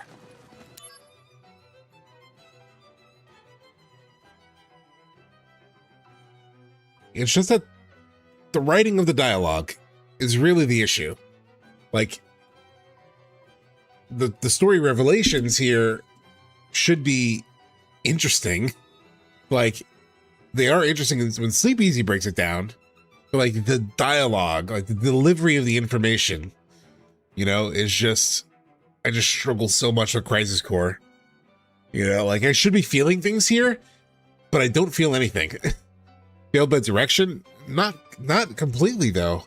Like voice direction, if you mean voice direction, that alone won't fix this, you know?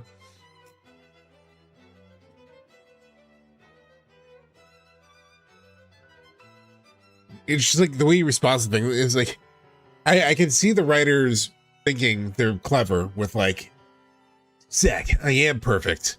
A perfect monster. And so you're supposed to feel that. I feel nothing though. My cells can absorb genetic traits and pass them along to others. There we go. A two-way conduit. Genova's power has passed on to you completely. Thank you so much, good boy. Zack, do you remember what I said about our enemy being all that creates suffering? Yeah. But you're not one of them.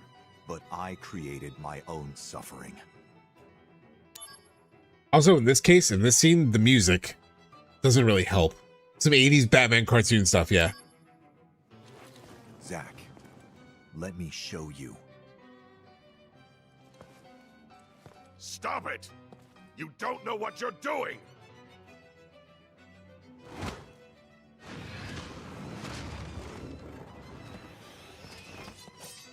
Damn! At least one sample! Trying to get the damn hair.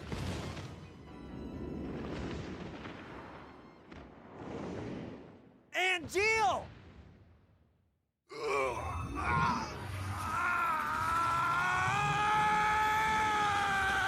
So he just set up the way his cells can absorb and all that. Oh, thank you for the raid, silly dabbit. Thank you so much. I was so confused for a second. I was like, what is happening with the the shaved? And I saw the Jake Lloyd saying, "Shave your damn head, soldier boys," and it got me so confused for a second. I was like, wait, why is suddenly the music of the bald bar happening right now? And it's because, yes, that is my raid alert. Thank you so much for the raid, silly dabbit. I didn't know you streamed. I know I've seen you in people's chats, but let me just do a shout out as well. What were you playing?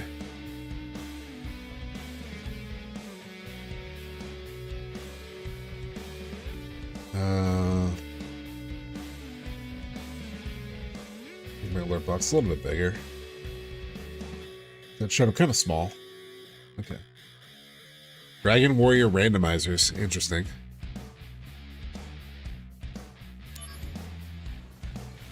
We are in it now.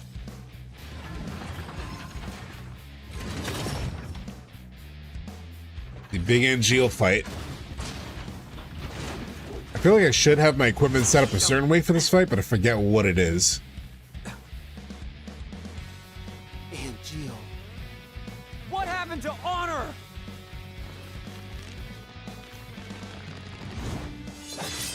Activating combat mode. Oh, I don't have ice set up. Shit. Oh, he takes fire too.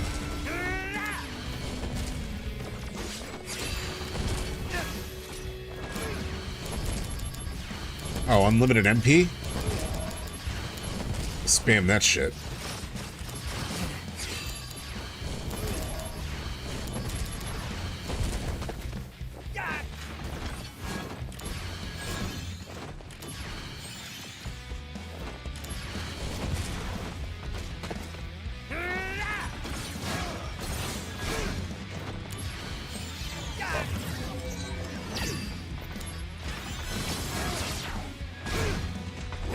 Bringing out the big guns. I like this version. I do like this version. Like, gameplay wise, it's a lot better. Some of the voice acting is a lot better too.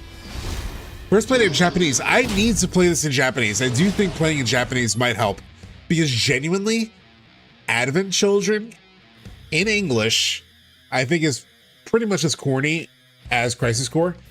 But in Japanese, Advent Children is actually pretty good. Like, I now pretty much exclusively watch Advent Children in Japanese. I'm not a snob on like sub versus dub, any of that, but like with Advent Children, it's way better in Japanese. You can just feel the emotion way better.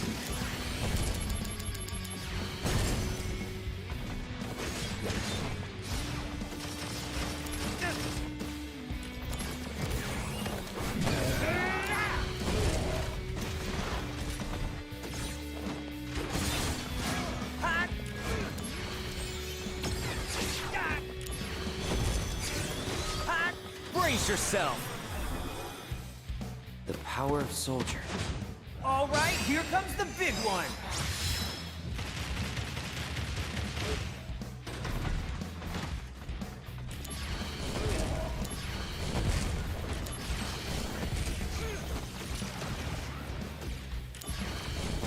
It's a hell of an attack. Holy shit.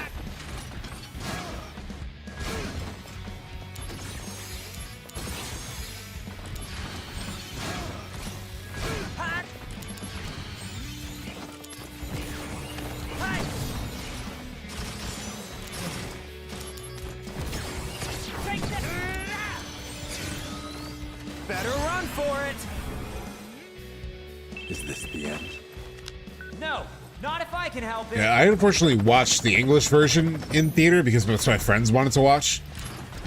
But I genuinely think it's way better in Japanese.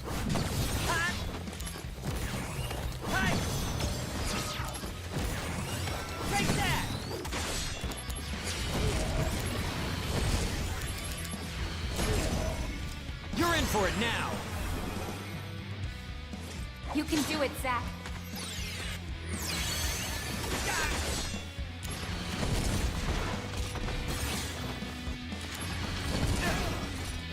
The spell would probably be pretty good to have, and I forgot to equip it. Another scene. Did we see the scene already? I messed up. Whoa, this is not good.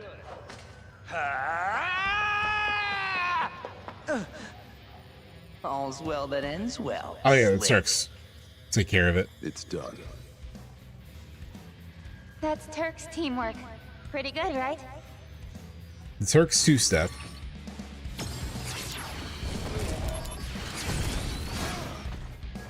Better run for it. Damn, you see that boost on my HP? You can do it, It Zack. took me up to like 7,000 HP, like more than double.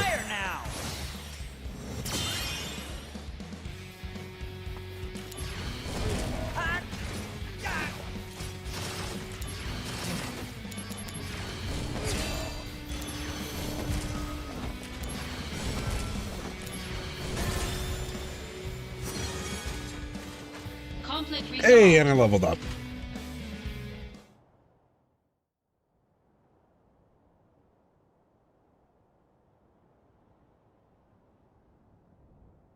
Here we go.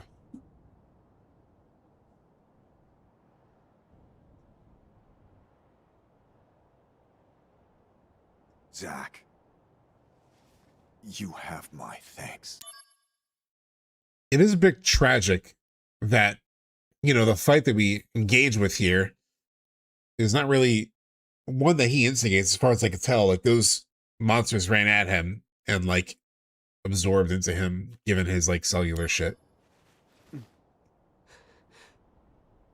This is for you.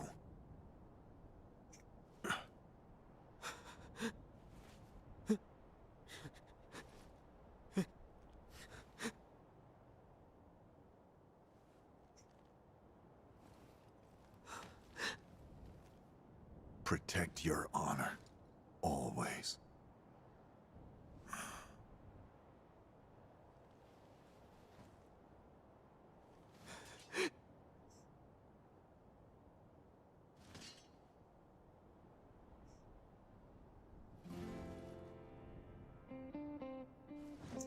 Embrace your dreams.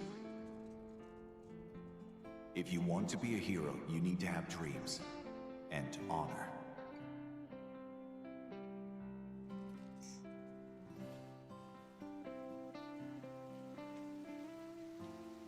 Perfectly timed raid.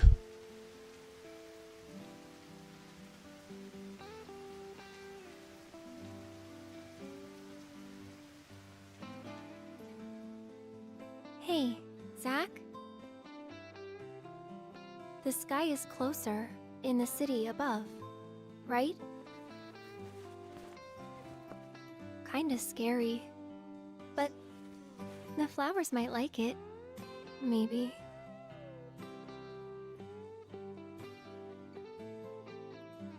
Yeah, the sky stuff in Aerith, yeah.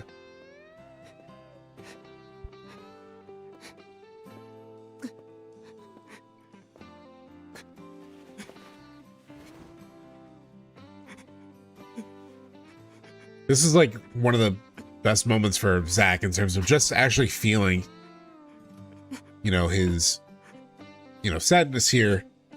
You know, he's such like an upbeat character all throughout. So to finally see him break a little bit It actually is nice.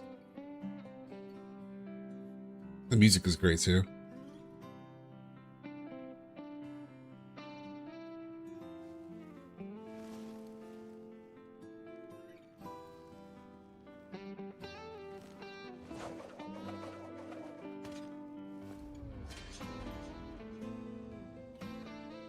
I realized it was slow-mo there. Yeah, I wish we got more of this like slice of life, more of like these moments. Like these moments are done well, you know? When Crisis Core tries to be sad, it does it pretty well. When it's going for like the drama and the mystery and all that, it just misses the mark.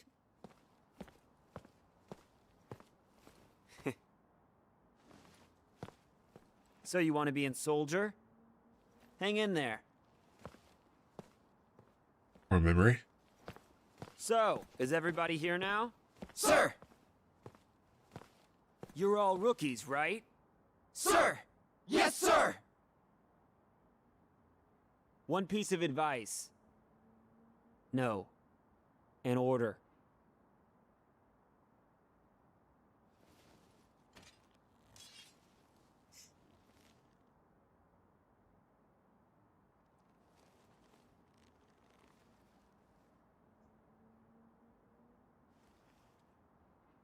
Embrace your dreams.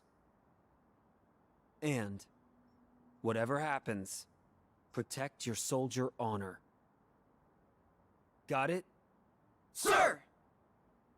We're all coming back here alive. You hear me?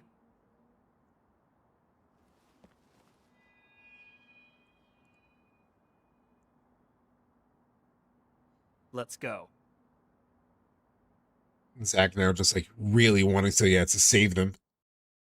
I know you're talking about Square, but it's even related there. Definitely a chapter change, I think. So, to catch up on what Somalia was saying, Square should look into making more AA games with the graphical fidelity of this remaster. It will save them a lot of money. I have no issue with Square having $200 million budgets for their biggest games, but they need to be more careful with their budgets. I agree. And also, I do think, yeah, like more games at this fidelity. In terms of like production, like how to do that, I am curious because I'm pretty sure Crisis Core does use a lot of remake assets to reach that graphical quality, but there are like completely new situations here, like, or settings here, like Modeoheim that we just played. That was all, none of that was in remake, so they had to make that from scratch, or rather based off of the original. So yeah, they should be able to make games of this size and scope relatively often. And they just haven't. Instead, they just pour so much money into mobile games. You know? They put so much into mobile. So much time and money into Ever Crisis, for example, which will die soon. Like, is that truly, you know, are the microtransactions from that, you know, so successful that, you know, it's better than making that just like a AA game, you know? Project G was Angeal's mother's experiment. I apprehended Hollander in Modeoheim and turned him over to the company. After that, the company put me on standby. That was a while ago. Shinra is in disarray. The Turks are hanging around me every day. They say our vacations overlapped coincidentally. Yeah, right.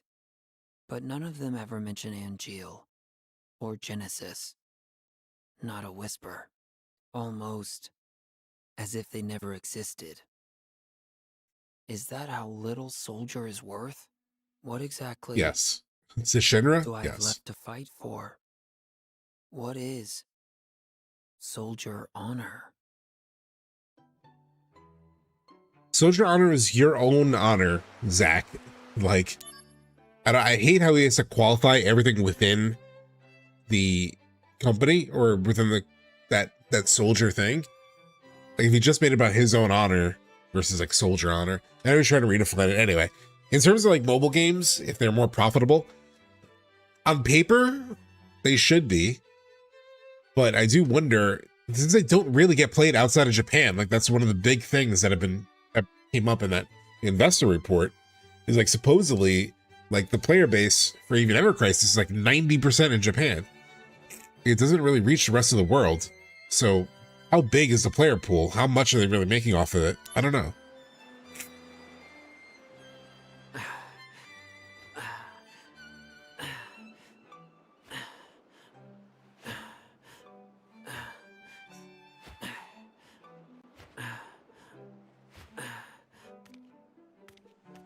Suntan lotion?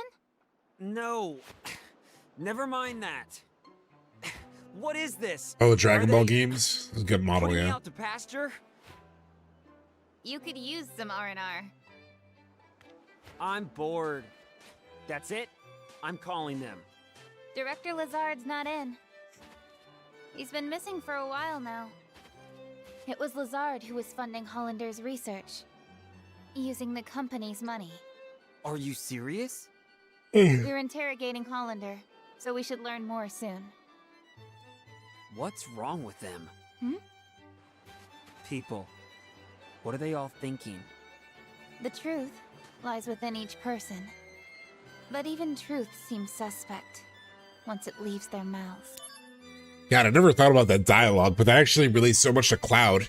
Like the truth is within the person, but even that is unreliable when it leaves their mouths. Like that's so Cloud. Cisne, go do something. Calling Aerith? How do you know that? Am I being watched? No, she's the one being watched. Huh? That girl is I got an that vibe with Cisne too, the yeah. only one left in the world. At the very least, I feel like Cisne has a crush on Zack. Never said anything. The only one left in the world, huh? I still sort of feel that in Rebirth. One of a kind.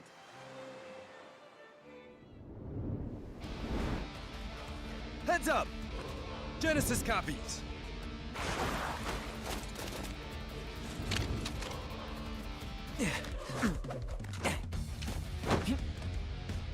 Genesis copies? Here? Activating combat mode.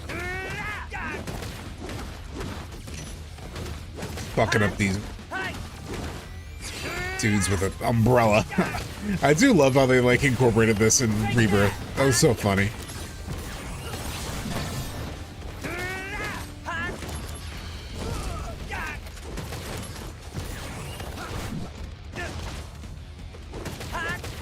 Conflict resolved.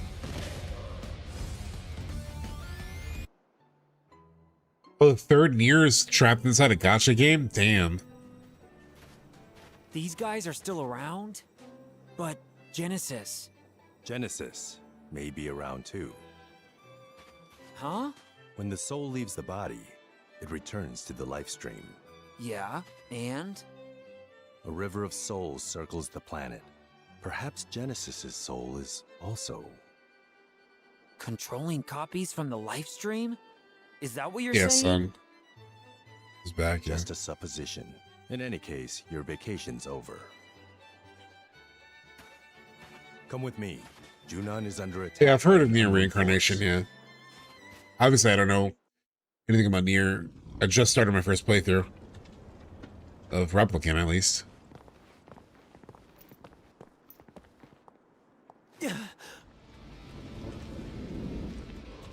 This is bad.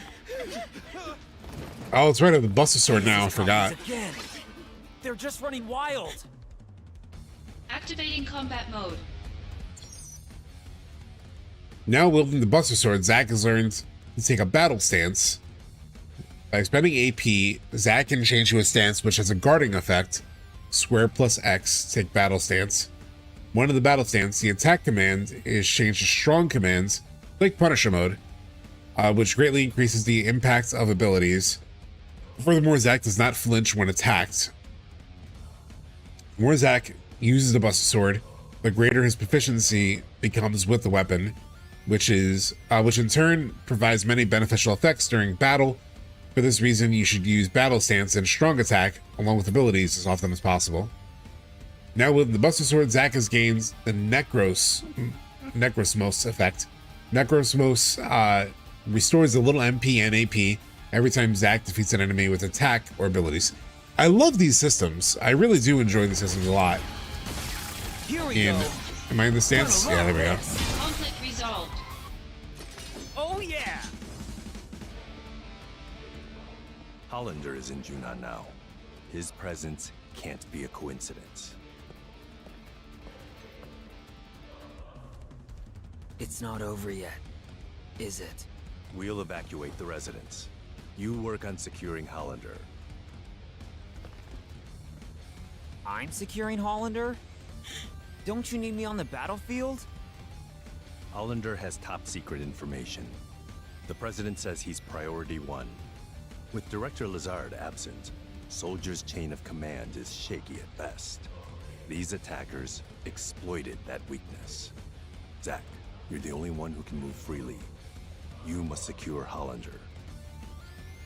Hollander is being held at the 8th level detention center in Upper Junon. Use the emergency elevator to go up. It's at the end of this path. Zack, we need this. He's still I do remember. interrogated. He can't fall into enemy hands. Okay, I'll go. I do remember Schrodinger's baby Seal actually getting his Buster Sword proficiency to something crazy. It may have been 100%, or something like 99%, something insane. Like, the amount of time that he put grinding in this game to get that high is unbelievable.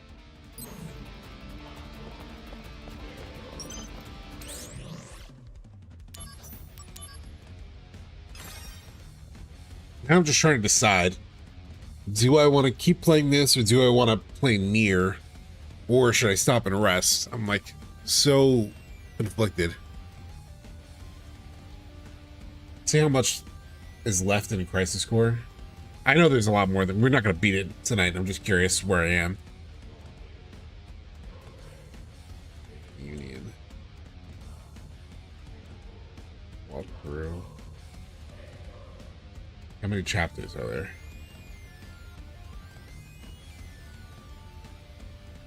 So we just started chapter 6. There are 10. Okay. How long is chapter 6?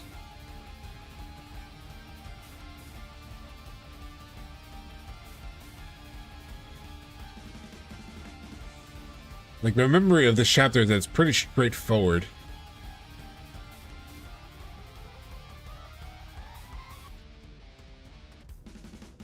Yeah. Maybe we finish this part.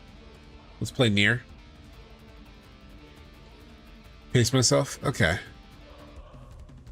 It makes sense. Let's get like at least like an hour and a half or 2 of NieR. That'll get us to like 7 o'clock.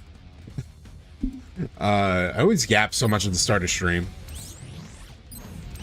Let's make sure I saved.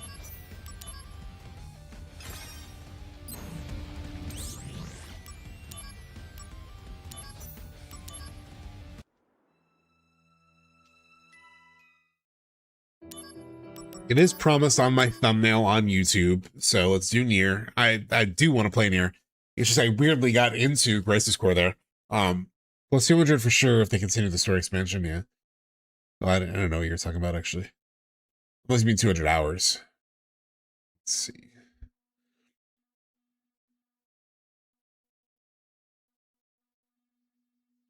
Change my category on Switch also.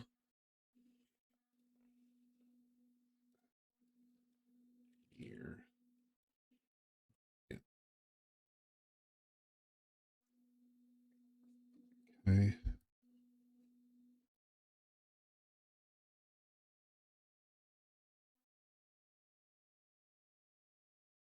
Where's NieR?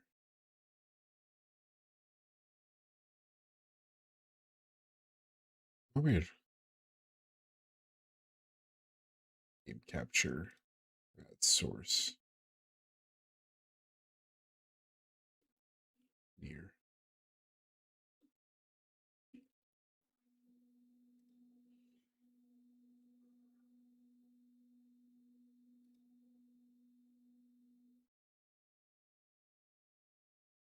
Transform.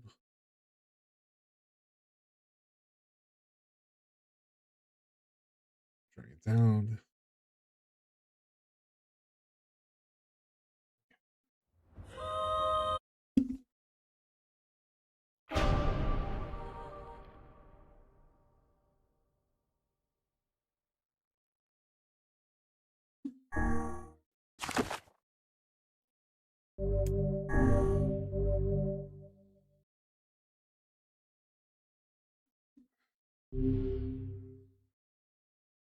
We have to reach max levels of yapping.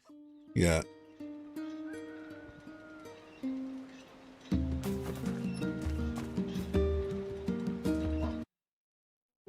Sorry.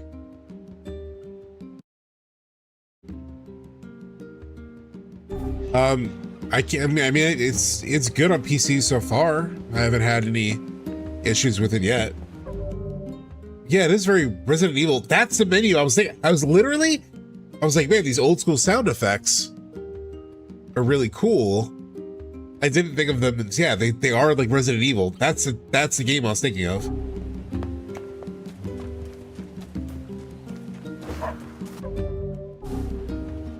What's the map at? There we go. I did all the side quests at the end of the last playthrough. I'm pretty sure. Orders. No.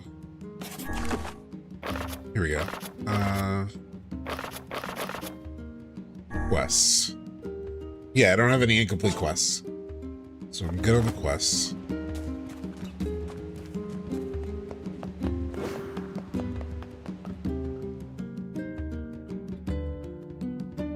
Oh wow, the best soundtrack to you comes from NieR. Yeah, so far the music in NieR has been incredible.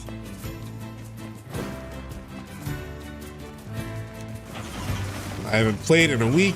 I gotta remember how to do shit.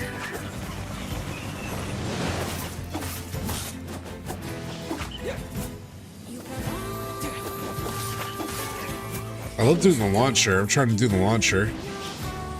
How do I lock? There we go.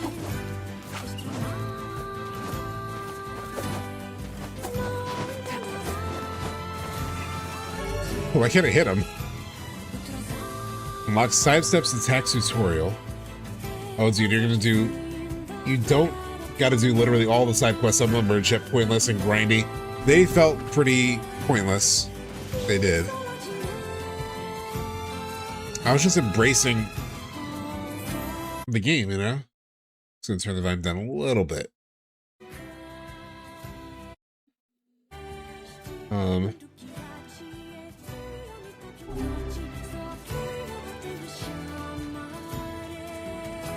I can ride him now.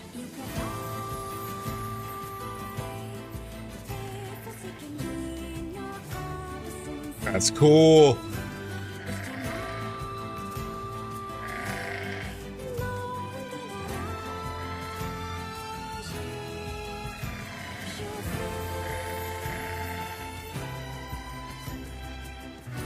Oh, has Max not played NieR? Do not fear these shades.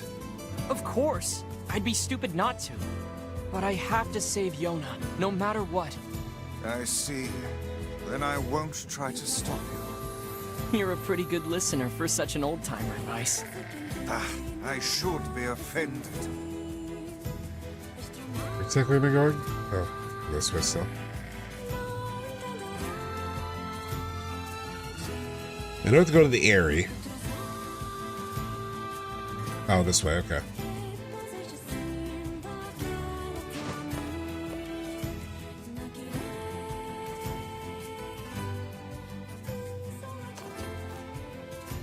I swear to God, Yoko Taro's brain must be preserved, as he knows how to make you feel things. It was my first Yoko Taro experience. I also have not played Drakengard, which I assume is his as well. And somebody mentioned that was essentially a predecessor to NieR.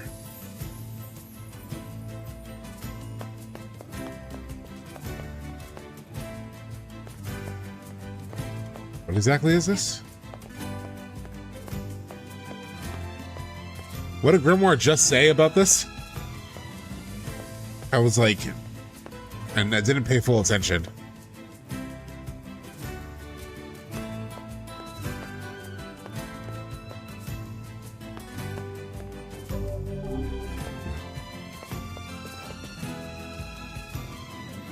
It looks like a resting place, but I can't actually go in and do anything.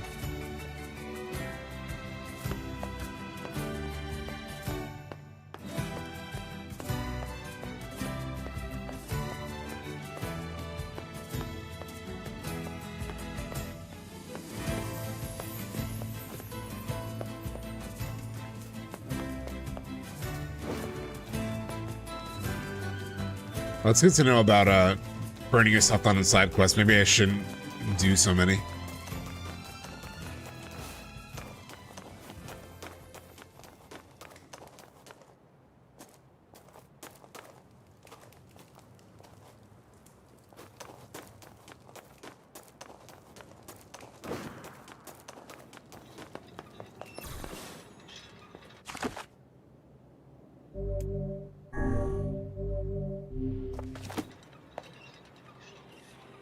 Here we go.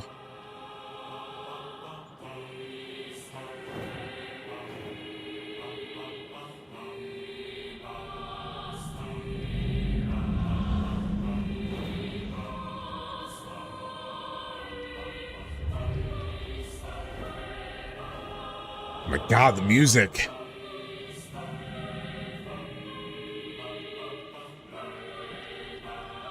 The music, which definitely copyright destroyed my last stream. It's literally ineligible for monetization right now. I'm trying to fight it.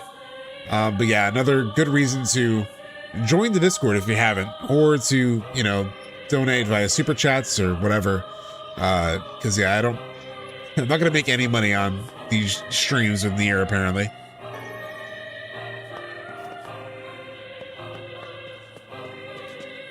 Well, that's fine. I do want to play the game anyway and share with you guys. This is a weird place for a village.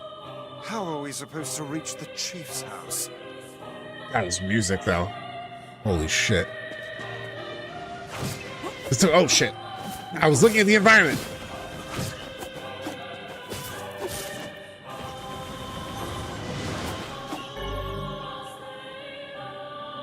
Breakable boxes.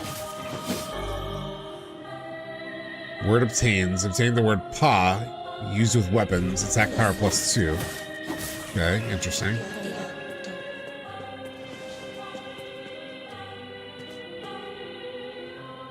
I was so caught up in the environment. Like I was saying, like the environment at time, partially like the washed out vibe of it too. And there was a mod. There was like a mod to like, you know, reshade this and remove the sort of like hazy feeling to it. But even in the little bit that I played, I was like, that feels core to its art direction. Like I can't mess with that. But these like vistas, or not vistas, but like these environments remind me of like Shadow of the Colossus, you know, like I get so much of that feeling. And this music is fucking incredible.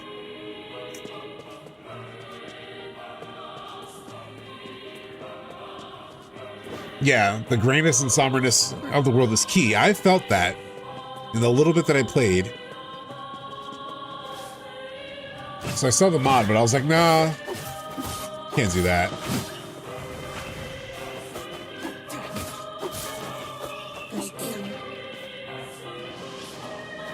Did somebody say thank you?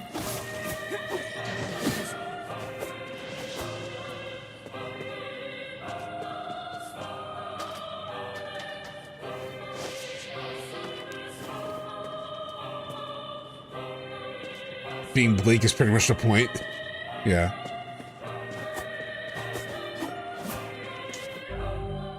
Actually, let me look at something. Weapons.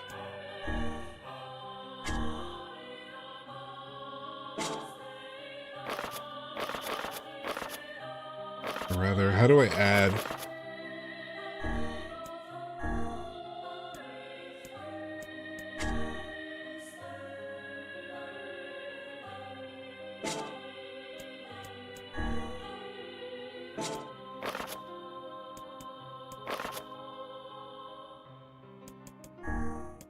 Hold on, it says something in sidestepping.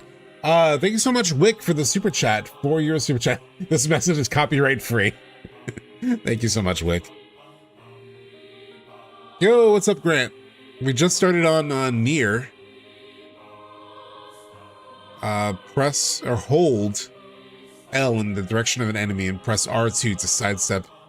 I've been doing that, haven't I? Oh, no. Yeah, because R2 is the dodge. Yeah.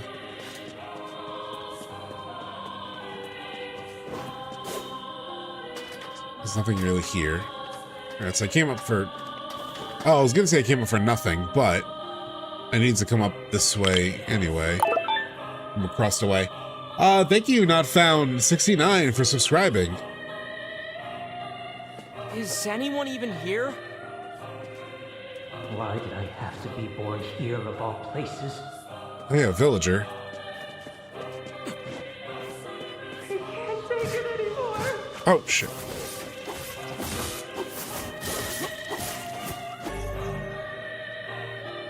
Absorbing blood tutorial.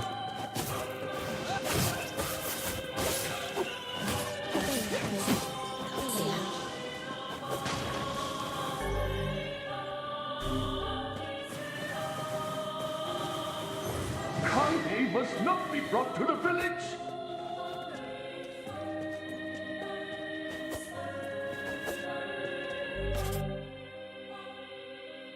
Oh yeah. I have 10 of these, okay.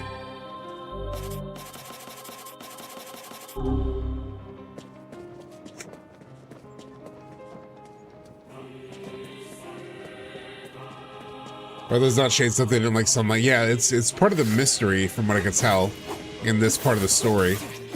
Like, they're not supposed to be in the sunlight, but they seemingly are somehow. Fuck off. I feel like I was doing way better last week in combat.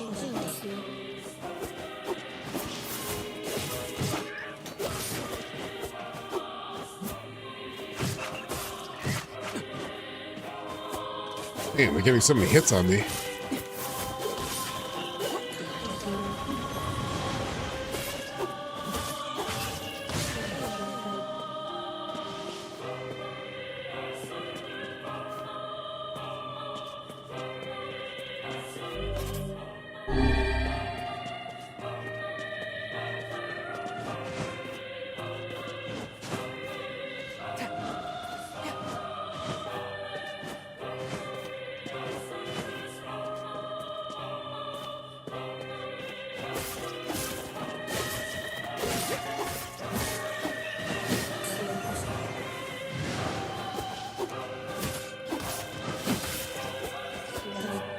I love when it goes to these like sides, like side views.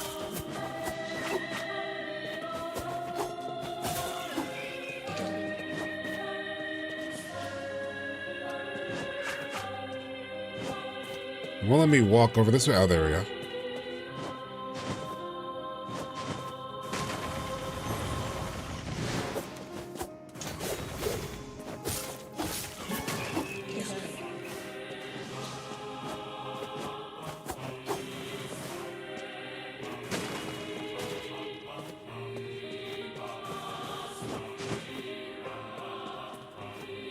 It's like a little Metroidvania action.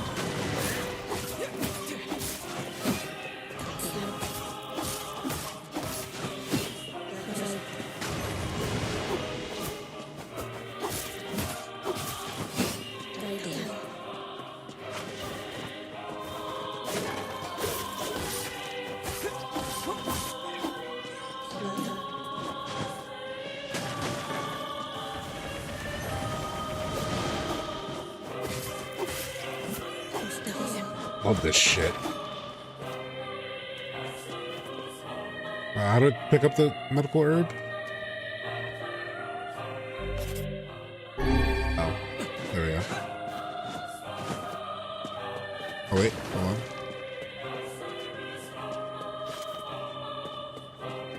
Nothing to go there. Makes you feel wrong about just butting in the eerie.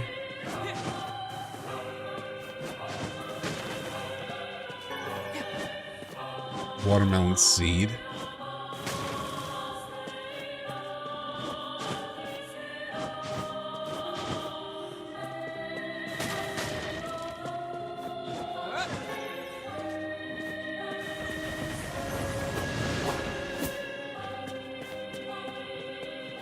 Kill it? Yeah. Seems like a leave, but there's something up there? No.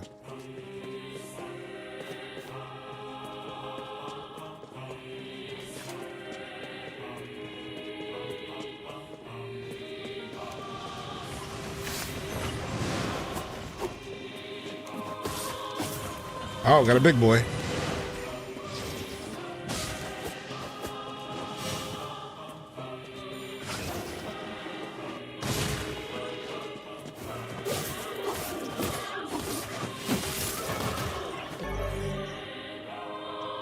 Saying the word best, using martial arts, physical strength. Okay.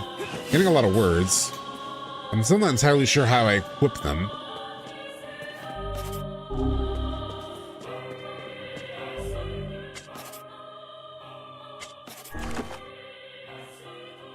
I know nothing on this here, so just checking out. I didn't miss anything. Yeah, in your other playthrough, they look like they were burning at sometimes. There, not so much. Definitely helps cut down the repetition with the perspective changes. Yeah, I do love the perspective change. It's very cool.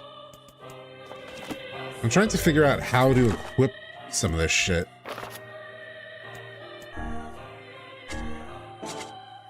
Oh wait, maybe here. Here we go. Ha. Solus.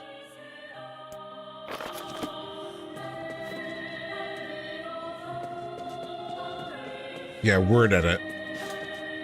I didn't pick that up before. It's dark in here.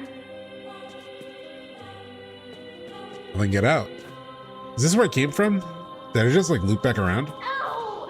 It hurts, Mom! No. It hurts! Oh shit.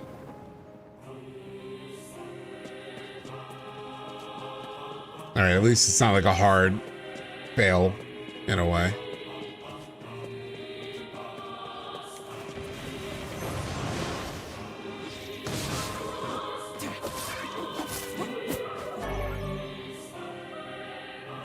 Bar.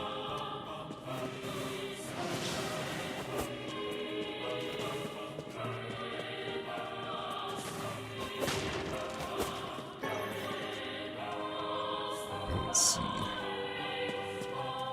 Huh. Where do we go from here, though?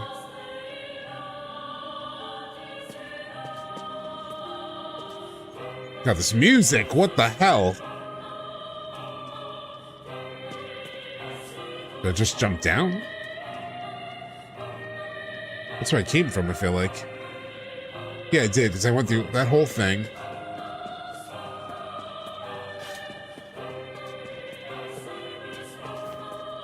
Oh, maybe I have to go down, maybe?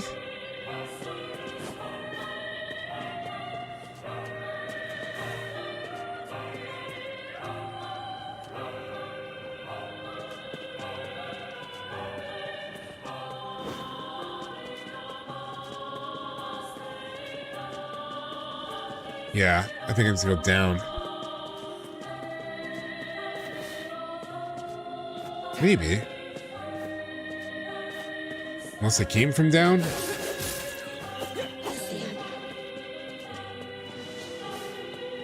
Can I go down more? Oh, he dropped something. Oh. Well, yeah, I can heal myself and grab that.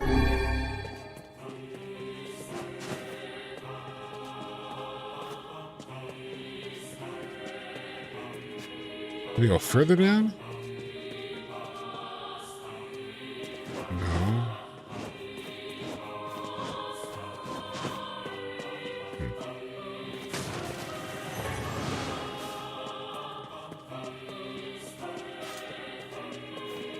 No, that's where I came from, though. How do I get down there? I thought maybe I need to go down there. It spit me out up there. I need to go up, I think. You can check the map. Good point.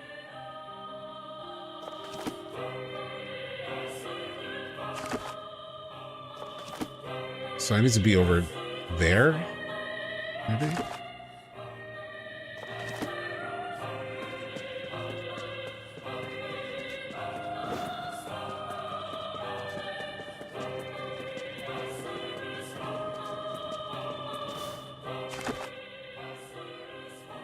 No, it's taking me back.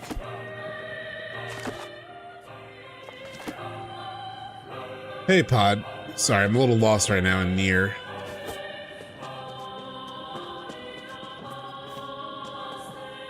I came this way. Yeah, I came that way. Came across here.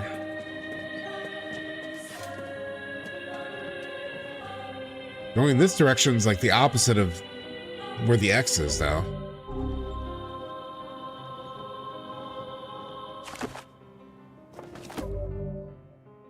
Visit the chief of the Eyrie.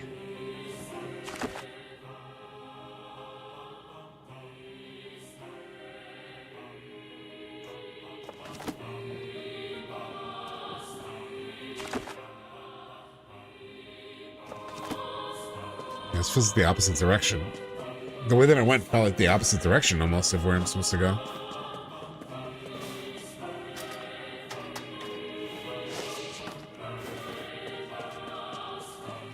This may have been a side path because I did just randomly take this. That's right.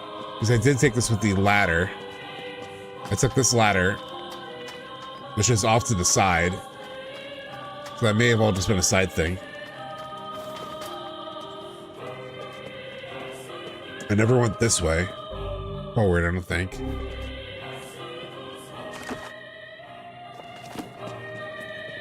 Oh, wait. Maybe it is this way.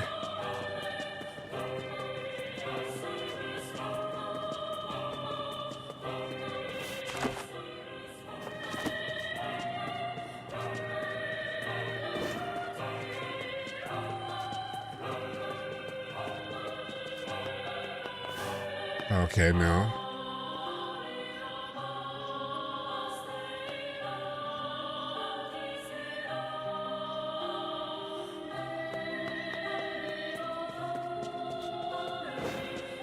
Sorry, I feel stupid right now.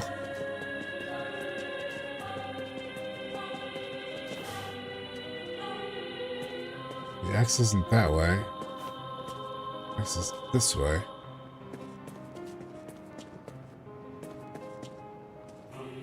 It's up there, so I have to get there.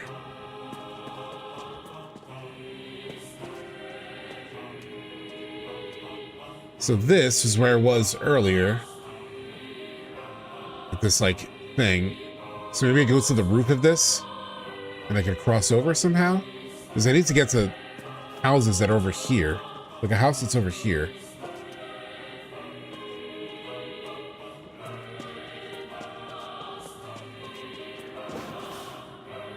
This place can be confusing. Okay. I feel brain dead. At least the music is so enjoyable.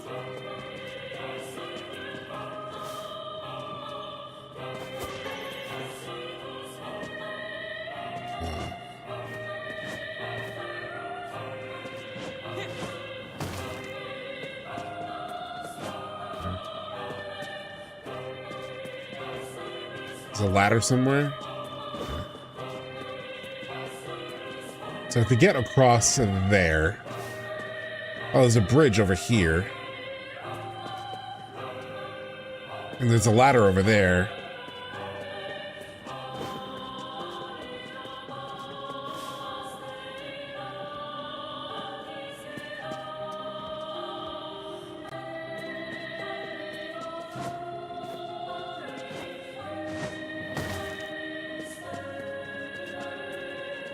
I have to get to this walk bridge, maybe. Oh no, I have to get to that bridge up there. Is there a ladder up?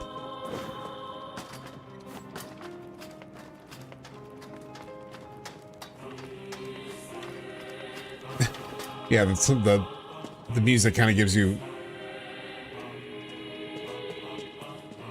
Oh, right here.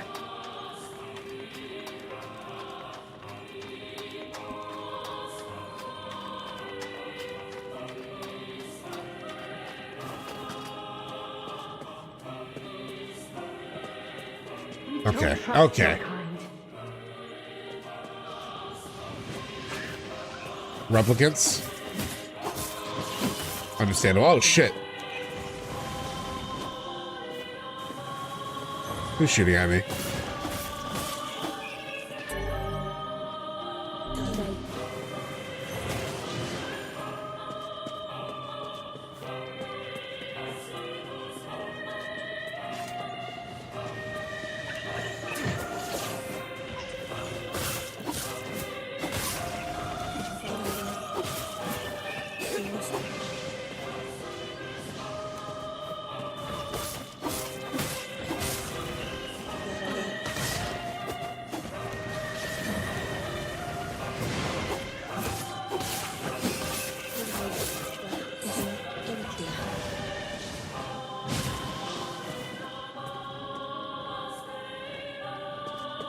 All those bloods. Look at the blood. I like it. Got here with an ad. I'm looking for someone who knows about the sealed verses. You're just like her. Like Kaine. Well, this appears to be a glorious waste of time.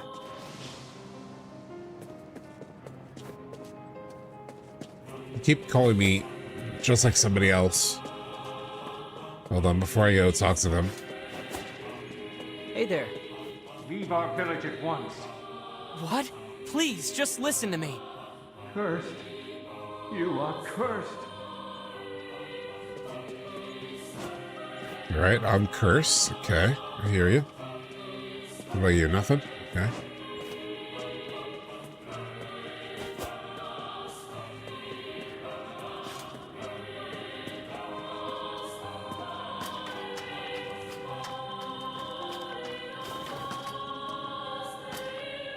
Oh, God damn it.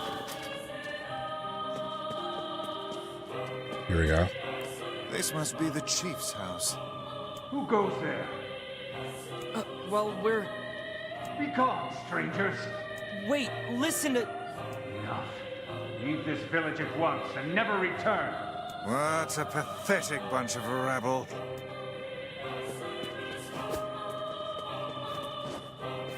I mean, I love how they talk to us. Leave this village at once and never return. Very intriguing. This reminds me so much of Bloodborne. Shades here.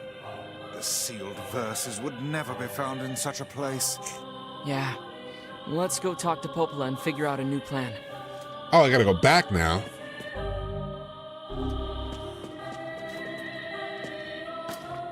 Yeah, this reminds me of, like I said, Bloodborne, like when the villagers are not having it with you.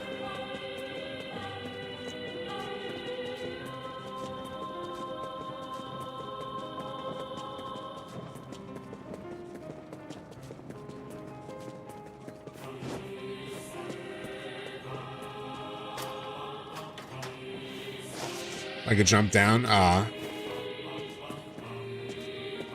Should have done that.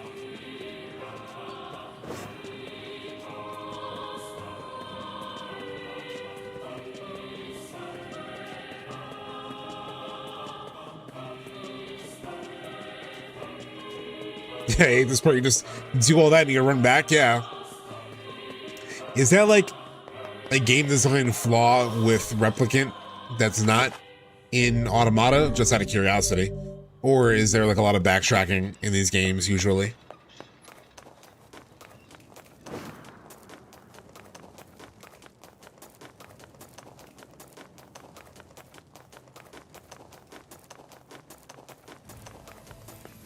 I still don't know what this does. I'll have to check the VOD. Oh, it explains it again. Now there's something there. Both the games have a lot of backtracking, but it's more jarring in Replicant. Okay.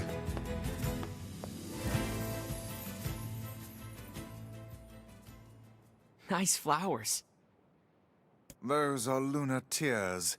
Legendary Oh, flowers the lunar of almost tears. Perfect beauty. Look at the kids type drawing there. Mostly, yeah, since you're asking, Automata does a lot of gameplay stuff better. Replicant in general is more repetitive. Got it.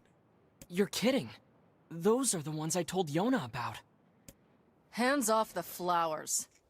Oh. Vice, why's that lady in her underwear? I Okay. fear we have greater issues Paying to deal attention. with.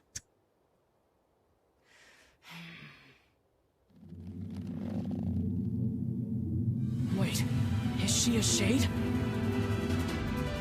Oh. Boss battle. Son of a bitch. I knew this would happen. This woman is certainly not to be trifled with.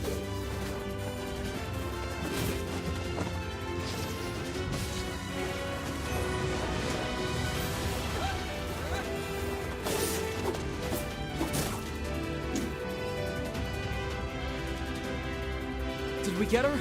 Oh. Kaine. Oh, this is the name they kept mentioning in the village. That was maybe a little bit of a spoiler, but... I just started attacking that woman? Am I not supposed to? Hey, she had a boss battle meter. I mean, she seems like a main character. I didn't want to attack her, but...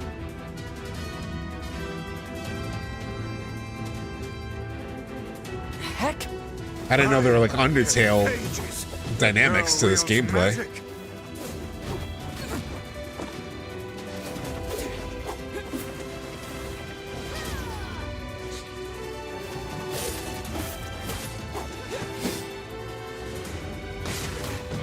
Sorry, I'm too much of a gamer.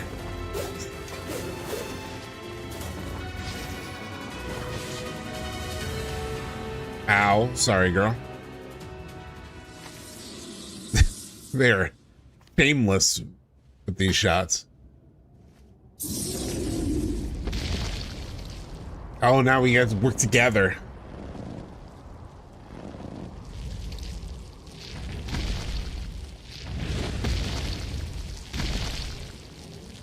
Now the real boss battle begins.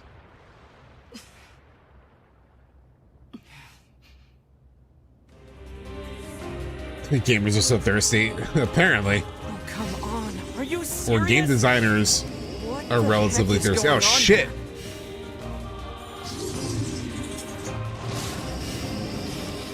Stay out of my way! He's mine, you idiots! It would appear we are not the focus of her anger. Guess not. She's cool as hell, though.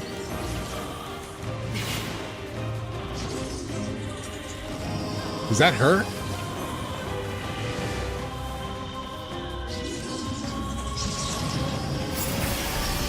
No, that's just a mechanic of the fight. Oh, she's over there. Right up close and personal with it.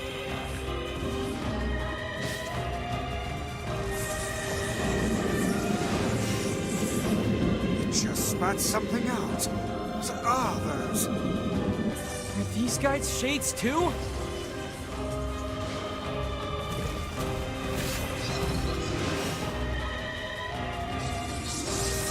I didn't know shades could get that big. The scale of this one is like nothing you've encountered before. Ready your guard. Oh, I can hit his feet too. Die, die, die! I'm gonna pull out your teeth and cram them up your ass! The woman's mouth is as fierce as her sword work. Let's just focus on defeating this thing.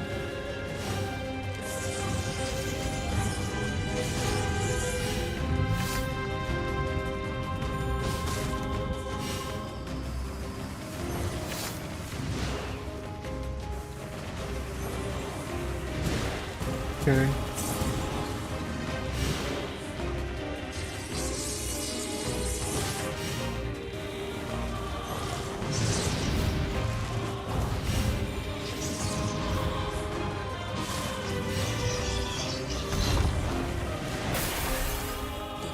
There we go.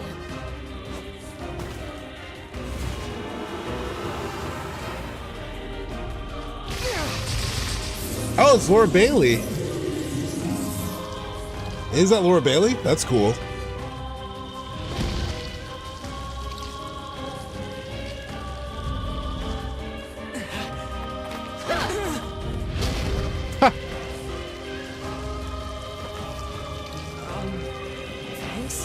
I told you to stay out of the way! Oh, it does sound like Laura Bailey, yeah.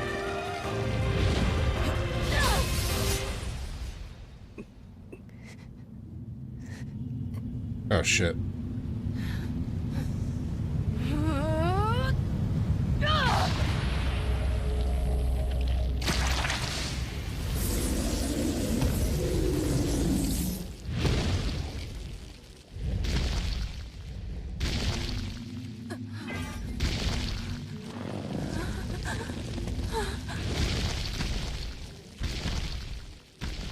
Get back here, you...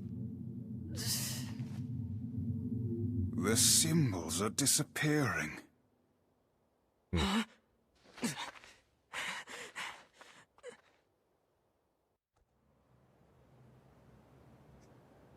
Is she human?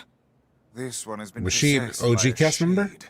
She exists as neither fully human nor other. I feel bad for treating her like one of those things. We have to help her. Take her to Popola. Or whatever. Obtain Dark Hand Magic. Dark Hand pummels foes with powerful magical arm. Charge to increase the size of the arm. Oh, fuck, that sounds cool. You're awake. You. I'm sorry we attacked you. We thought you were a shade. Well, you're half right. Now get the hell out of here. Now see here. We made our apologies and came to your aid. The least you can do is grace us with your name. It's okay, Vice. She's probably just exhausted. My name's Kaine. Kaine. Okay. Ah, the name we heard back in the village. Yeah. Look, nothing good is gonna happen if you stick with me.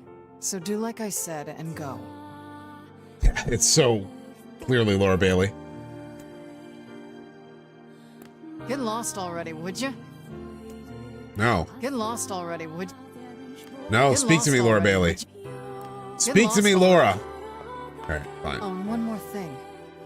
That monster back there, it's mine. Stay the hell away from it. No. A half-human and a giant shade. She's kind of pretty, but she's really intense.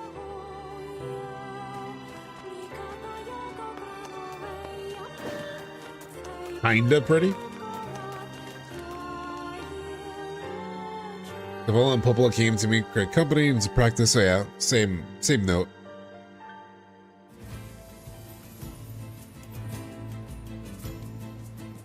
Go check out Yonah. Yonah is my sister, right? I'm sorry, I'm like forgetting names. I'm pretty sure. I should check on my sister. I'm worried about Yonah. Let's go see how she's doing.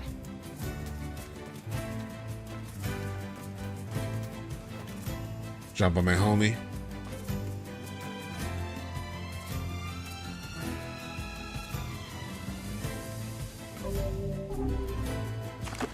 And down the village, yeah. Classic Zack.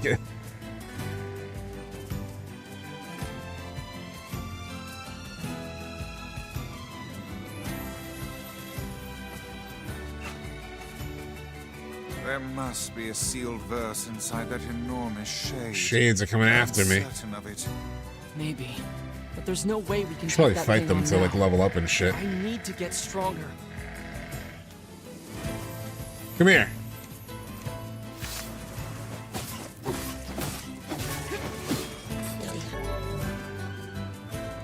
Finishing blow tutorial. Actually, I want to check out this overkill real quick.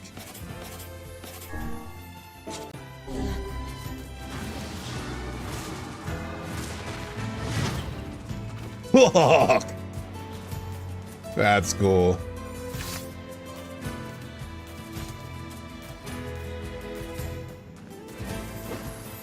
Yonah would be sad to hear you. Look, Yonah. I just started playing this game a week ago. It's been an entire week. I'm sick. My memory is not the greatest, okay, Yonah?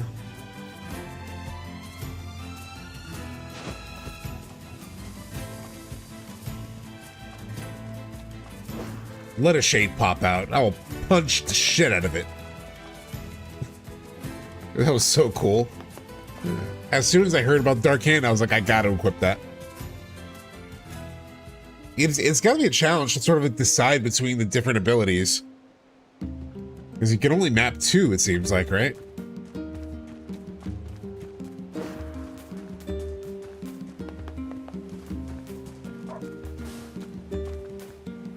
Dialogue change at all? Young people always drive them. Same.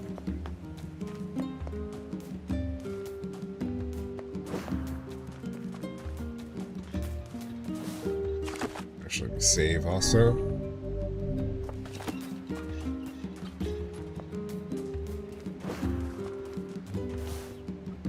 It seemed like that's what you had in the beginning, unless I'm remembering wrong. Yeah, it seems like in the tutorial, you were able to use everything. Like the tutorial at the very beginning gave you a taste of every ability. Oh, has my... Oh, it's growing! Look! Look, chat. I feel like I should water it. Discard? Did it just like... Did it die?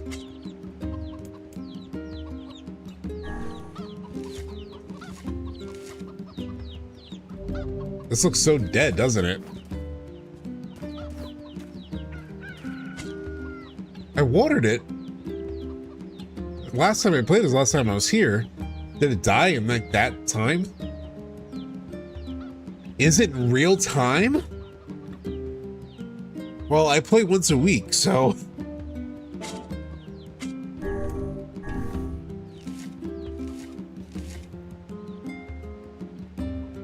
Yeah, well, I play once a week, so maybe I'll have to like load the game just to water it. All right, we'll deal with that another day. Yokotaro did not take into account my streaming schedule.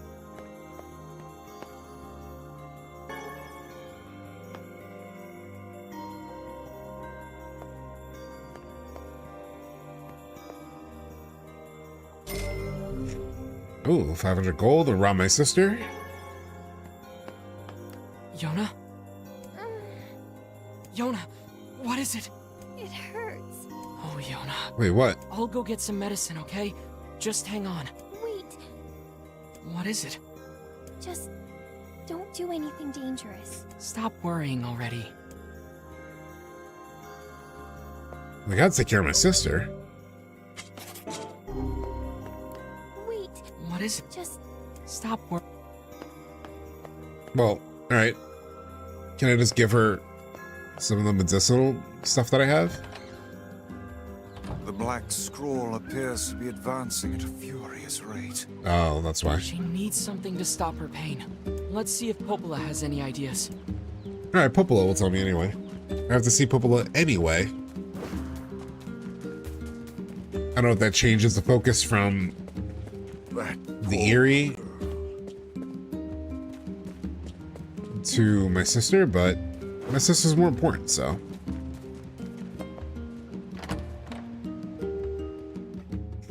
Nothing else consequential happens in real time in this game, right?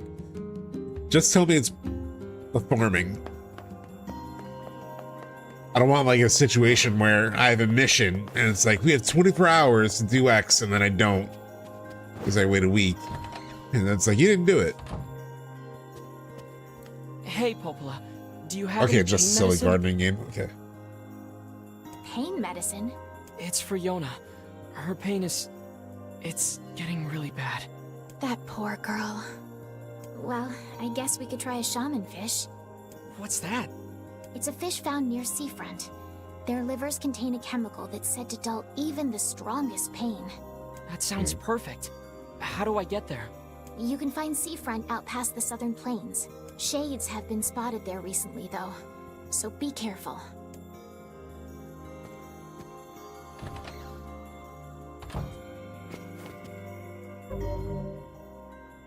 Oh, I gotta go to seafront. I thought I already got... Well, we'll see.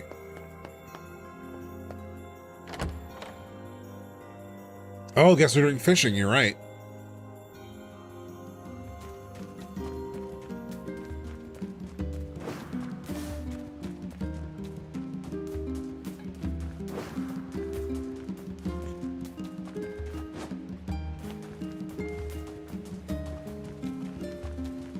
Well, good thing last stream, like, we found out the way to get to Seafront and did all that. Because right now I'd be like, oh, how do I get to Seafront exactly? And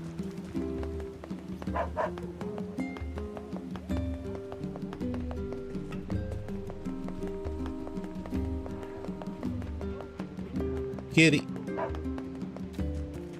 Or maybe a dog.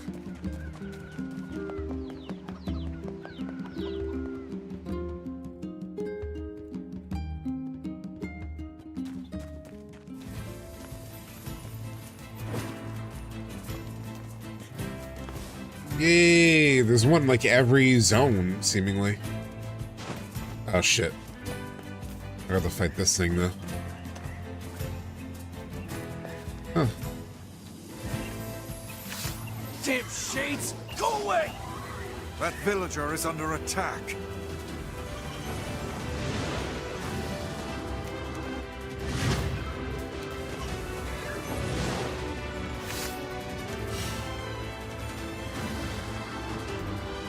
Die, you foul Come here, beast! bitch!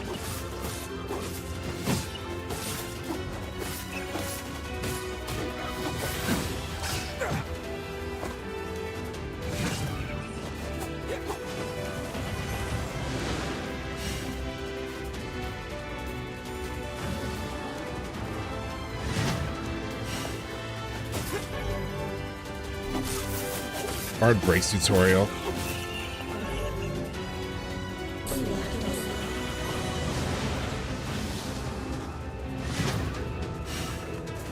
So sick.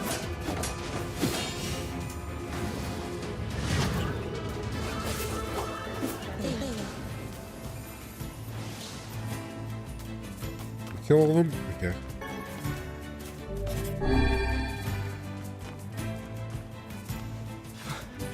You saved me. Short stream, 6 hours in, yeah. It was bound to happen. I think we'll get to the end of this Yonah or Yonah thing. And then I'll probably call it probably the next half hour to an Things hour. are getting really bad here. Here, take this. Make good use of it, all right?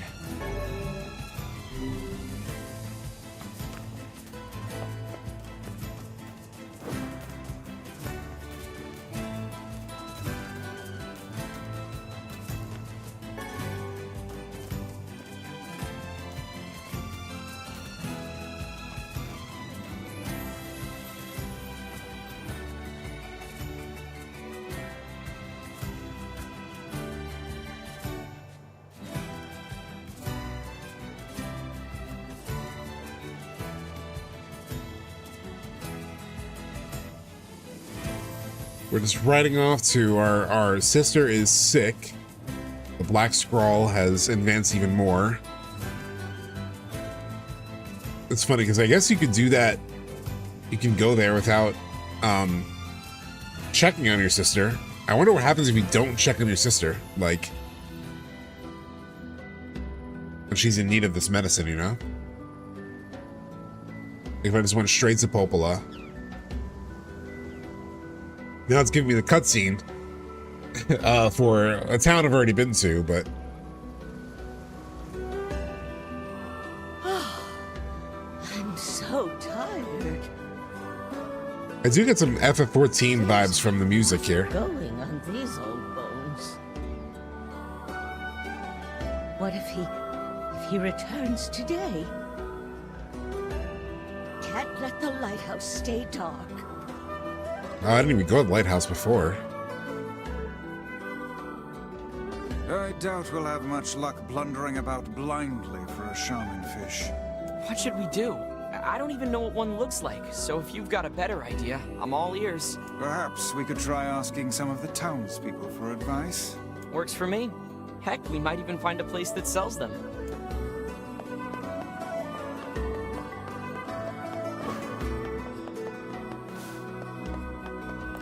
A port town like this is a real... There's a post office in the center. We've also got lots I already of know. fish, which are in pretty high demand. I already heard that dialogue. Shh! I'm playing hide and seek. Step right up. A shaman fish? I think they used to sell those at the fish shop. Well, the fish shop is literally Since right you're next to here, me. How about some fresh fruits and veggies for the road? Thanks for What do you your got? Oh, never mind. vis- Actually, men's. Yeah, check that.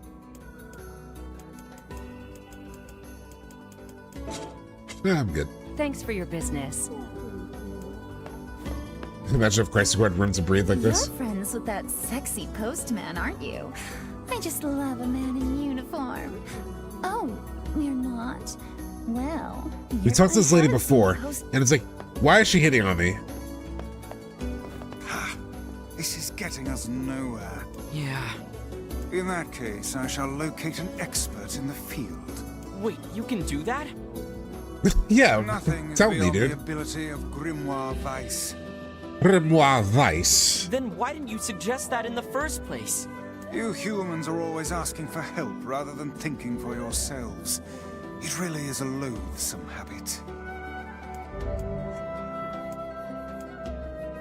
And I have located our expert. He's off in that direction. You learn how to find someone. I'm still sort of amazed you can do that. Yes. Perhaps now you will treat me with the respect I deserve. I've been respectful to you this whole time.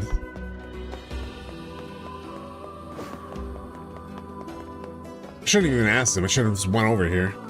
I figured it'd be by the docks. Eh? Shaman fish? Oh, sure. They're a cinch. Practically jump into the net, they do. But I won't do it for you. So take this pole and go fish one Yes! yourself. Oh, and you can't catch them here at the pier. Go dip your line at the big beach on the west side of town. How do you fish? Is that a serious question? Yeah, Move it your is. body away from where the fish is going. Got it? Here. Let me give you a lure while I'm at it. Fishing is a test of wills between man and beast. Never give up the fight. I'm so excited for fishing. Teach me how to do it? Shaman. Alright, maybe not. Let's see. Oh, there's no map Let's head here. over to that beach the fisherman mentioned.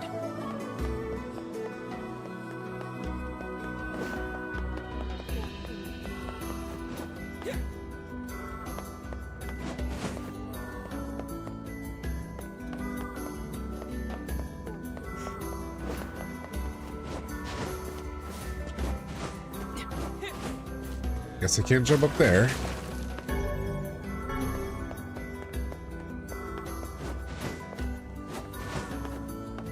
Yeah, I just can't.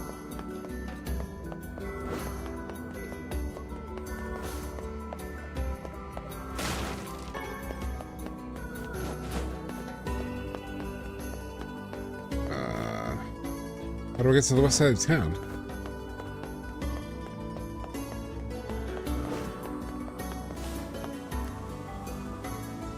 You know that bridge out in the water?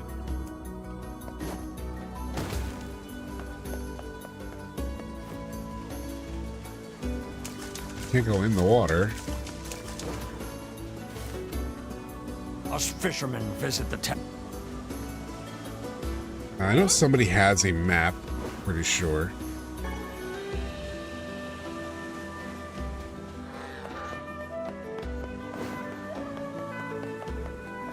We've got Every freshes RPG in needs series. fishing, yeah. No. See, Welcome. Welcome. Well, how's the fishing going? Should I?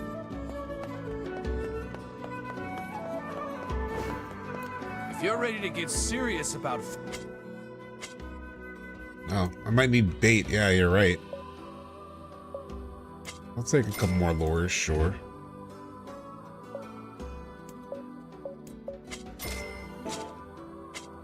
come back if you run out. We got the latest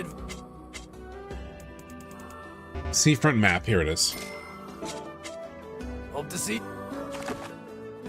Okay, here we go. Oh, so I can cross over here. Oh, there we go.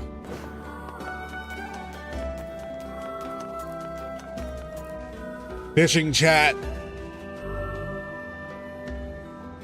When circle fish is displayed on the screen, press circle to choose your bait and begin fishing.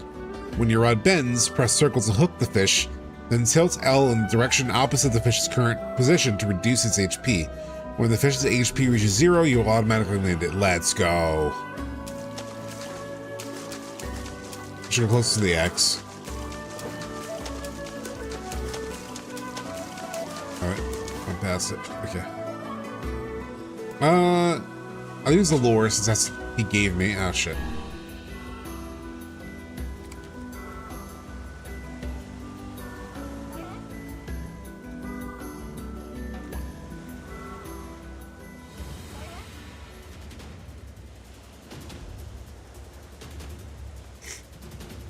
Okay.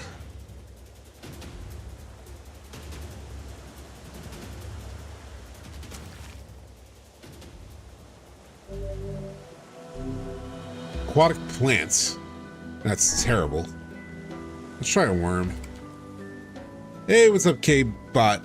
Also found a drinking garden near Sears' hole. Oh, wow, really? Yeah, I haven't. This is my first anything. I didn't even know about Drinking Guard having a relationship to. Oh, the bait was Ian. You need to move your body as well.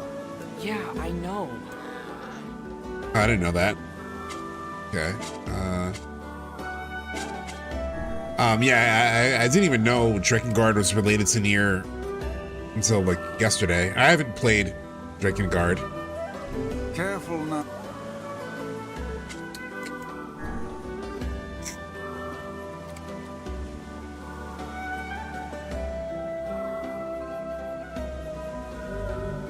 I don't know why it was telling me to move.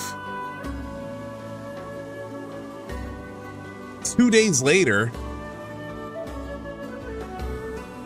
Yes! I finally caught it! So I just was never gonna succeed at that. 278 tries. Chat. Is it possible to catch it, or is it was this a scripted failure?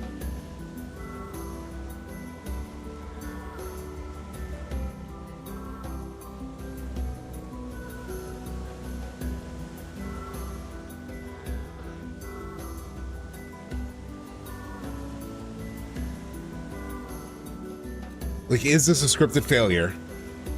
Or should I save scum? Because he was telling me to move my body. I wasted those fish attempts because, like, he told me when there's a little nibble, you gotta move your body. So I was moving the stick very slightly, and it automatically ended.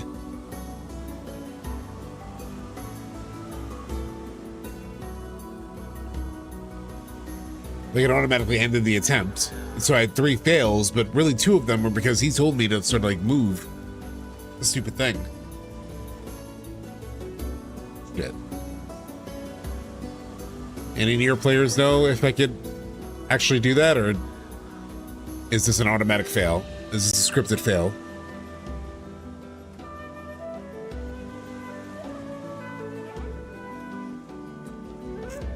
Or can I catch the fish?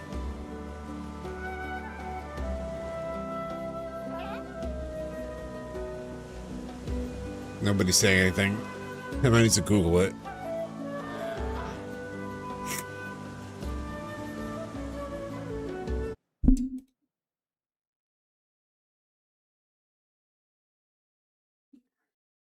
Can you catch the fish? Like, what's the name of the fish I need to get?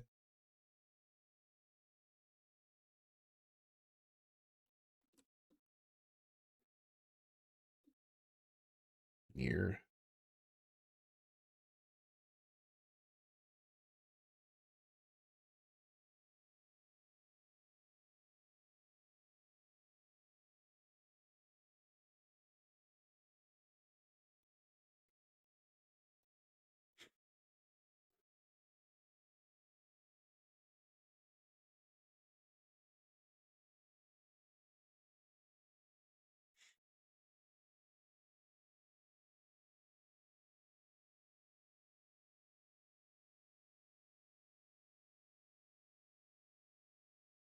Shaman fish, that's what it's called.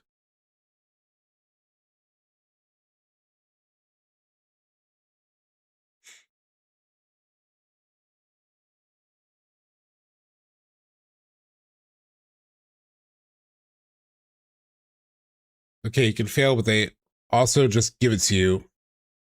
If you do, you're good.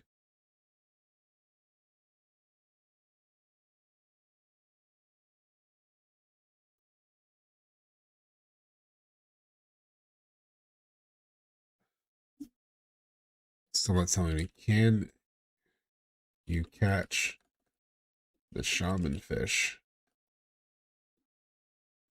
near Replicant? Or is it a scripted fail?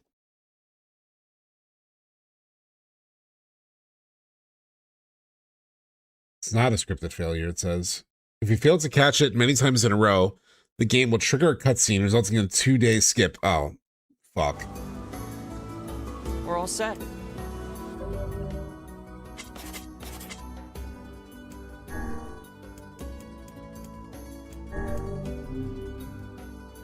No. Because I listened to the stupid guy.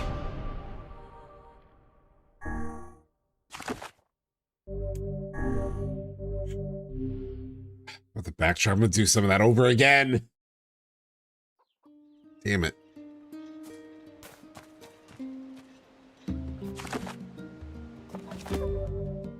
Did I not even check Yonah? Oh my god.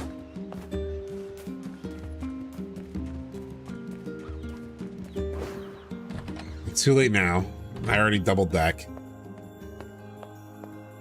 God damn it.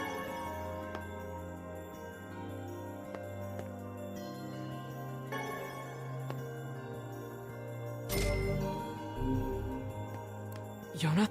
Yonah? Oh, what? Just stop.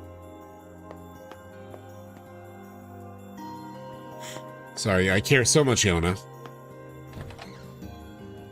The black She need. Let's see if Pope.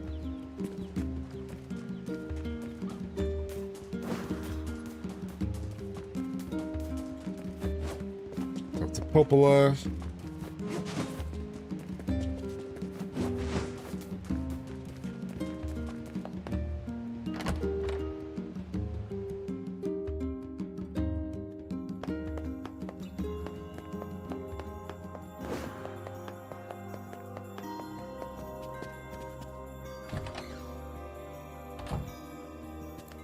Hey, it's that. What's? It's a fish found near. That's you shit.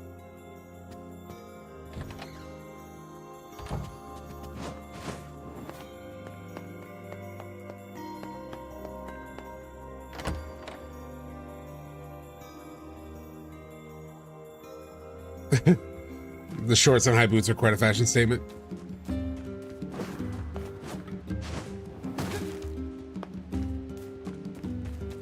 Alright. Save again.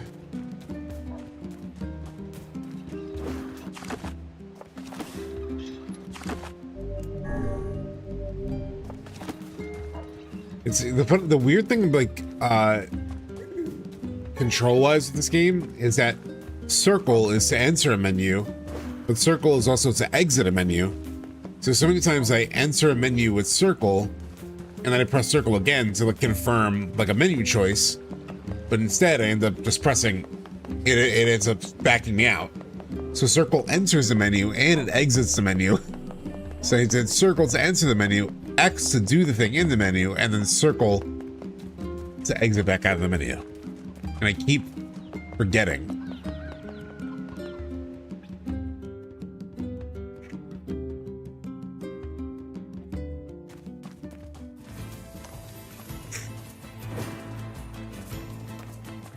Gotta save this guy again.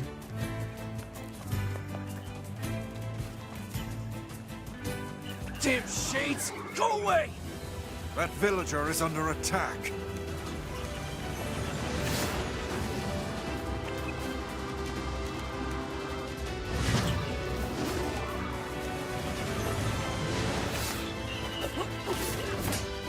Die, you foul beast! Would you truly leave him to perish? I don't leave him to perish.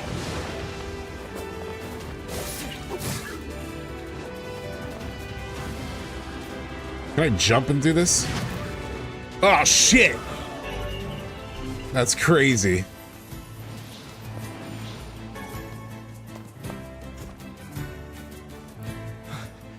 You saved me. Looks cool. It is Things are very getting cool. Really bad here lately. Here.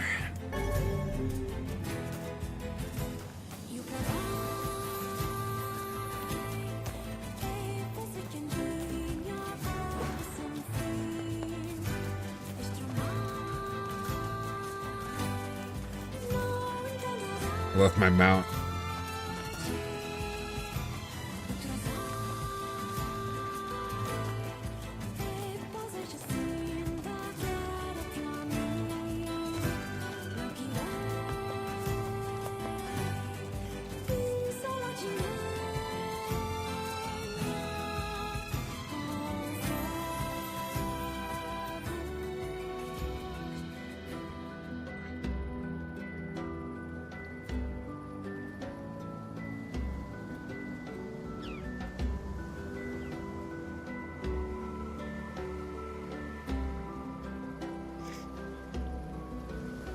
I'm just checking something with work.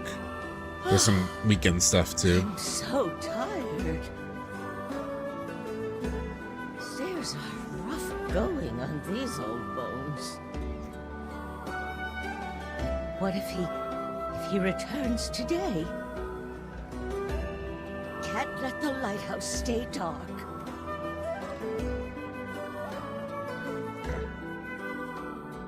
The music is incredible, Venus. Blindly for a shaman fish. What should we do? Perhaps we could try our... Works for me. Sorry, I'm skipping through things because I'm replaying this part because I messed up.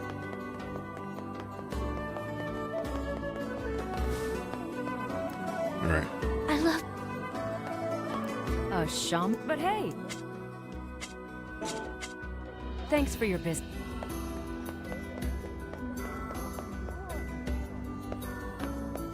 It's funny. A shaman fish?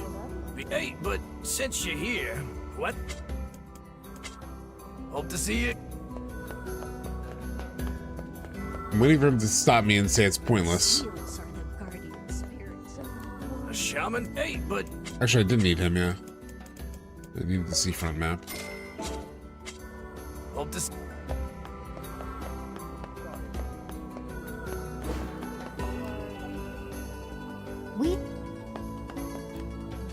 Let's see if he asks me. It's like, oh no. He didn't interrupt me this time. The seafood here is top. Yeah, I'm gonna save in the town before fishing, yeah. Eh? But I won't. Here, fish.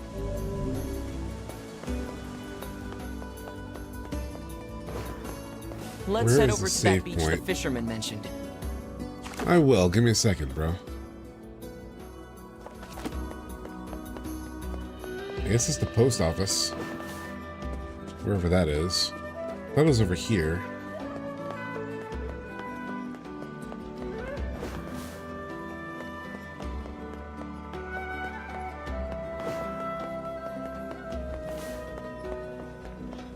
Yeah, my memory is good. Okay. Ah, damn.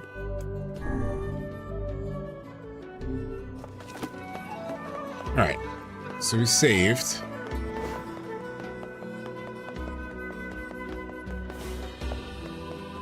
I'm gonna need more lures and bait. Probably.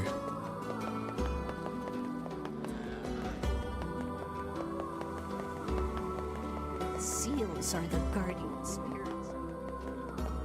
If you're ready to get.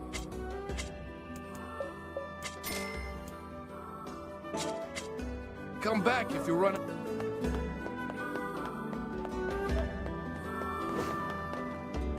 Okay, let's see if we can get it this time.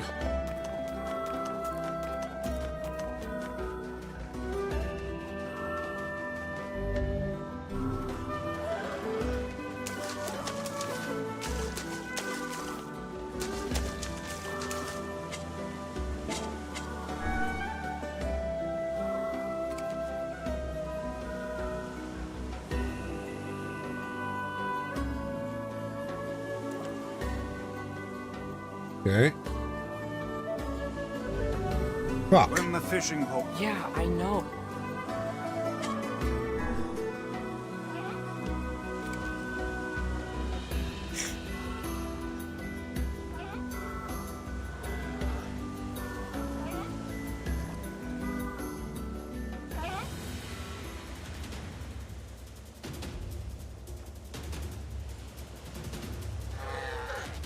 Oh, he's a fighter.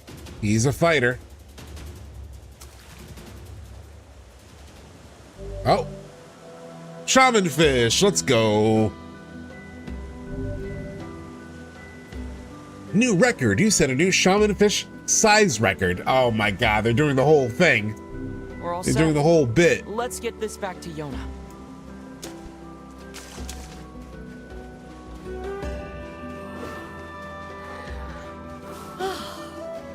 I'm so tired. That's the lady from the White House.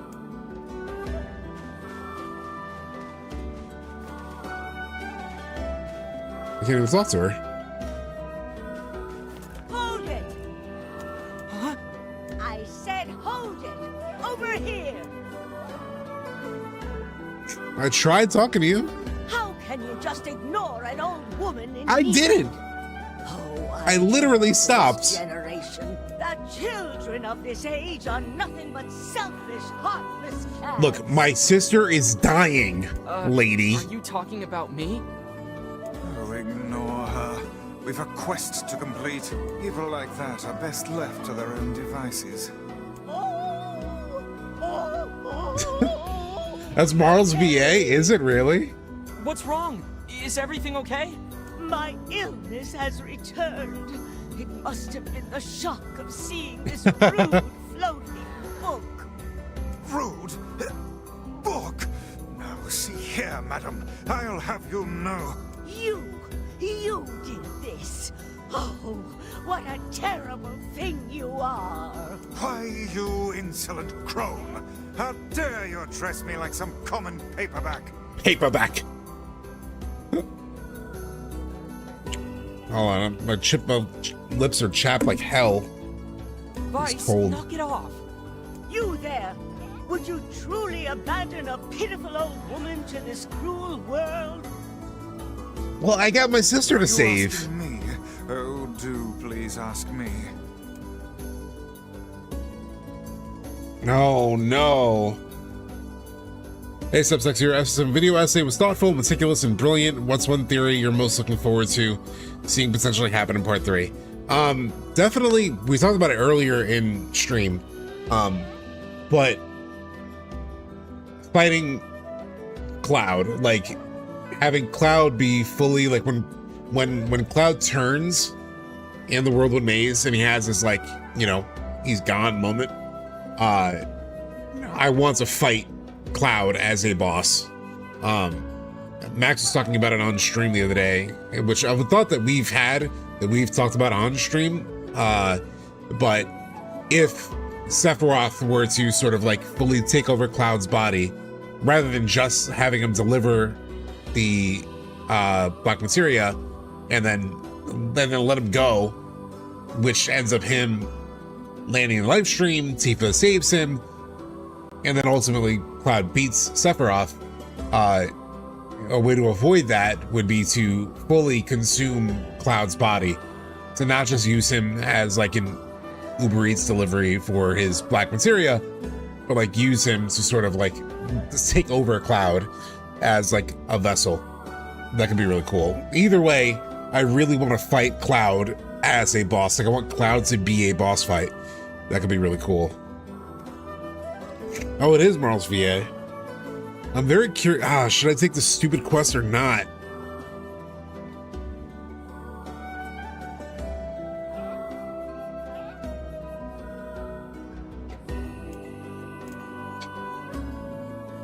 I have my sister to save. And I feel like this will be stupid if I do it. But I'm tempted. I'll be completely transparent. I'm tempted to look this up to see if it's worthwhile or not. But I feel like that might not be fun. You wouldn't help an old lady, huh? My sister is dying. okay? So I'm tempted to look it up, but I also kind of want to follow my gut. The gamer in me is like curious just to see how they punish me for making this choice, because I have a feeling it's not going to be worth it. So I think what I'm going to do is I'm going to accept the lady's request, and then I might Google it after accepting it. How can we help you, ma'am? Oh, good heavens. I can't believe how much cajoling that took. It's going to be something stupid she wants to do, isn't it? I am at a loss as to what aid we could possibly give a woman who is so clearly able to talk her way into anything. I need you to go to the post office and tell them to deliver my mail. What? I can't fathom why they haven't been here yet. Oh, the pain! Okay, we're going. Look at us go. I was just at the post office, it's fine.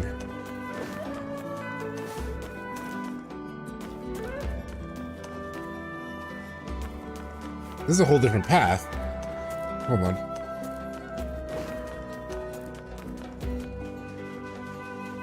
I truly believe that will happen. It makes a lot of sense for it too. We built up Cloud, Crash Out. My crackpot theory is that we fight Jonah in a purest raw form, ancient slow very hard. Yeah, that makes sense.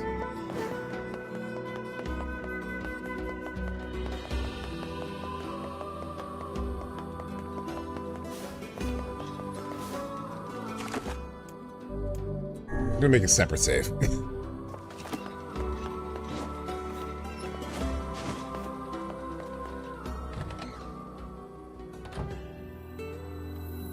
Afternoon. Hey, so there's some old lady who yelled at us to come here and check on our mail and... Oh my god, hard mode, Cloud? Yeah.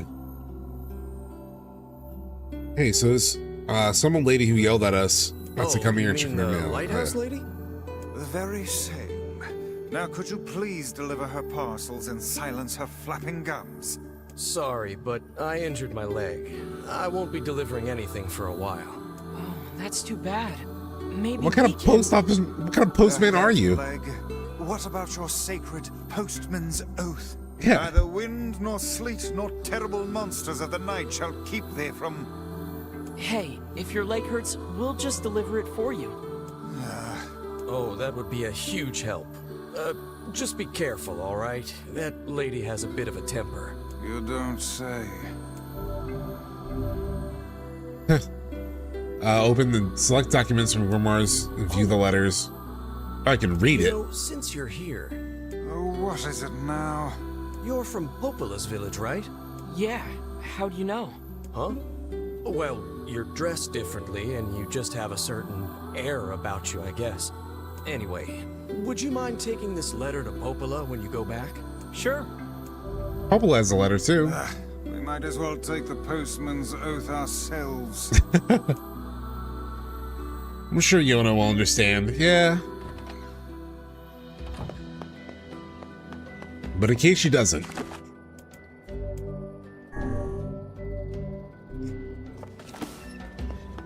Home save's coming like a mother.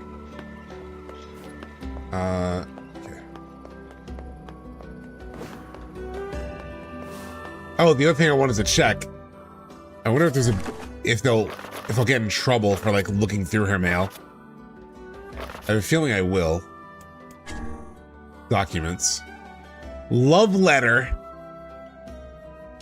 February 12th, 3340. A letter from the Lighthouse's lady's absent lover. My dearest beloved, please forgive the lateness of this letter.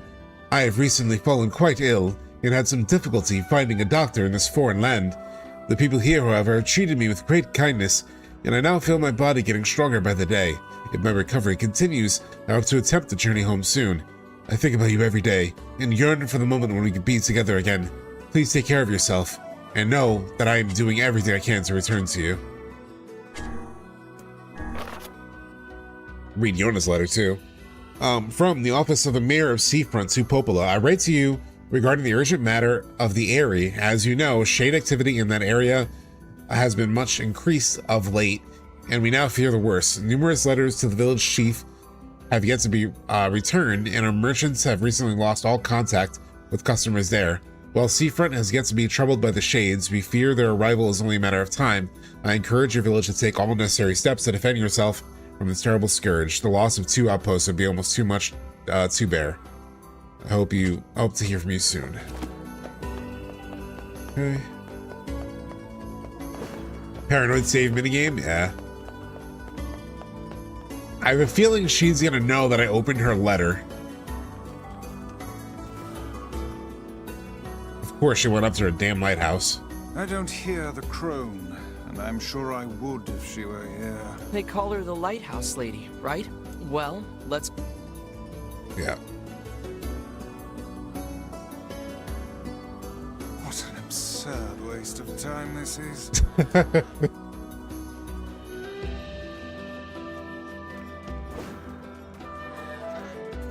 I'm very curious about the meta of this choice, you know? Like, will it be a mistake?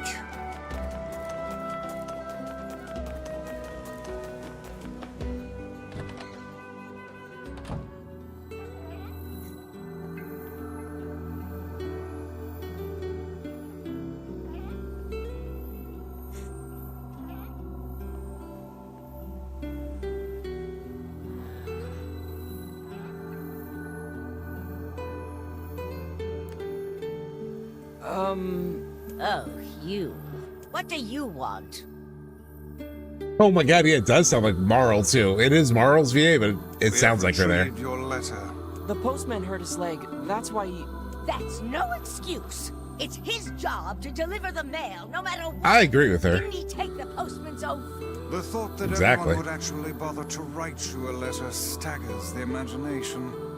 Such a rude book. I'll have you know this is from someone very dear to me. Yeah, I learned I that. suppose I should give you something for your trouble. 1,000 gold, not bad. What's up here? Recovery potion.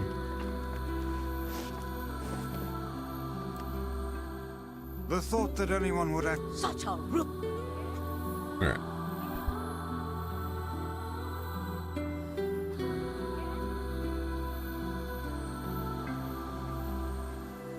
It's a very slow walk down this lighthouse.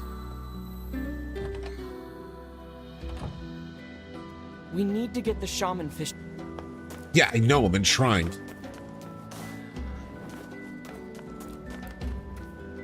Work was exhausting, so I'm... Alright. Thought maybe he had something interesting to say, but no. Alright, let's get the hell out of here.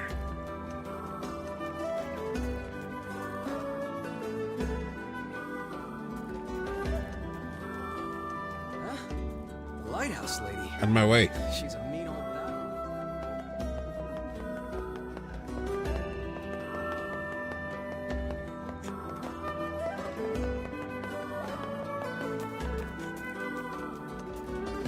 Alright, chat, we're almost there, sister.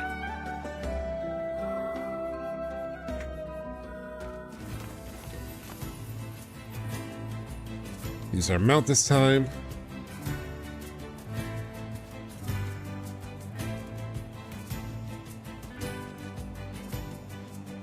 I'm also very, very hungry. But we'll finish this.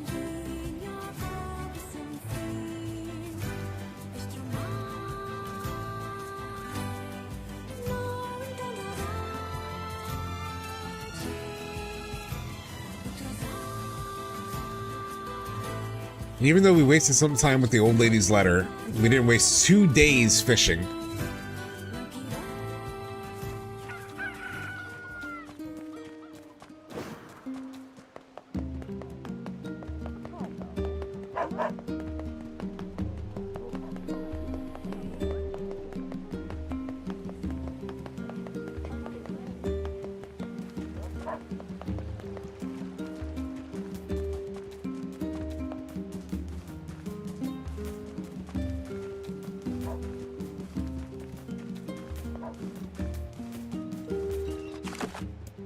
As our primary save point.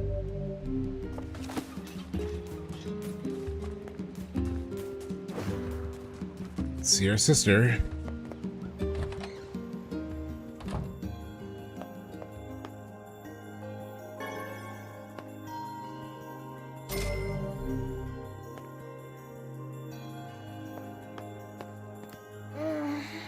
Everything hurts. Hang in there, okay? I got you some medicine. It's not gonna taste good, but I need you to take it anyway. Don't worry. I can handle it. That's what I like to hear. Okay. Okay. Save maxing? Yeah. The next morning.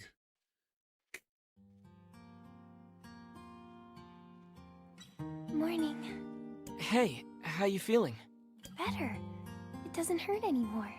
That's great. Oh, wow. That's really great. Hey, what's that book? Oh, yeah. Guess I should introduce you.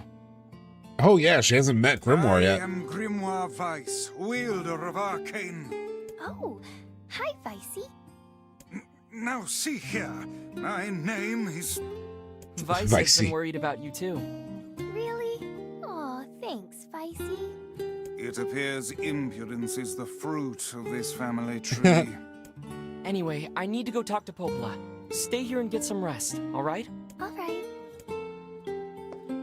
Hey, I was thinking about trying to make stew for you. Do we have any venison or wheat? Stew? I don't want her to feel bad, but her cooking is... Oh, shit. Alright, Yonah. Let me see if I can track down your ingredients. Really? Thanks. I'm sure you're gonna love it. Is that just a side quest? Yeah.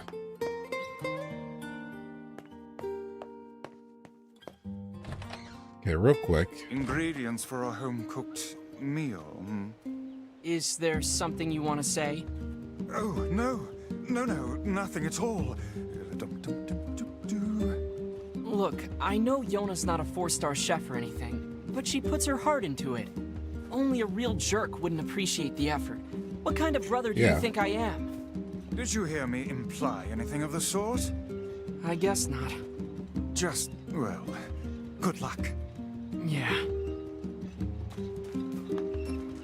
Can't be that bad. All right.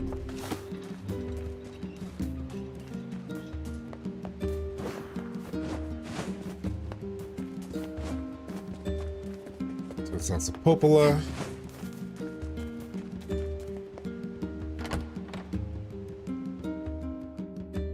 I read Arkham letters every single day. He always worries about me in it, but I feel fine.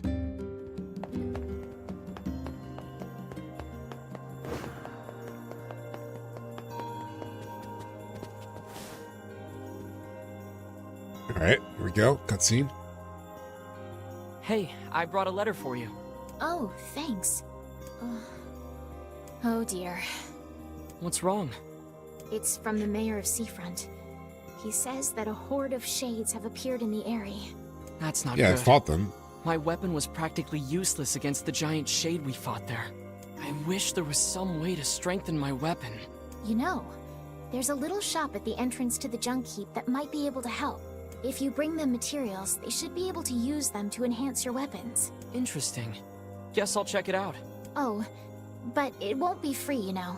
I figure you'll need around course 1,000 not. gold or so. Oh, I just got 1,000 gil from the lady. 1,000 gold? If you need money, try visiting the tavern. That's usually where people go when they're looking to hire someone. Good advice. I'm pretty sure I already have 6,400 gold. Ah, good. Just the man I needed. Could you gather 2 medicinal herbs from the northern plains for me? I've been exhausted lately and I need a boost. Sure. They usually grow in patches of grass or by the bases of trees. 2 medicinal herbs. You got it. I go to the tavern when I need money. Yeah, usually I go to the tavern when Thanks for securing those to herbs spend for money. me. Get a Must drink. be getting old if I need this stuff. I already have it. Oh, I already had it. If you need money, that's usually good advice. All right. I was just talking to her again to see if there was any, you know, anything to her dialogue, any more dialogue.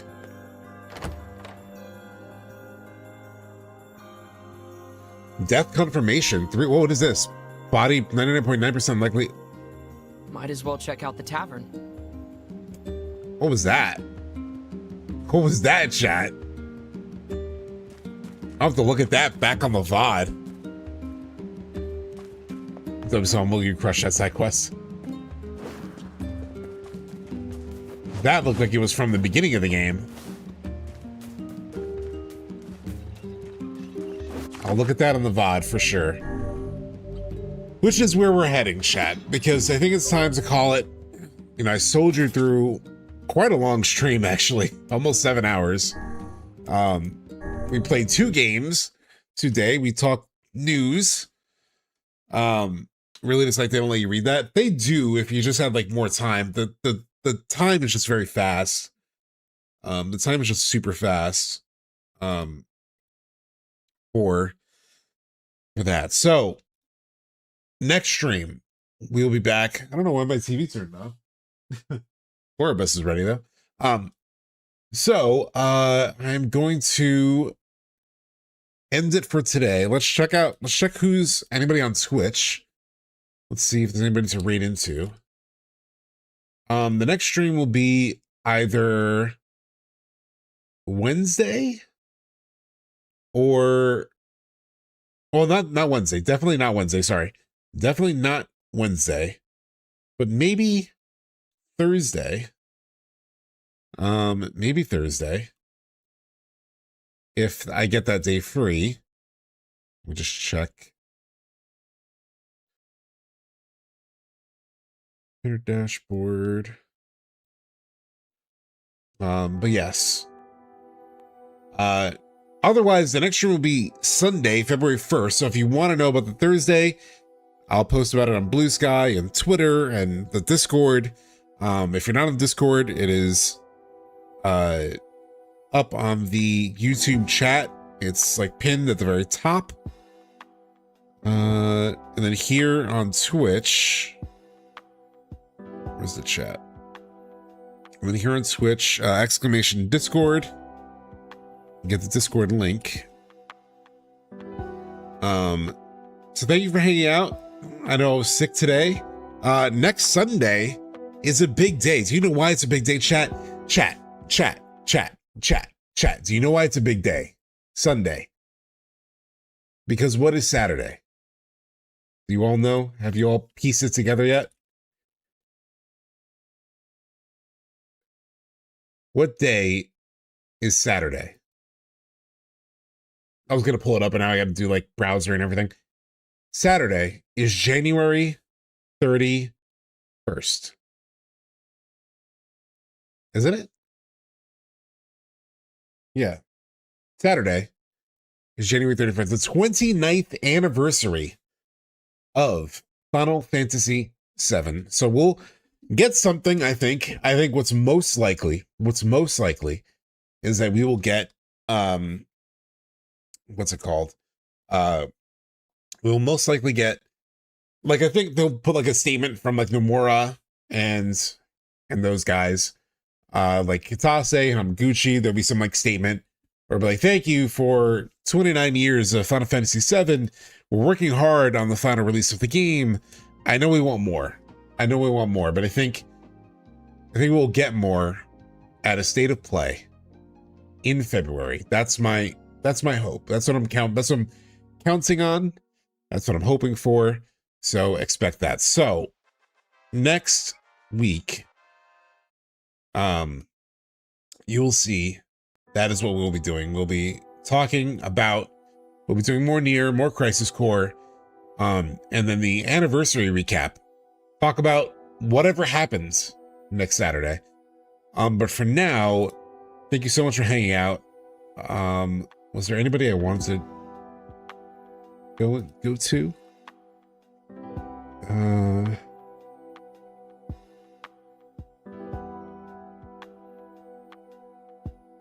Runeby's pretty cool. She's done like a lot of Final Fantasy stuff. She's not doing Final Fantasy now. but I follow her. She's pretty cool. We'll just go over there. There's nobody on Final Fantasy VII, right? Final Fantasy Rebirth. Let's just see if anybody catches my attention there. No, I think it's fine. All right, yeah, let's go to... She's playing Resident Evil Code Veronica. So if you want to hang out there, you can. It'll be some Resident Evil action. Thank you so much for hanging out. It's been a lot of fun. I'm thankful that I felt better through this than I expected. Definitely need some rest now, and I definitely need some food. So next week, like I said, next week, possibly Thursday, we might hang out. Otherwise, I will see you Sunday. I'll see you later.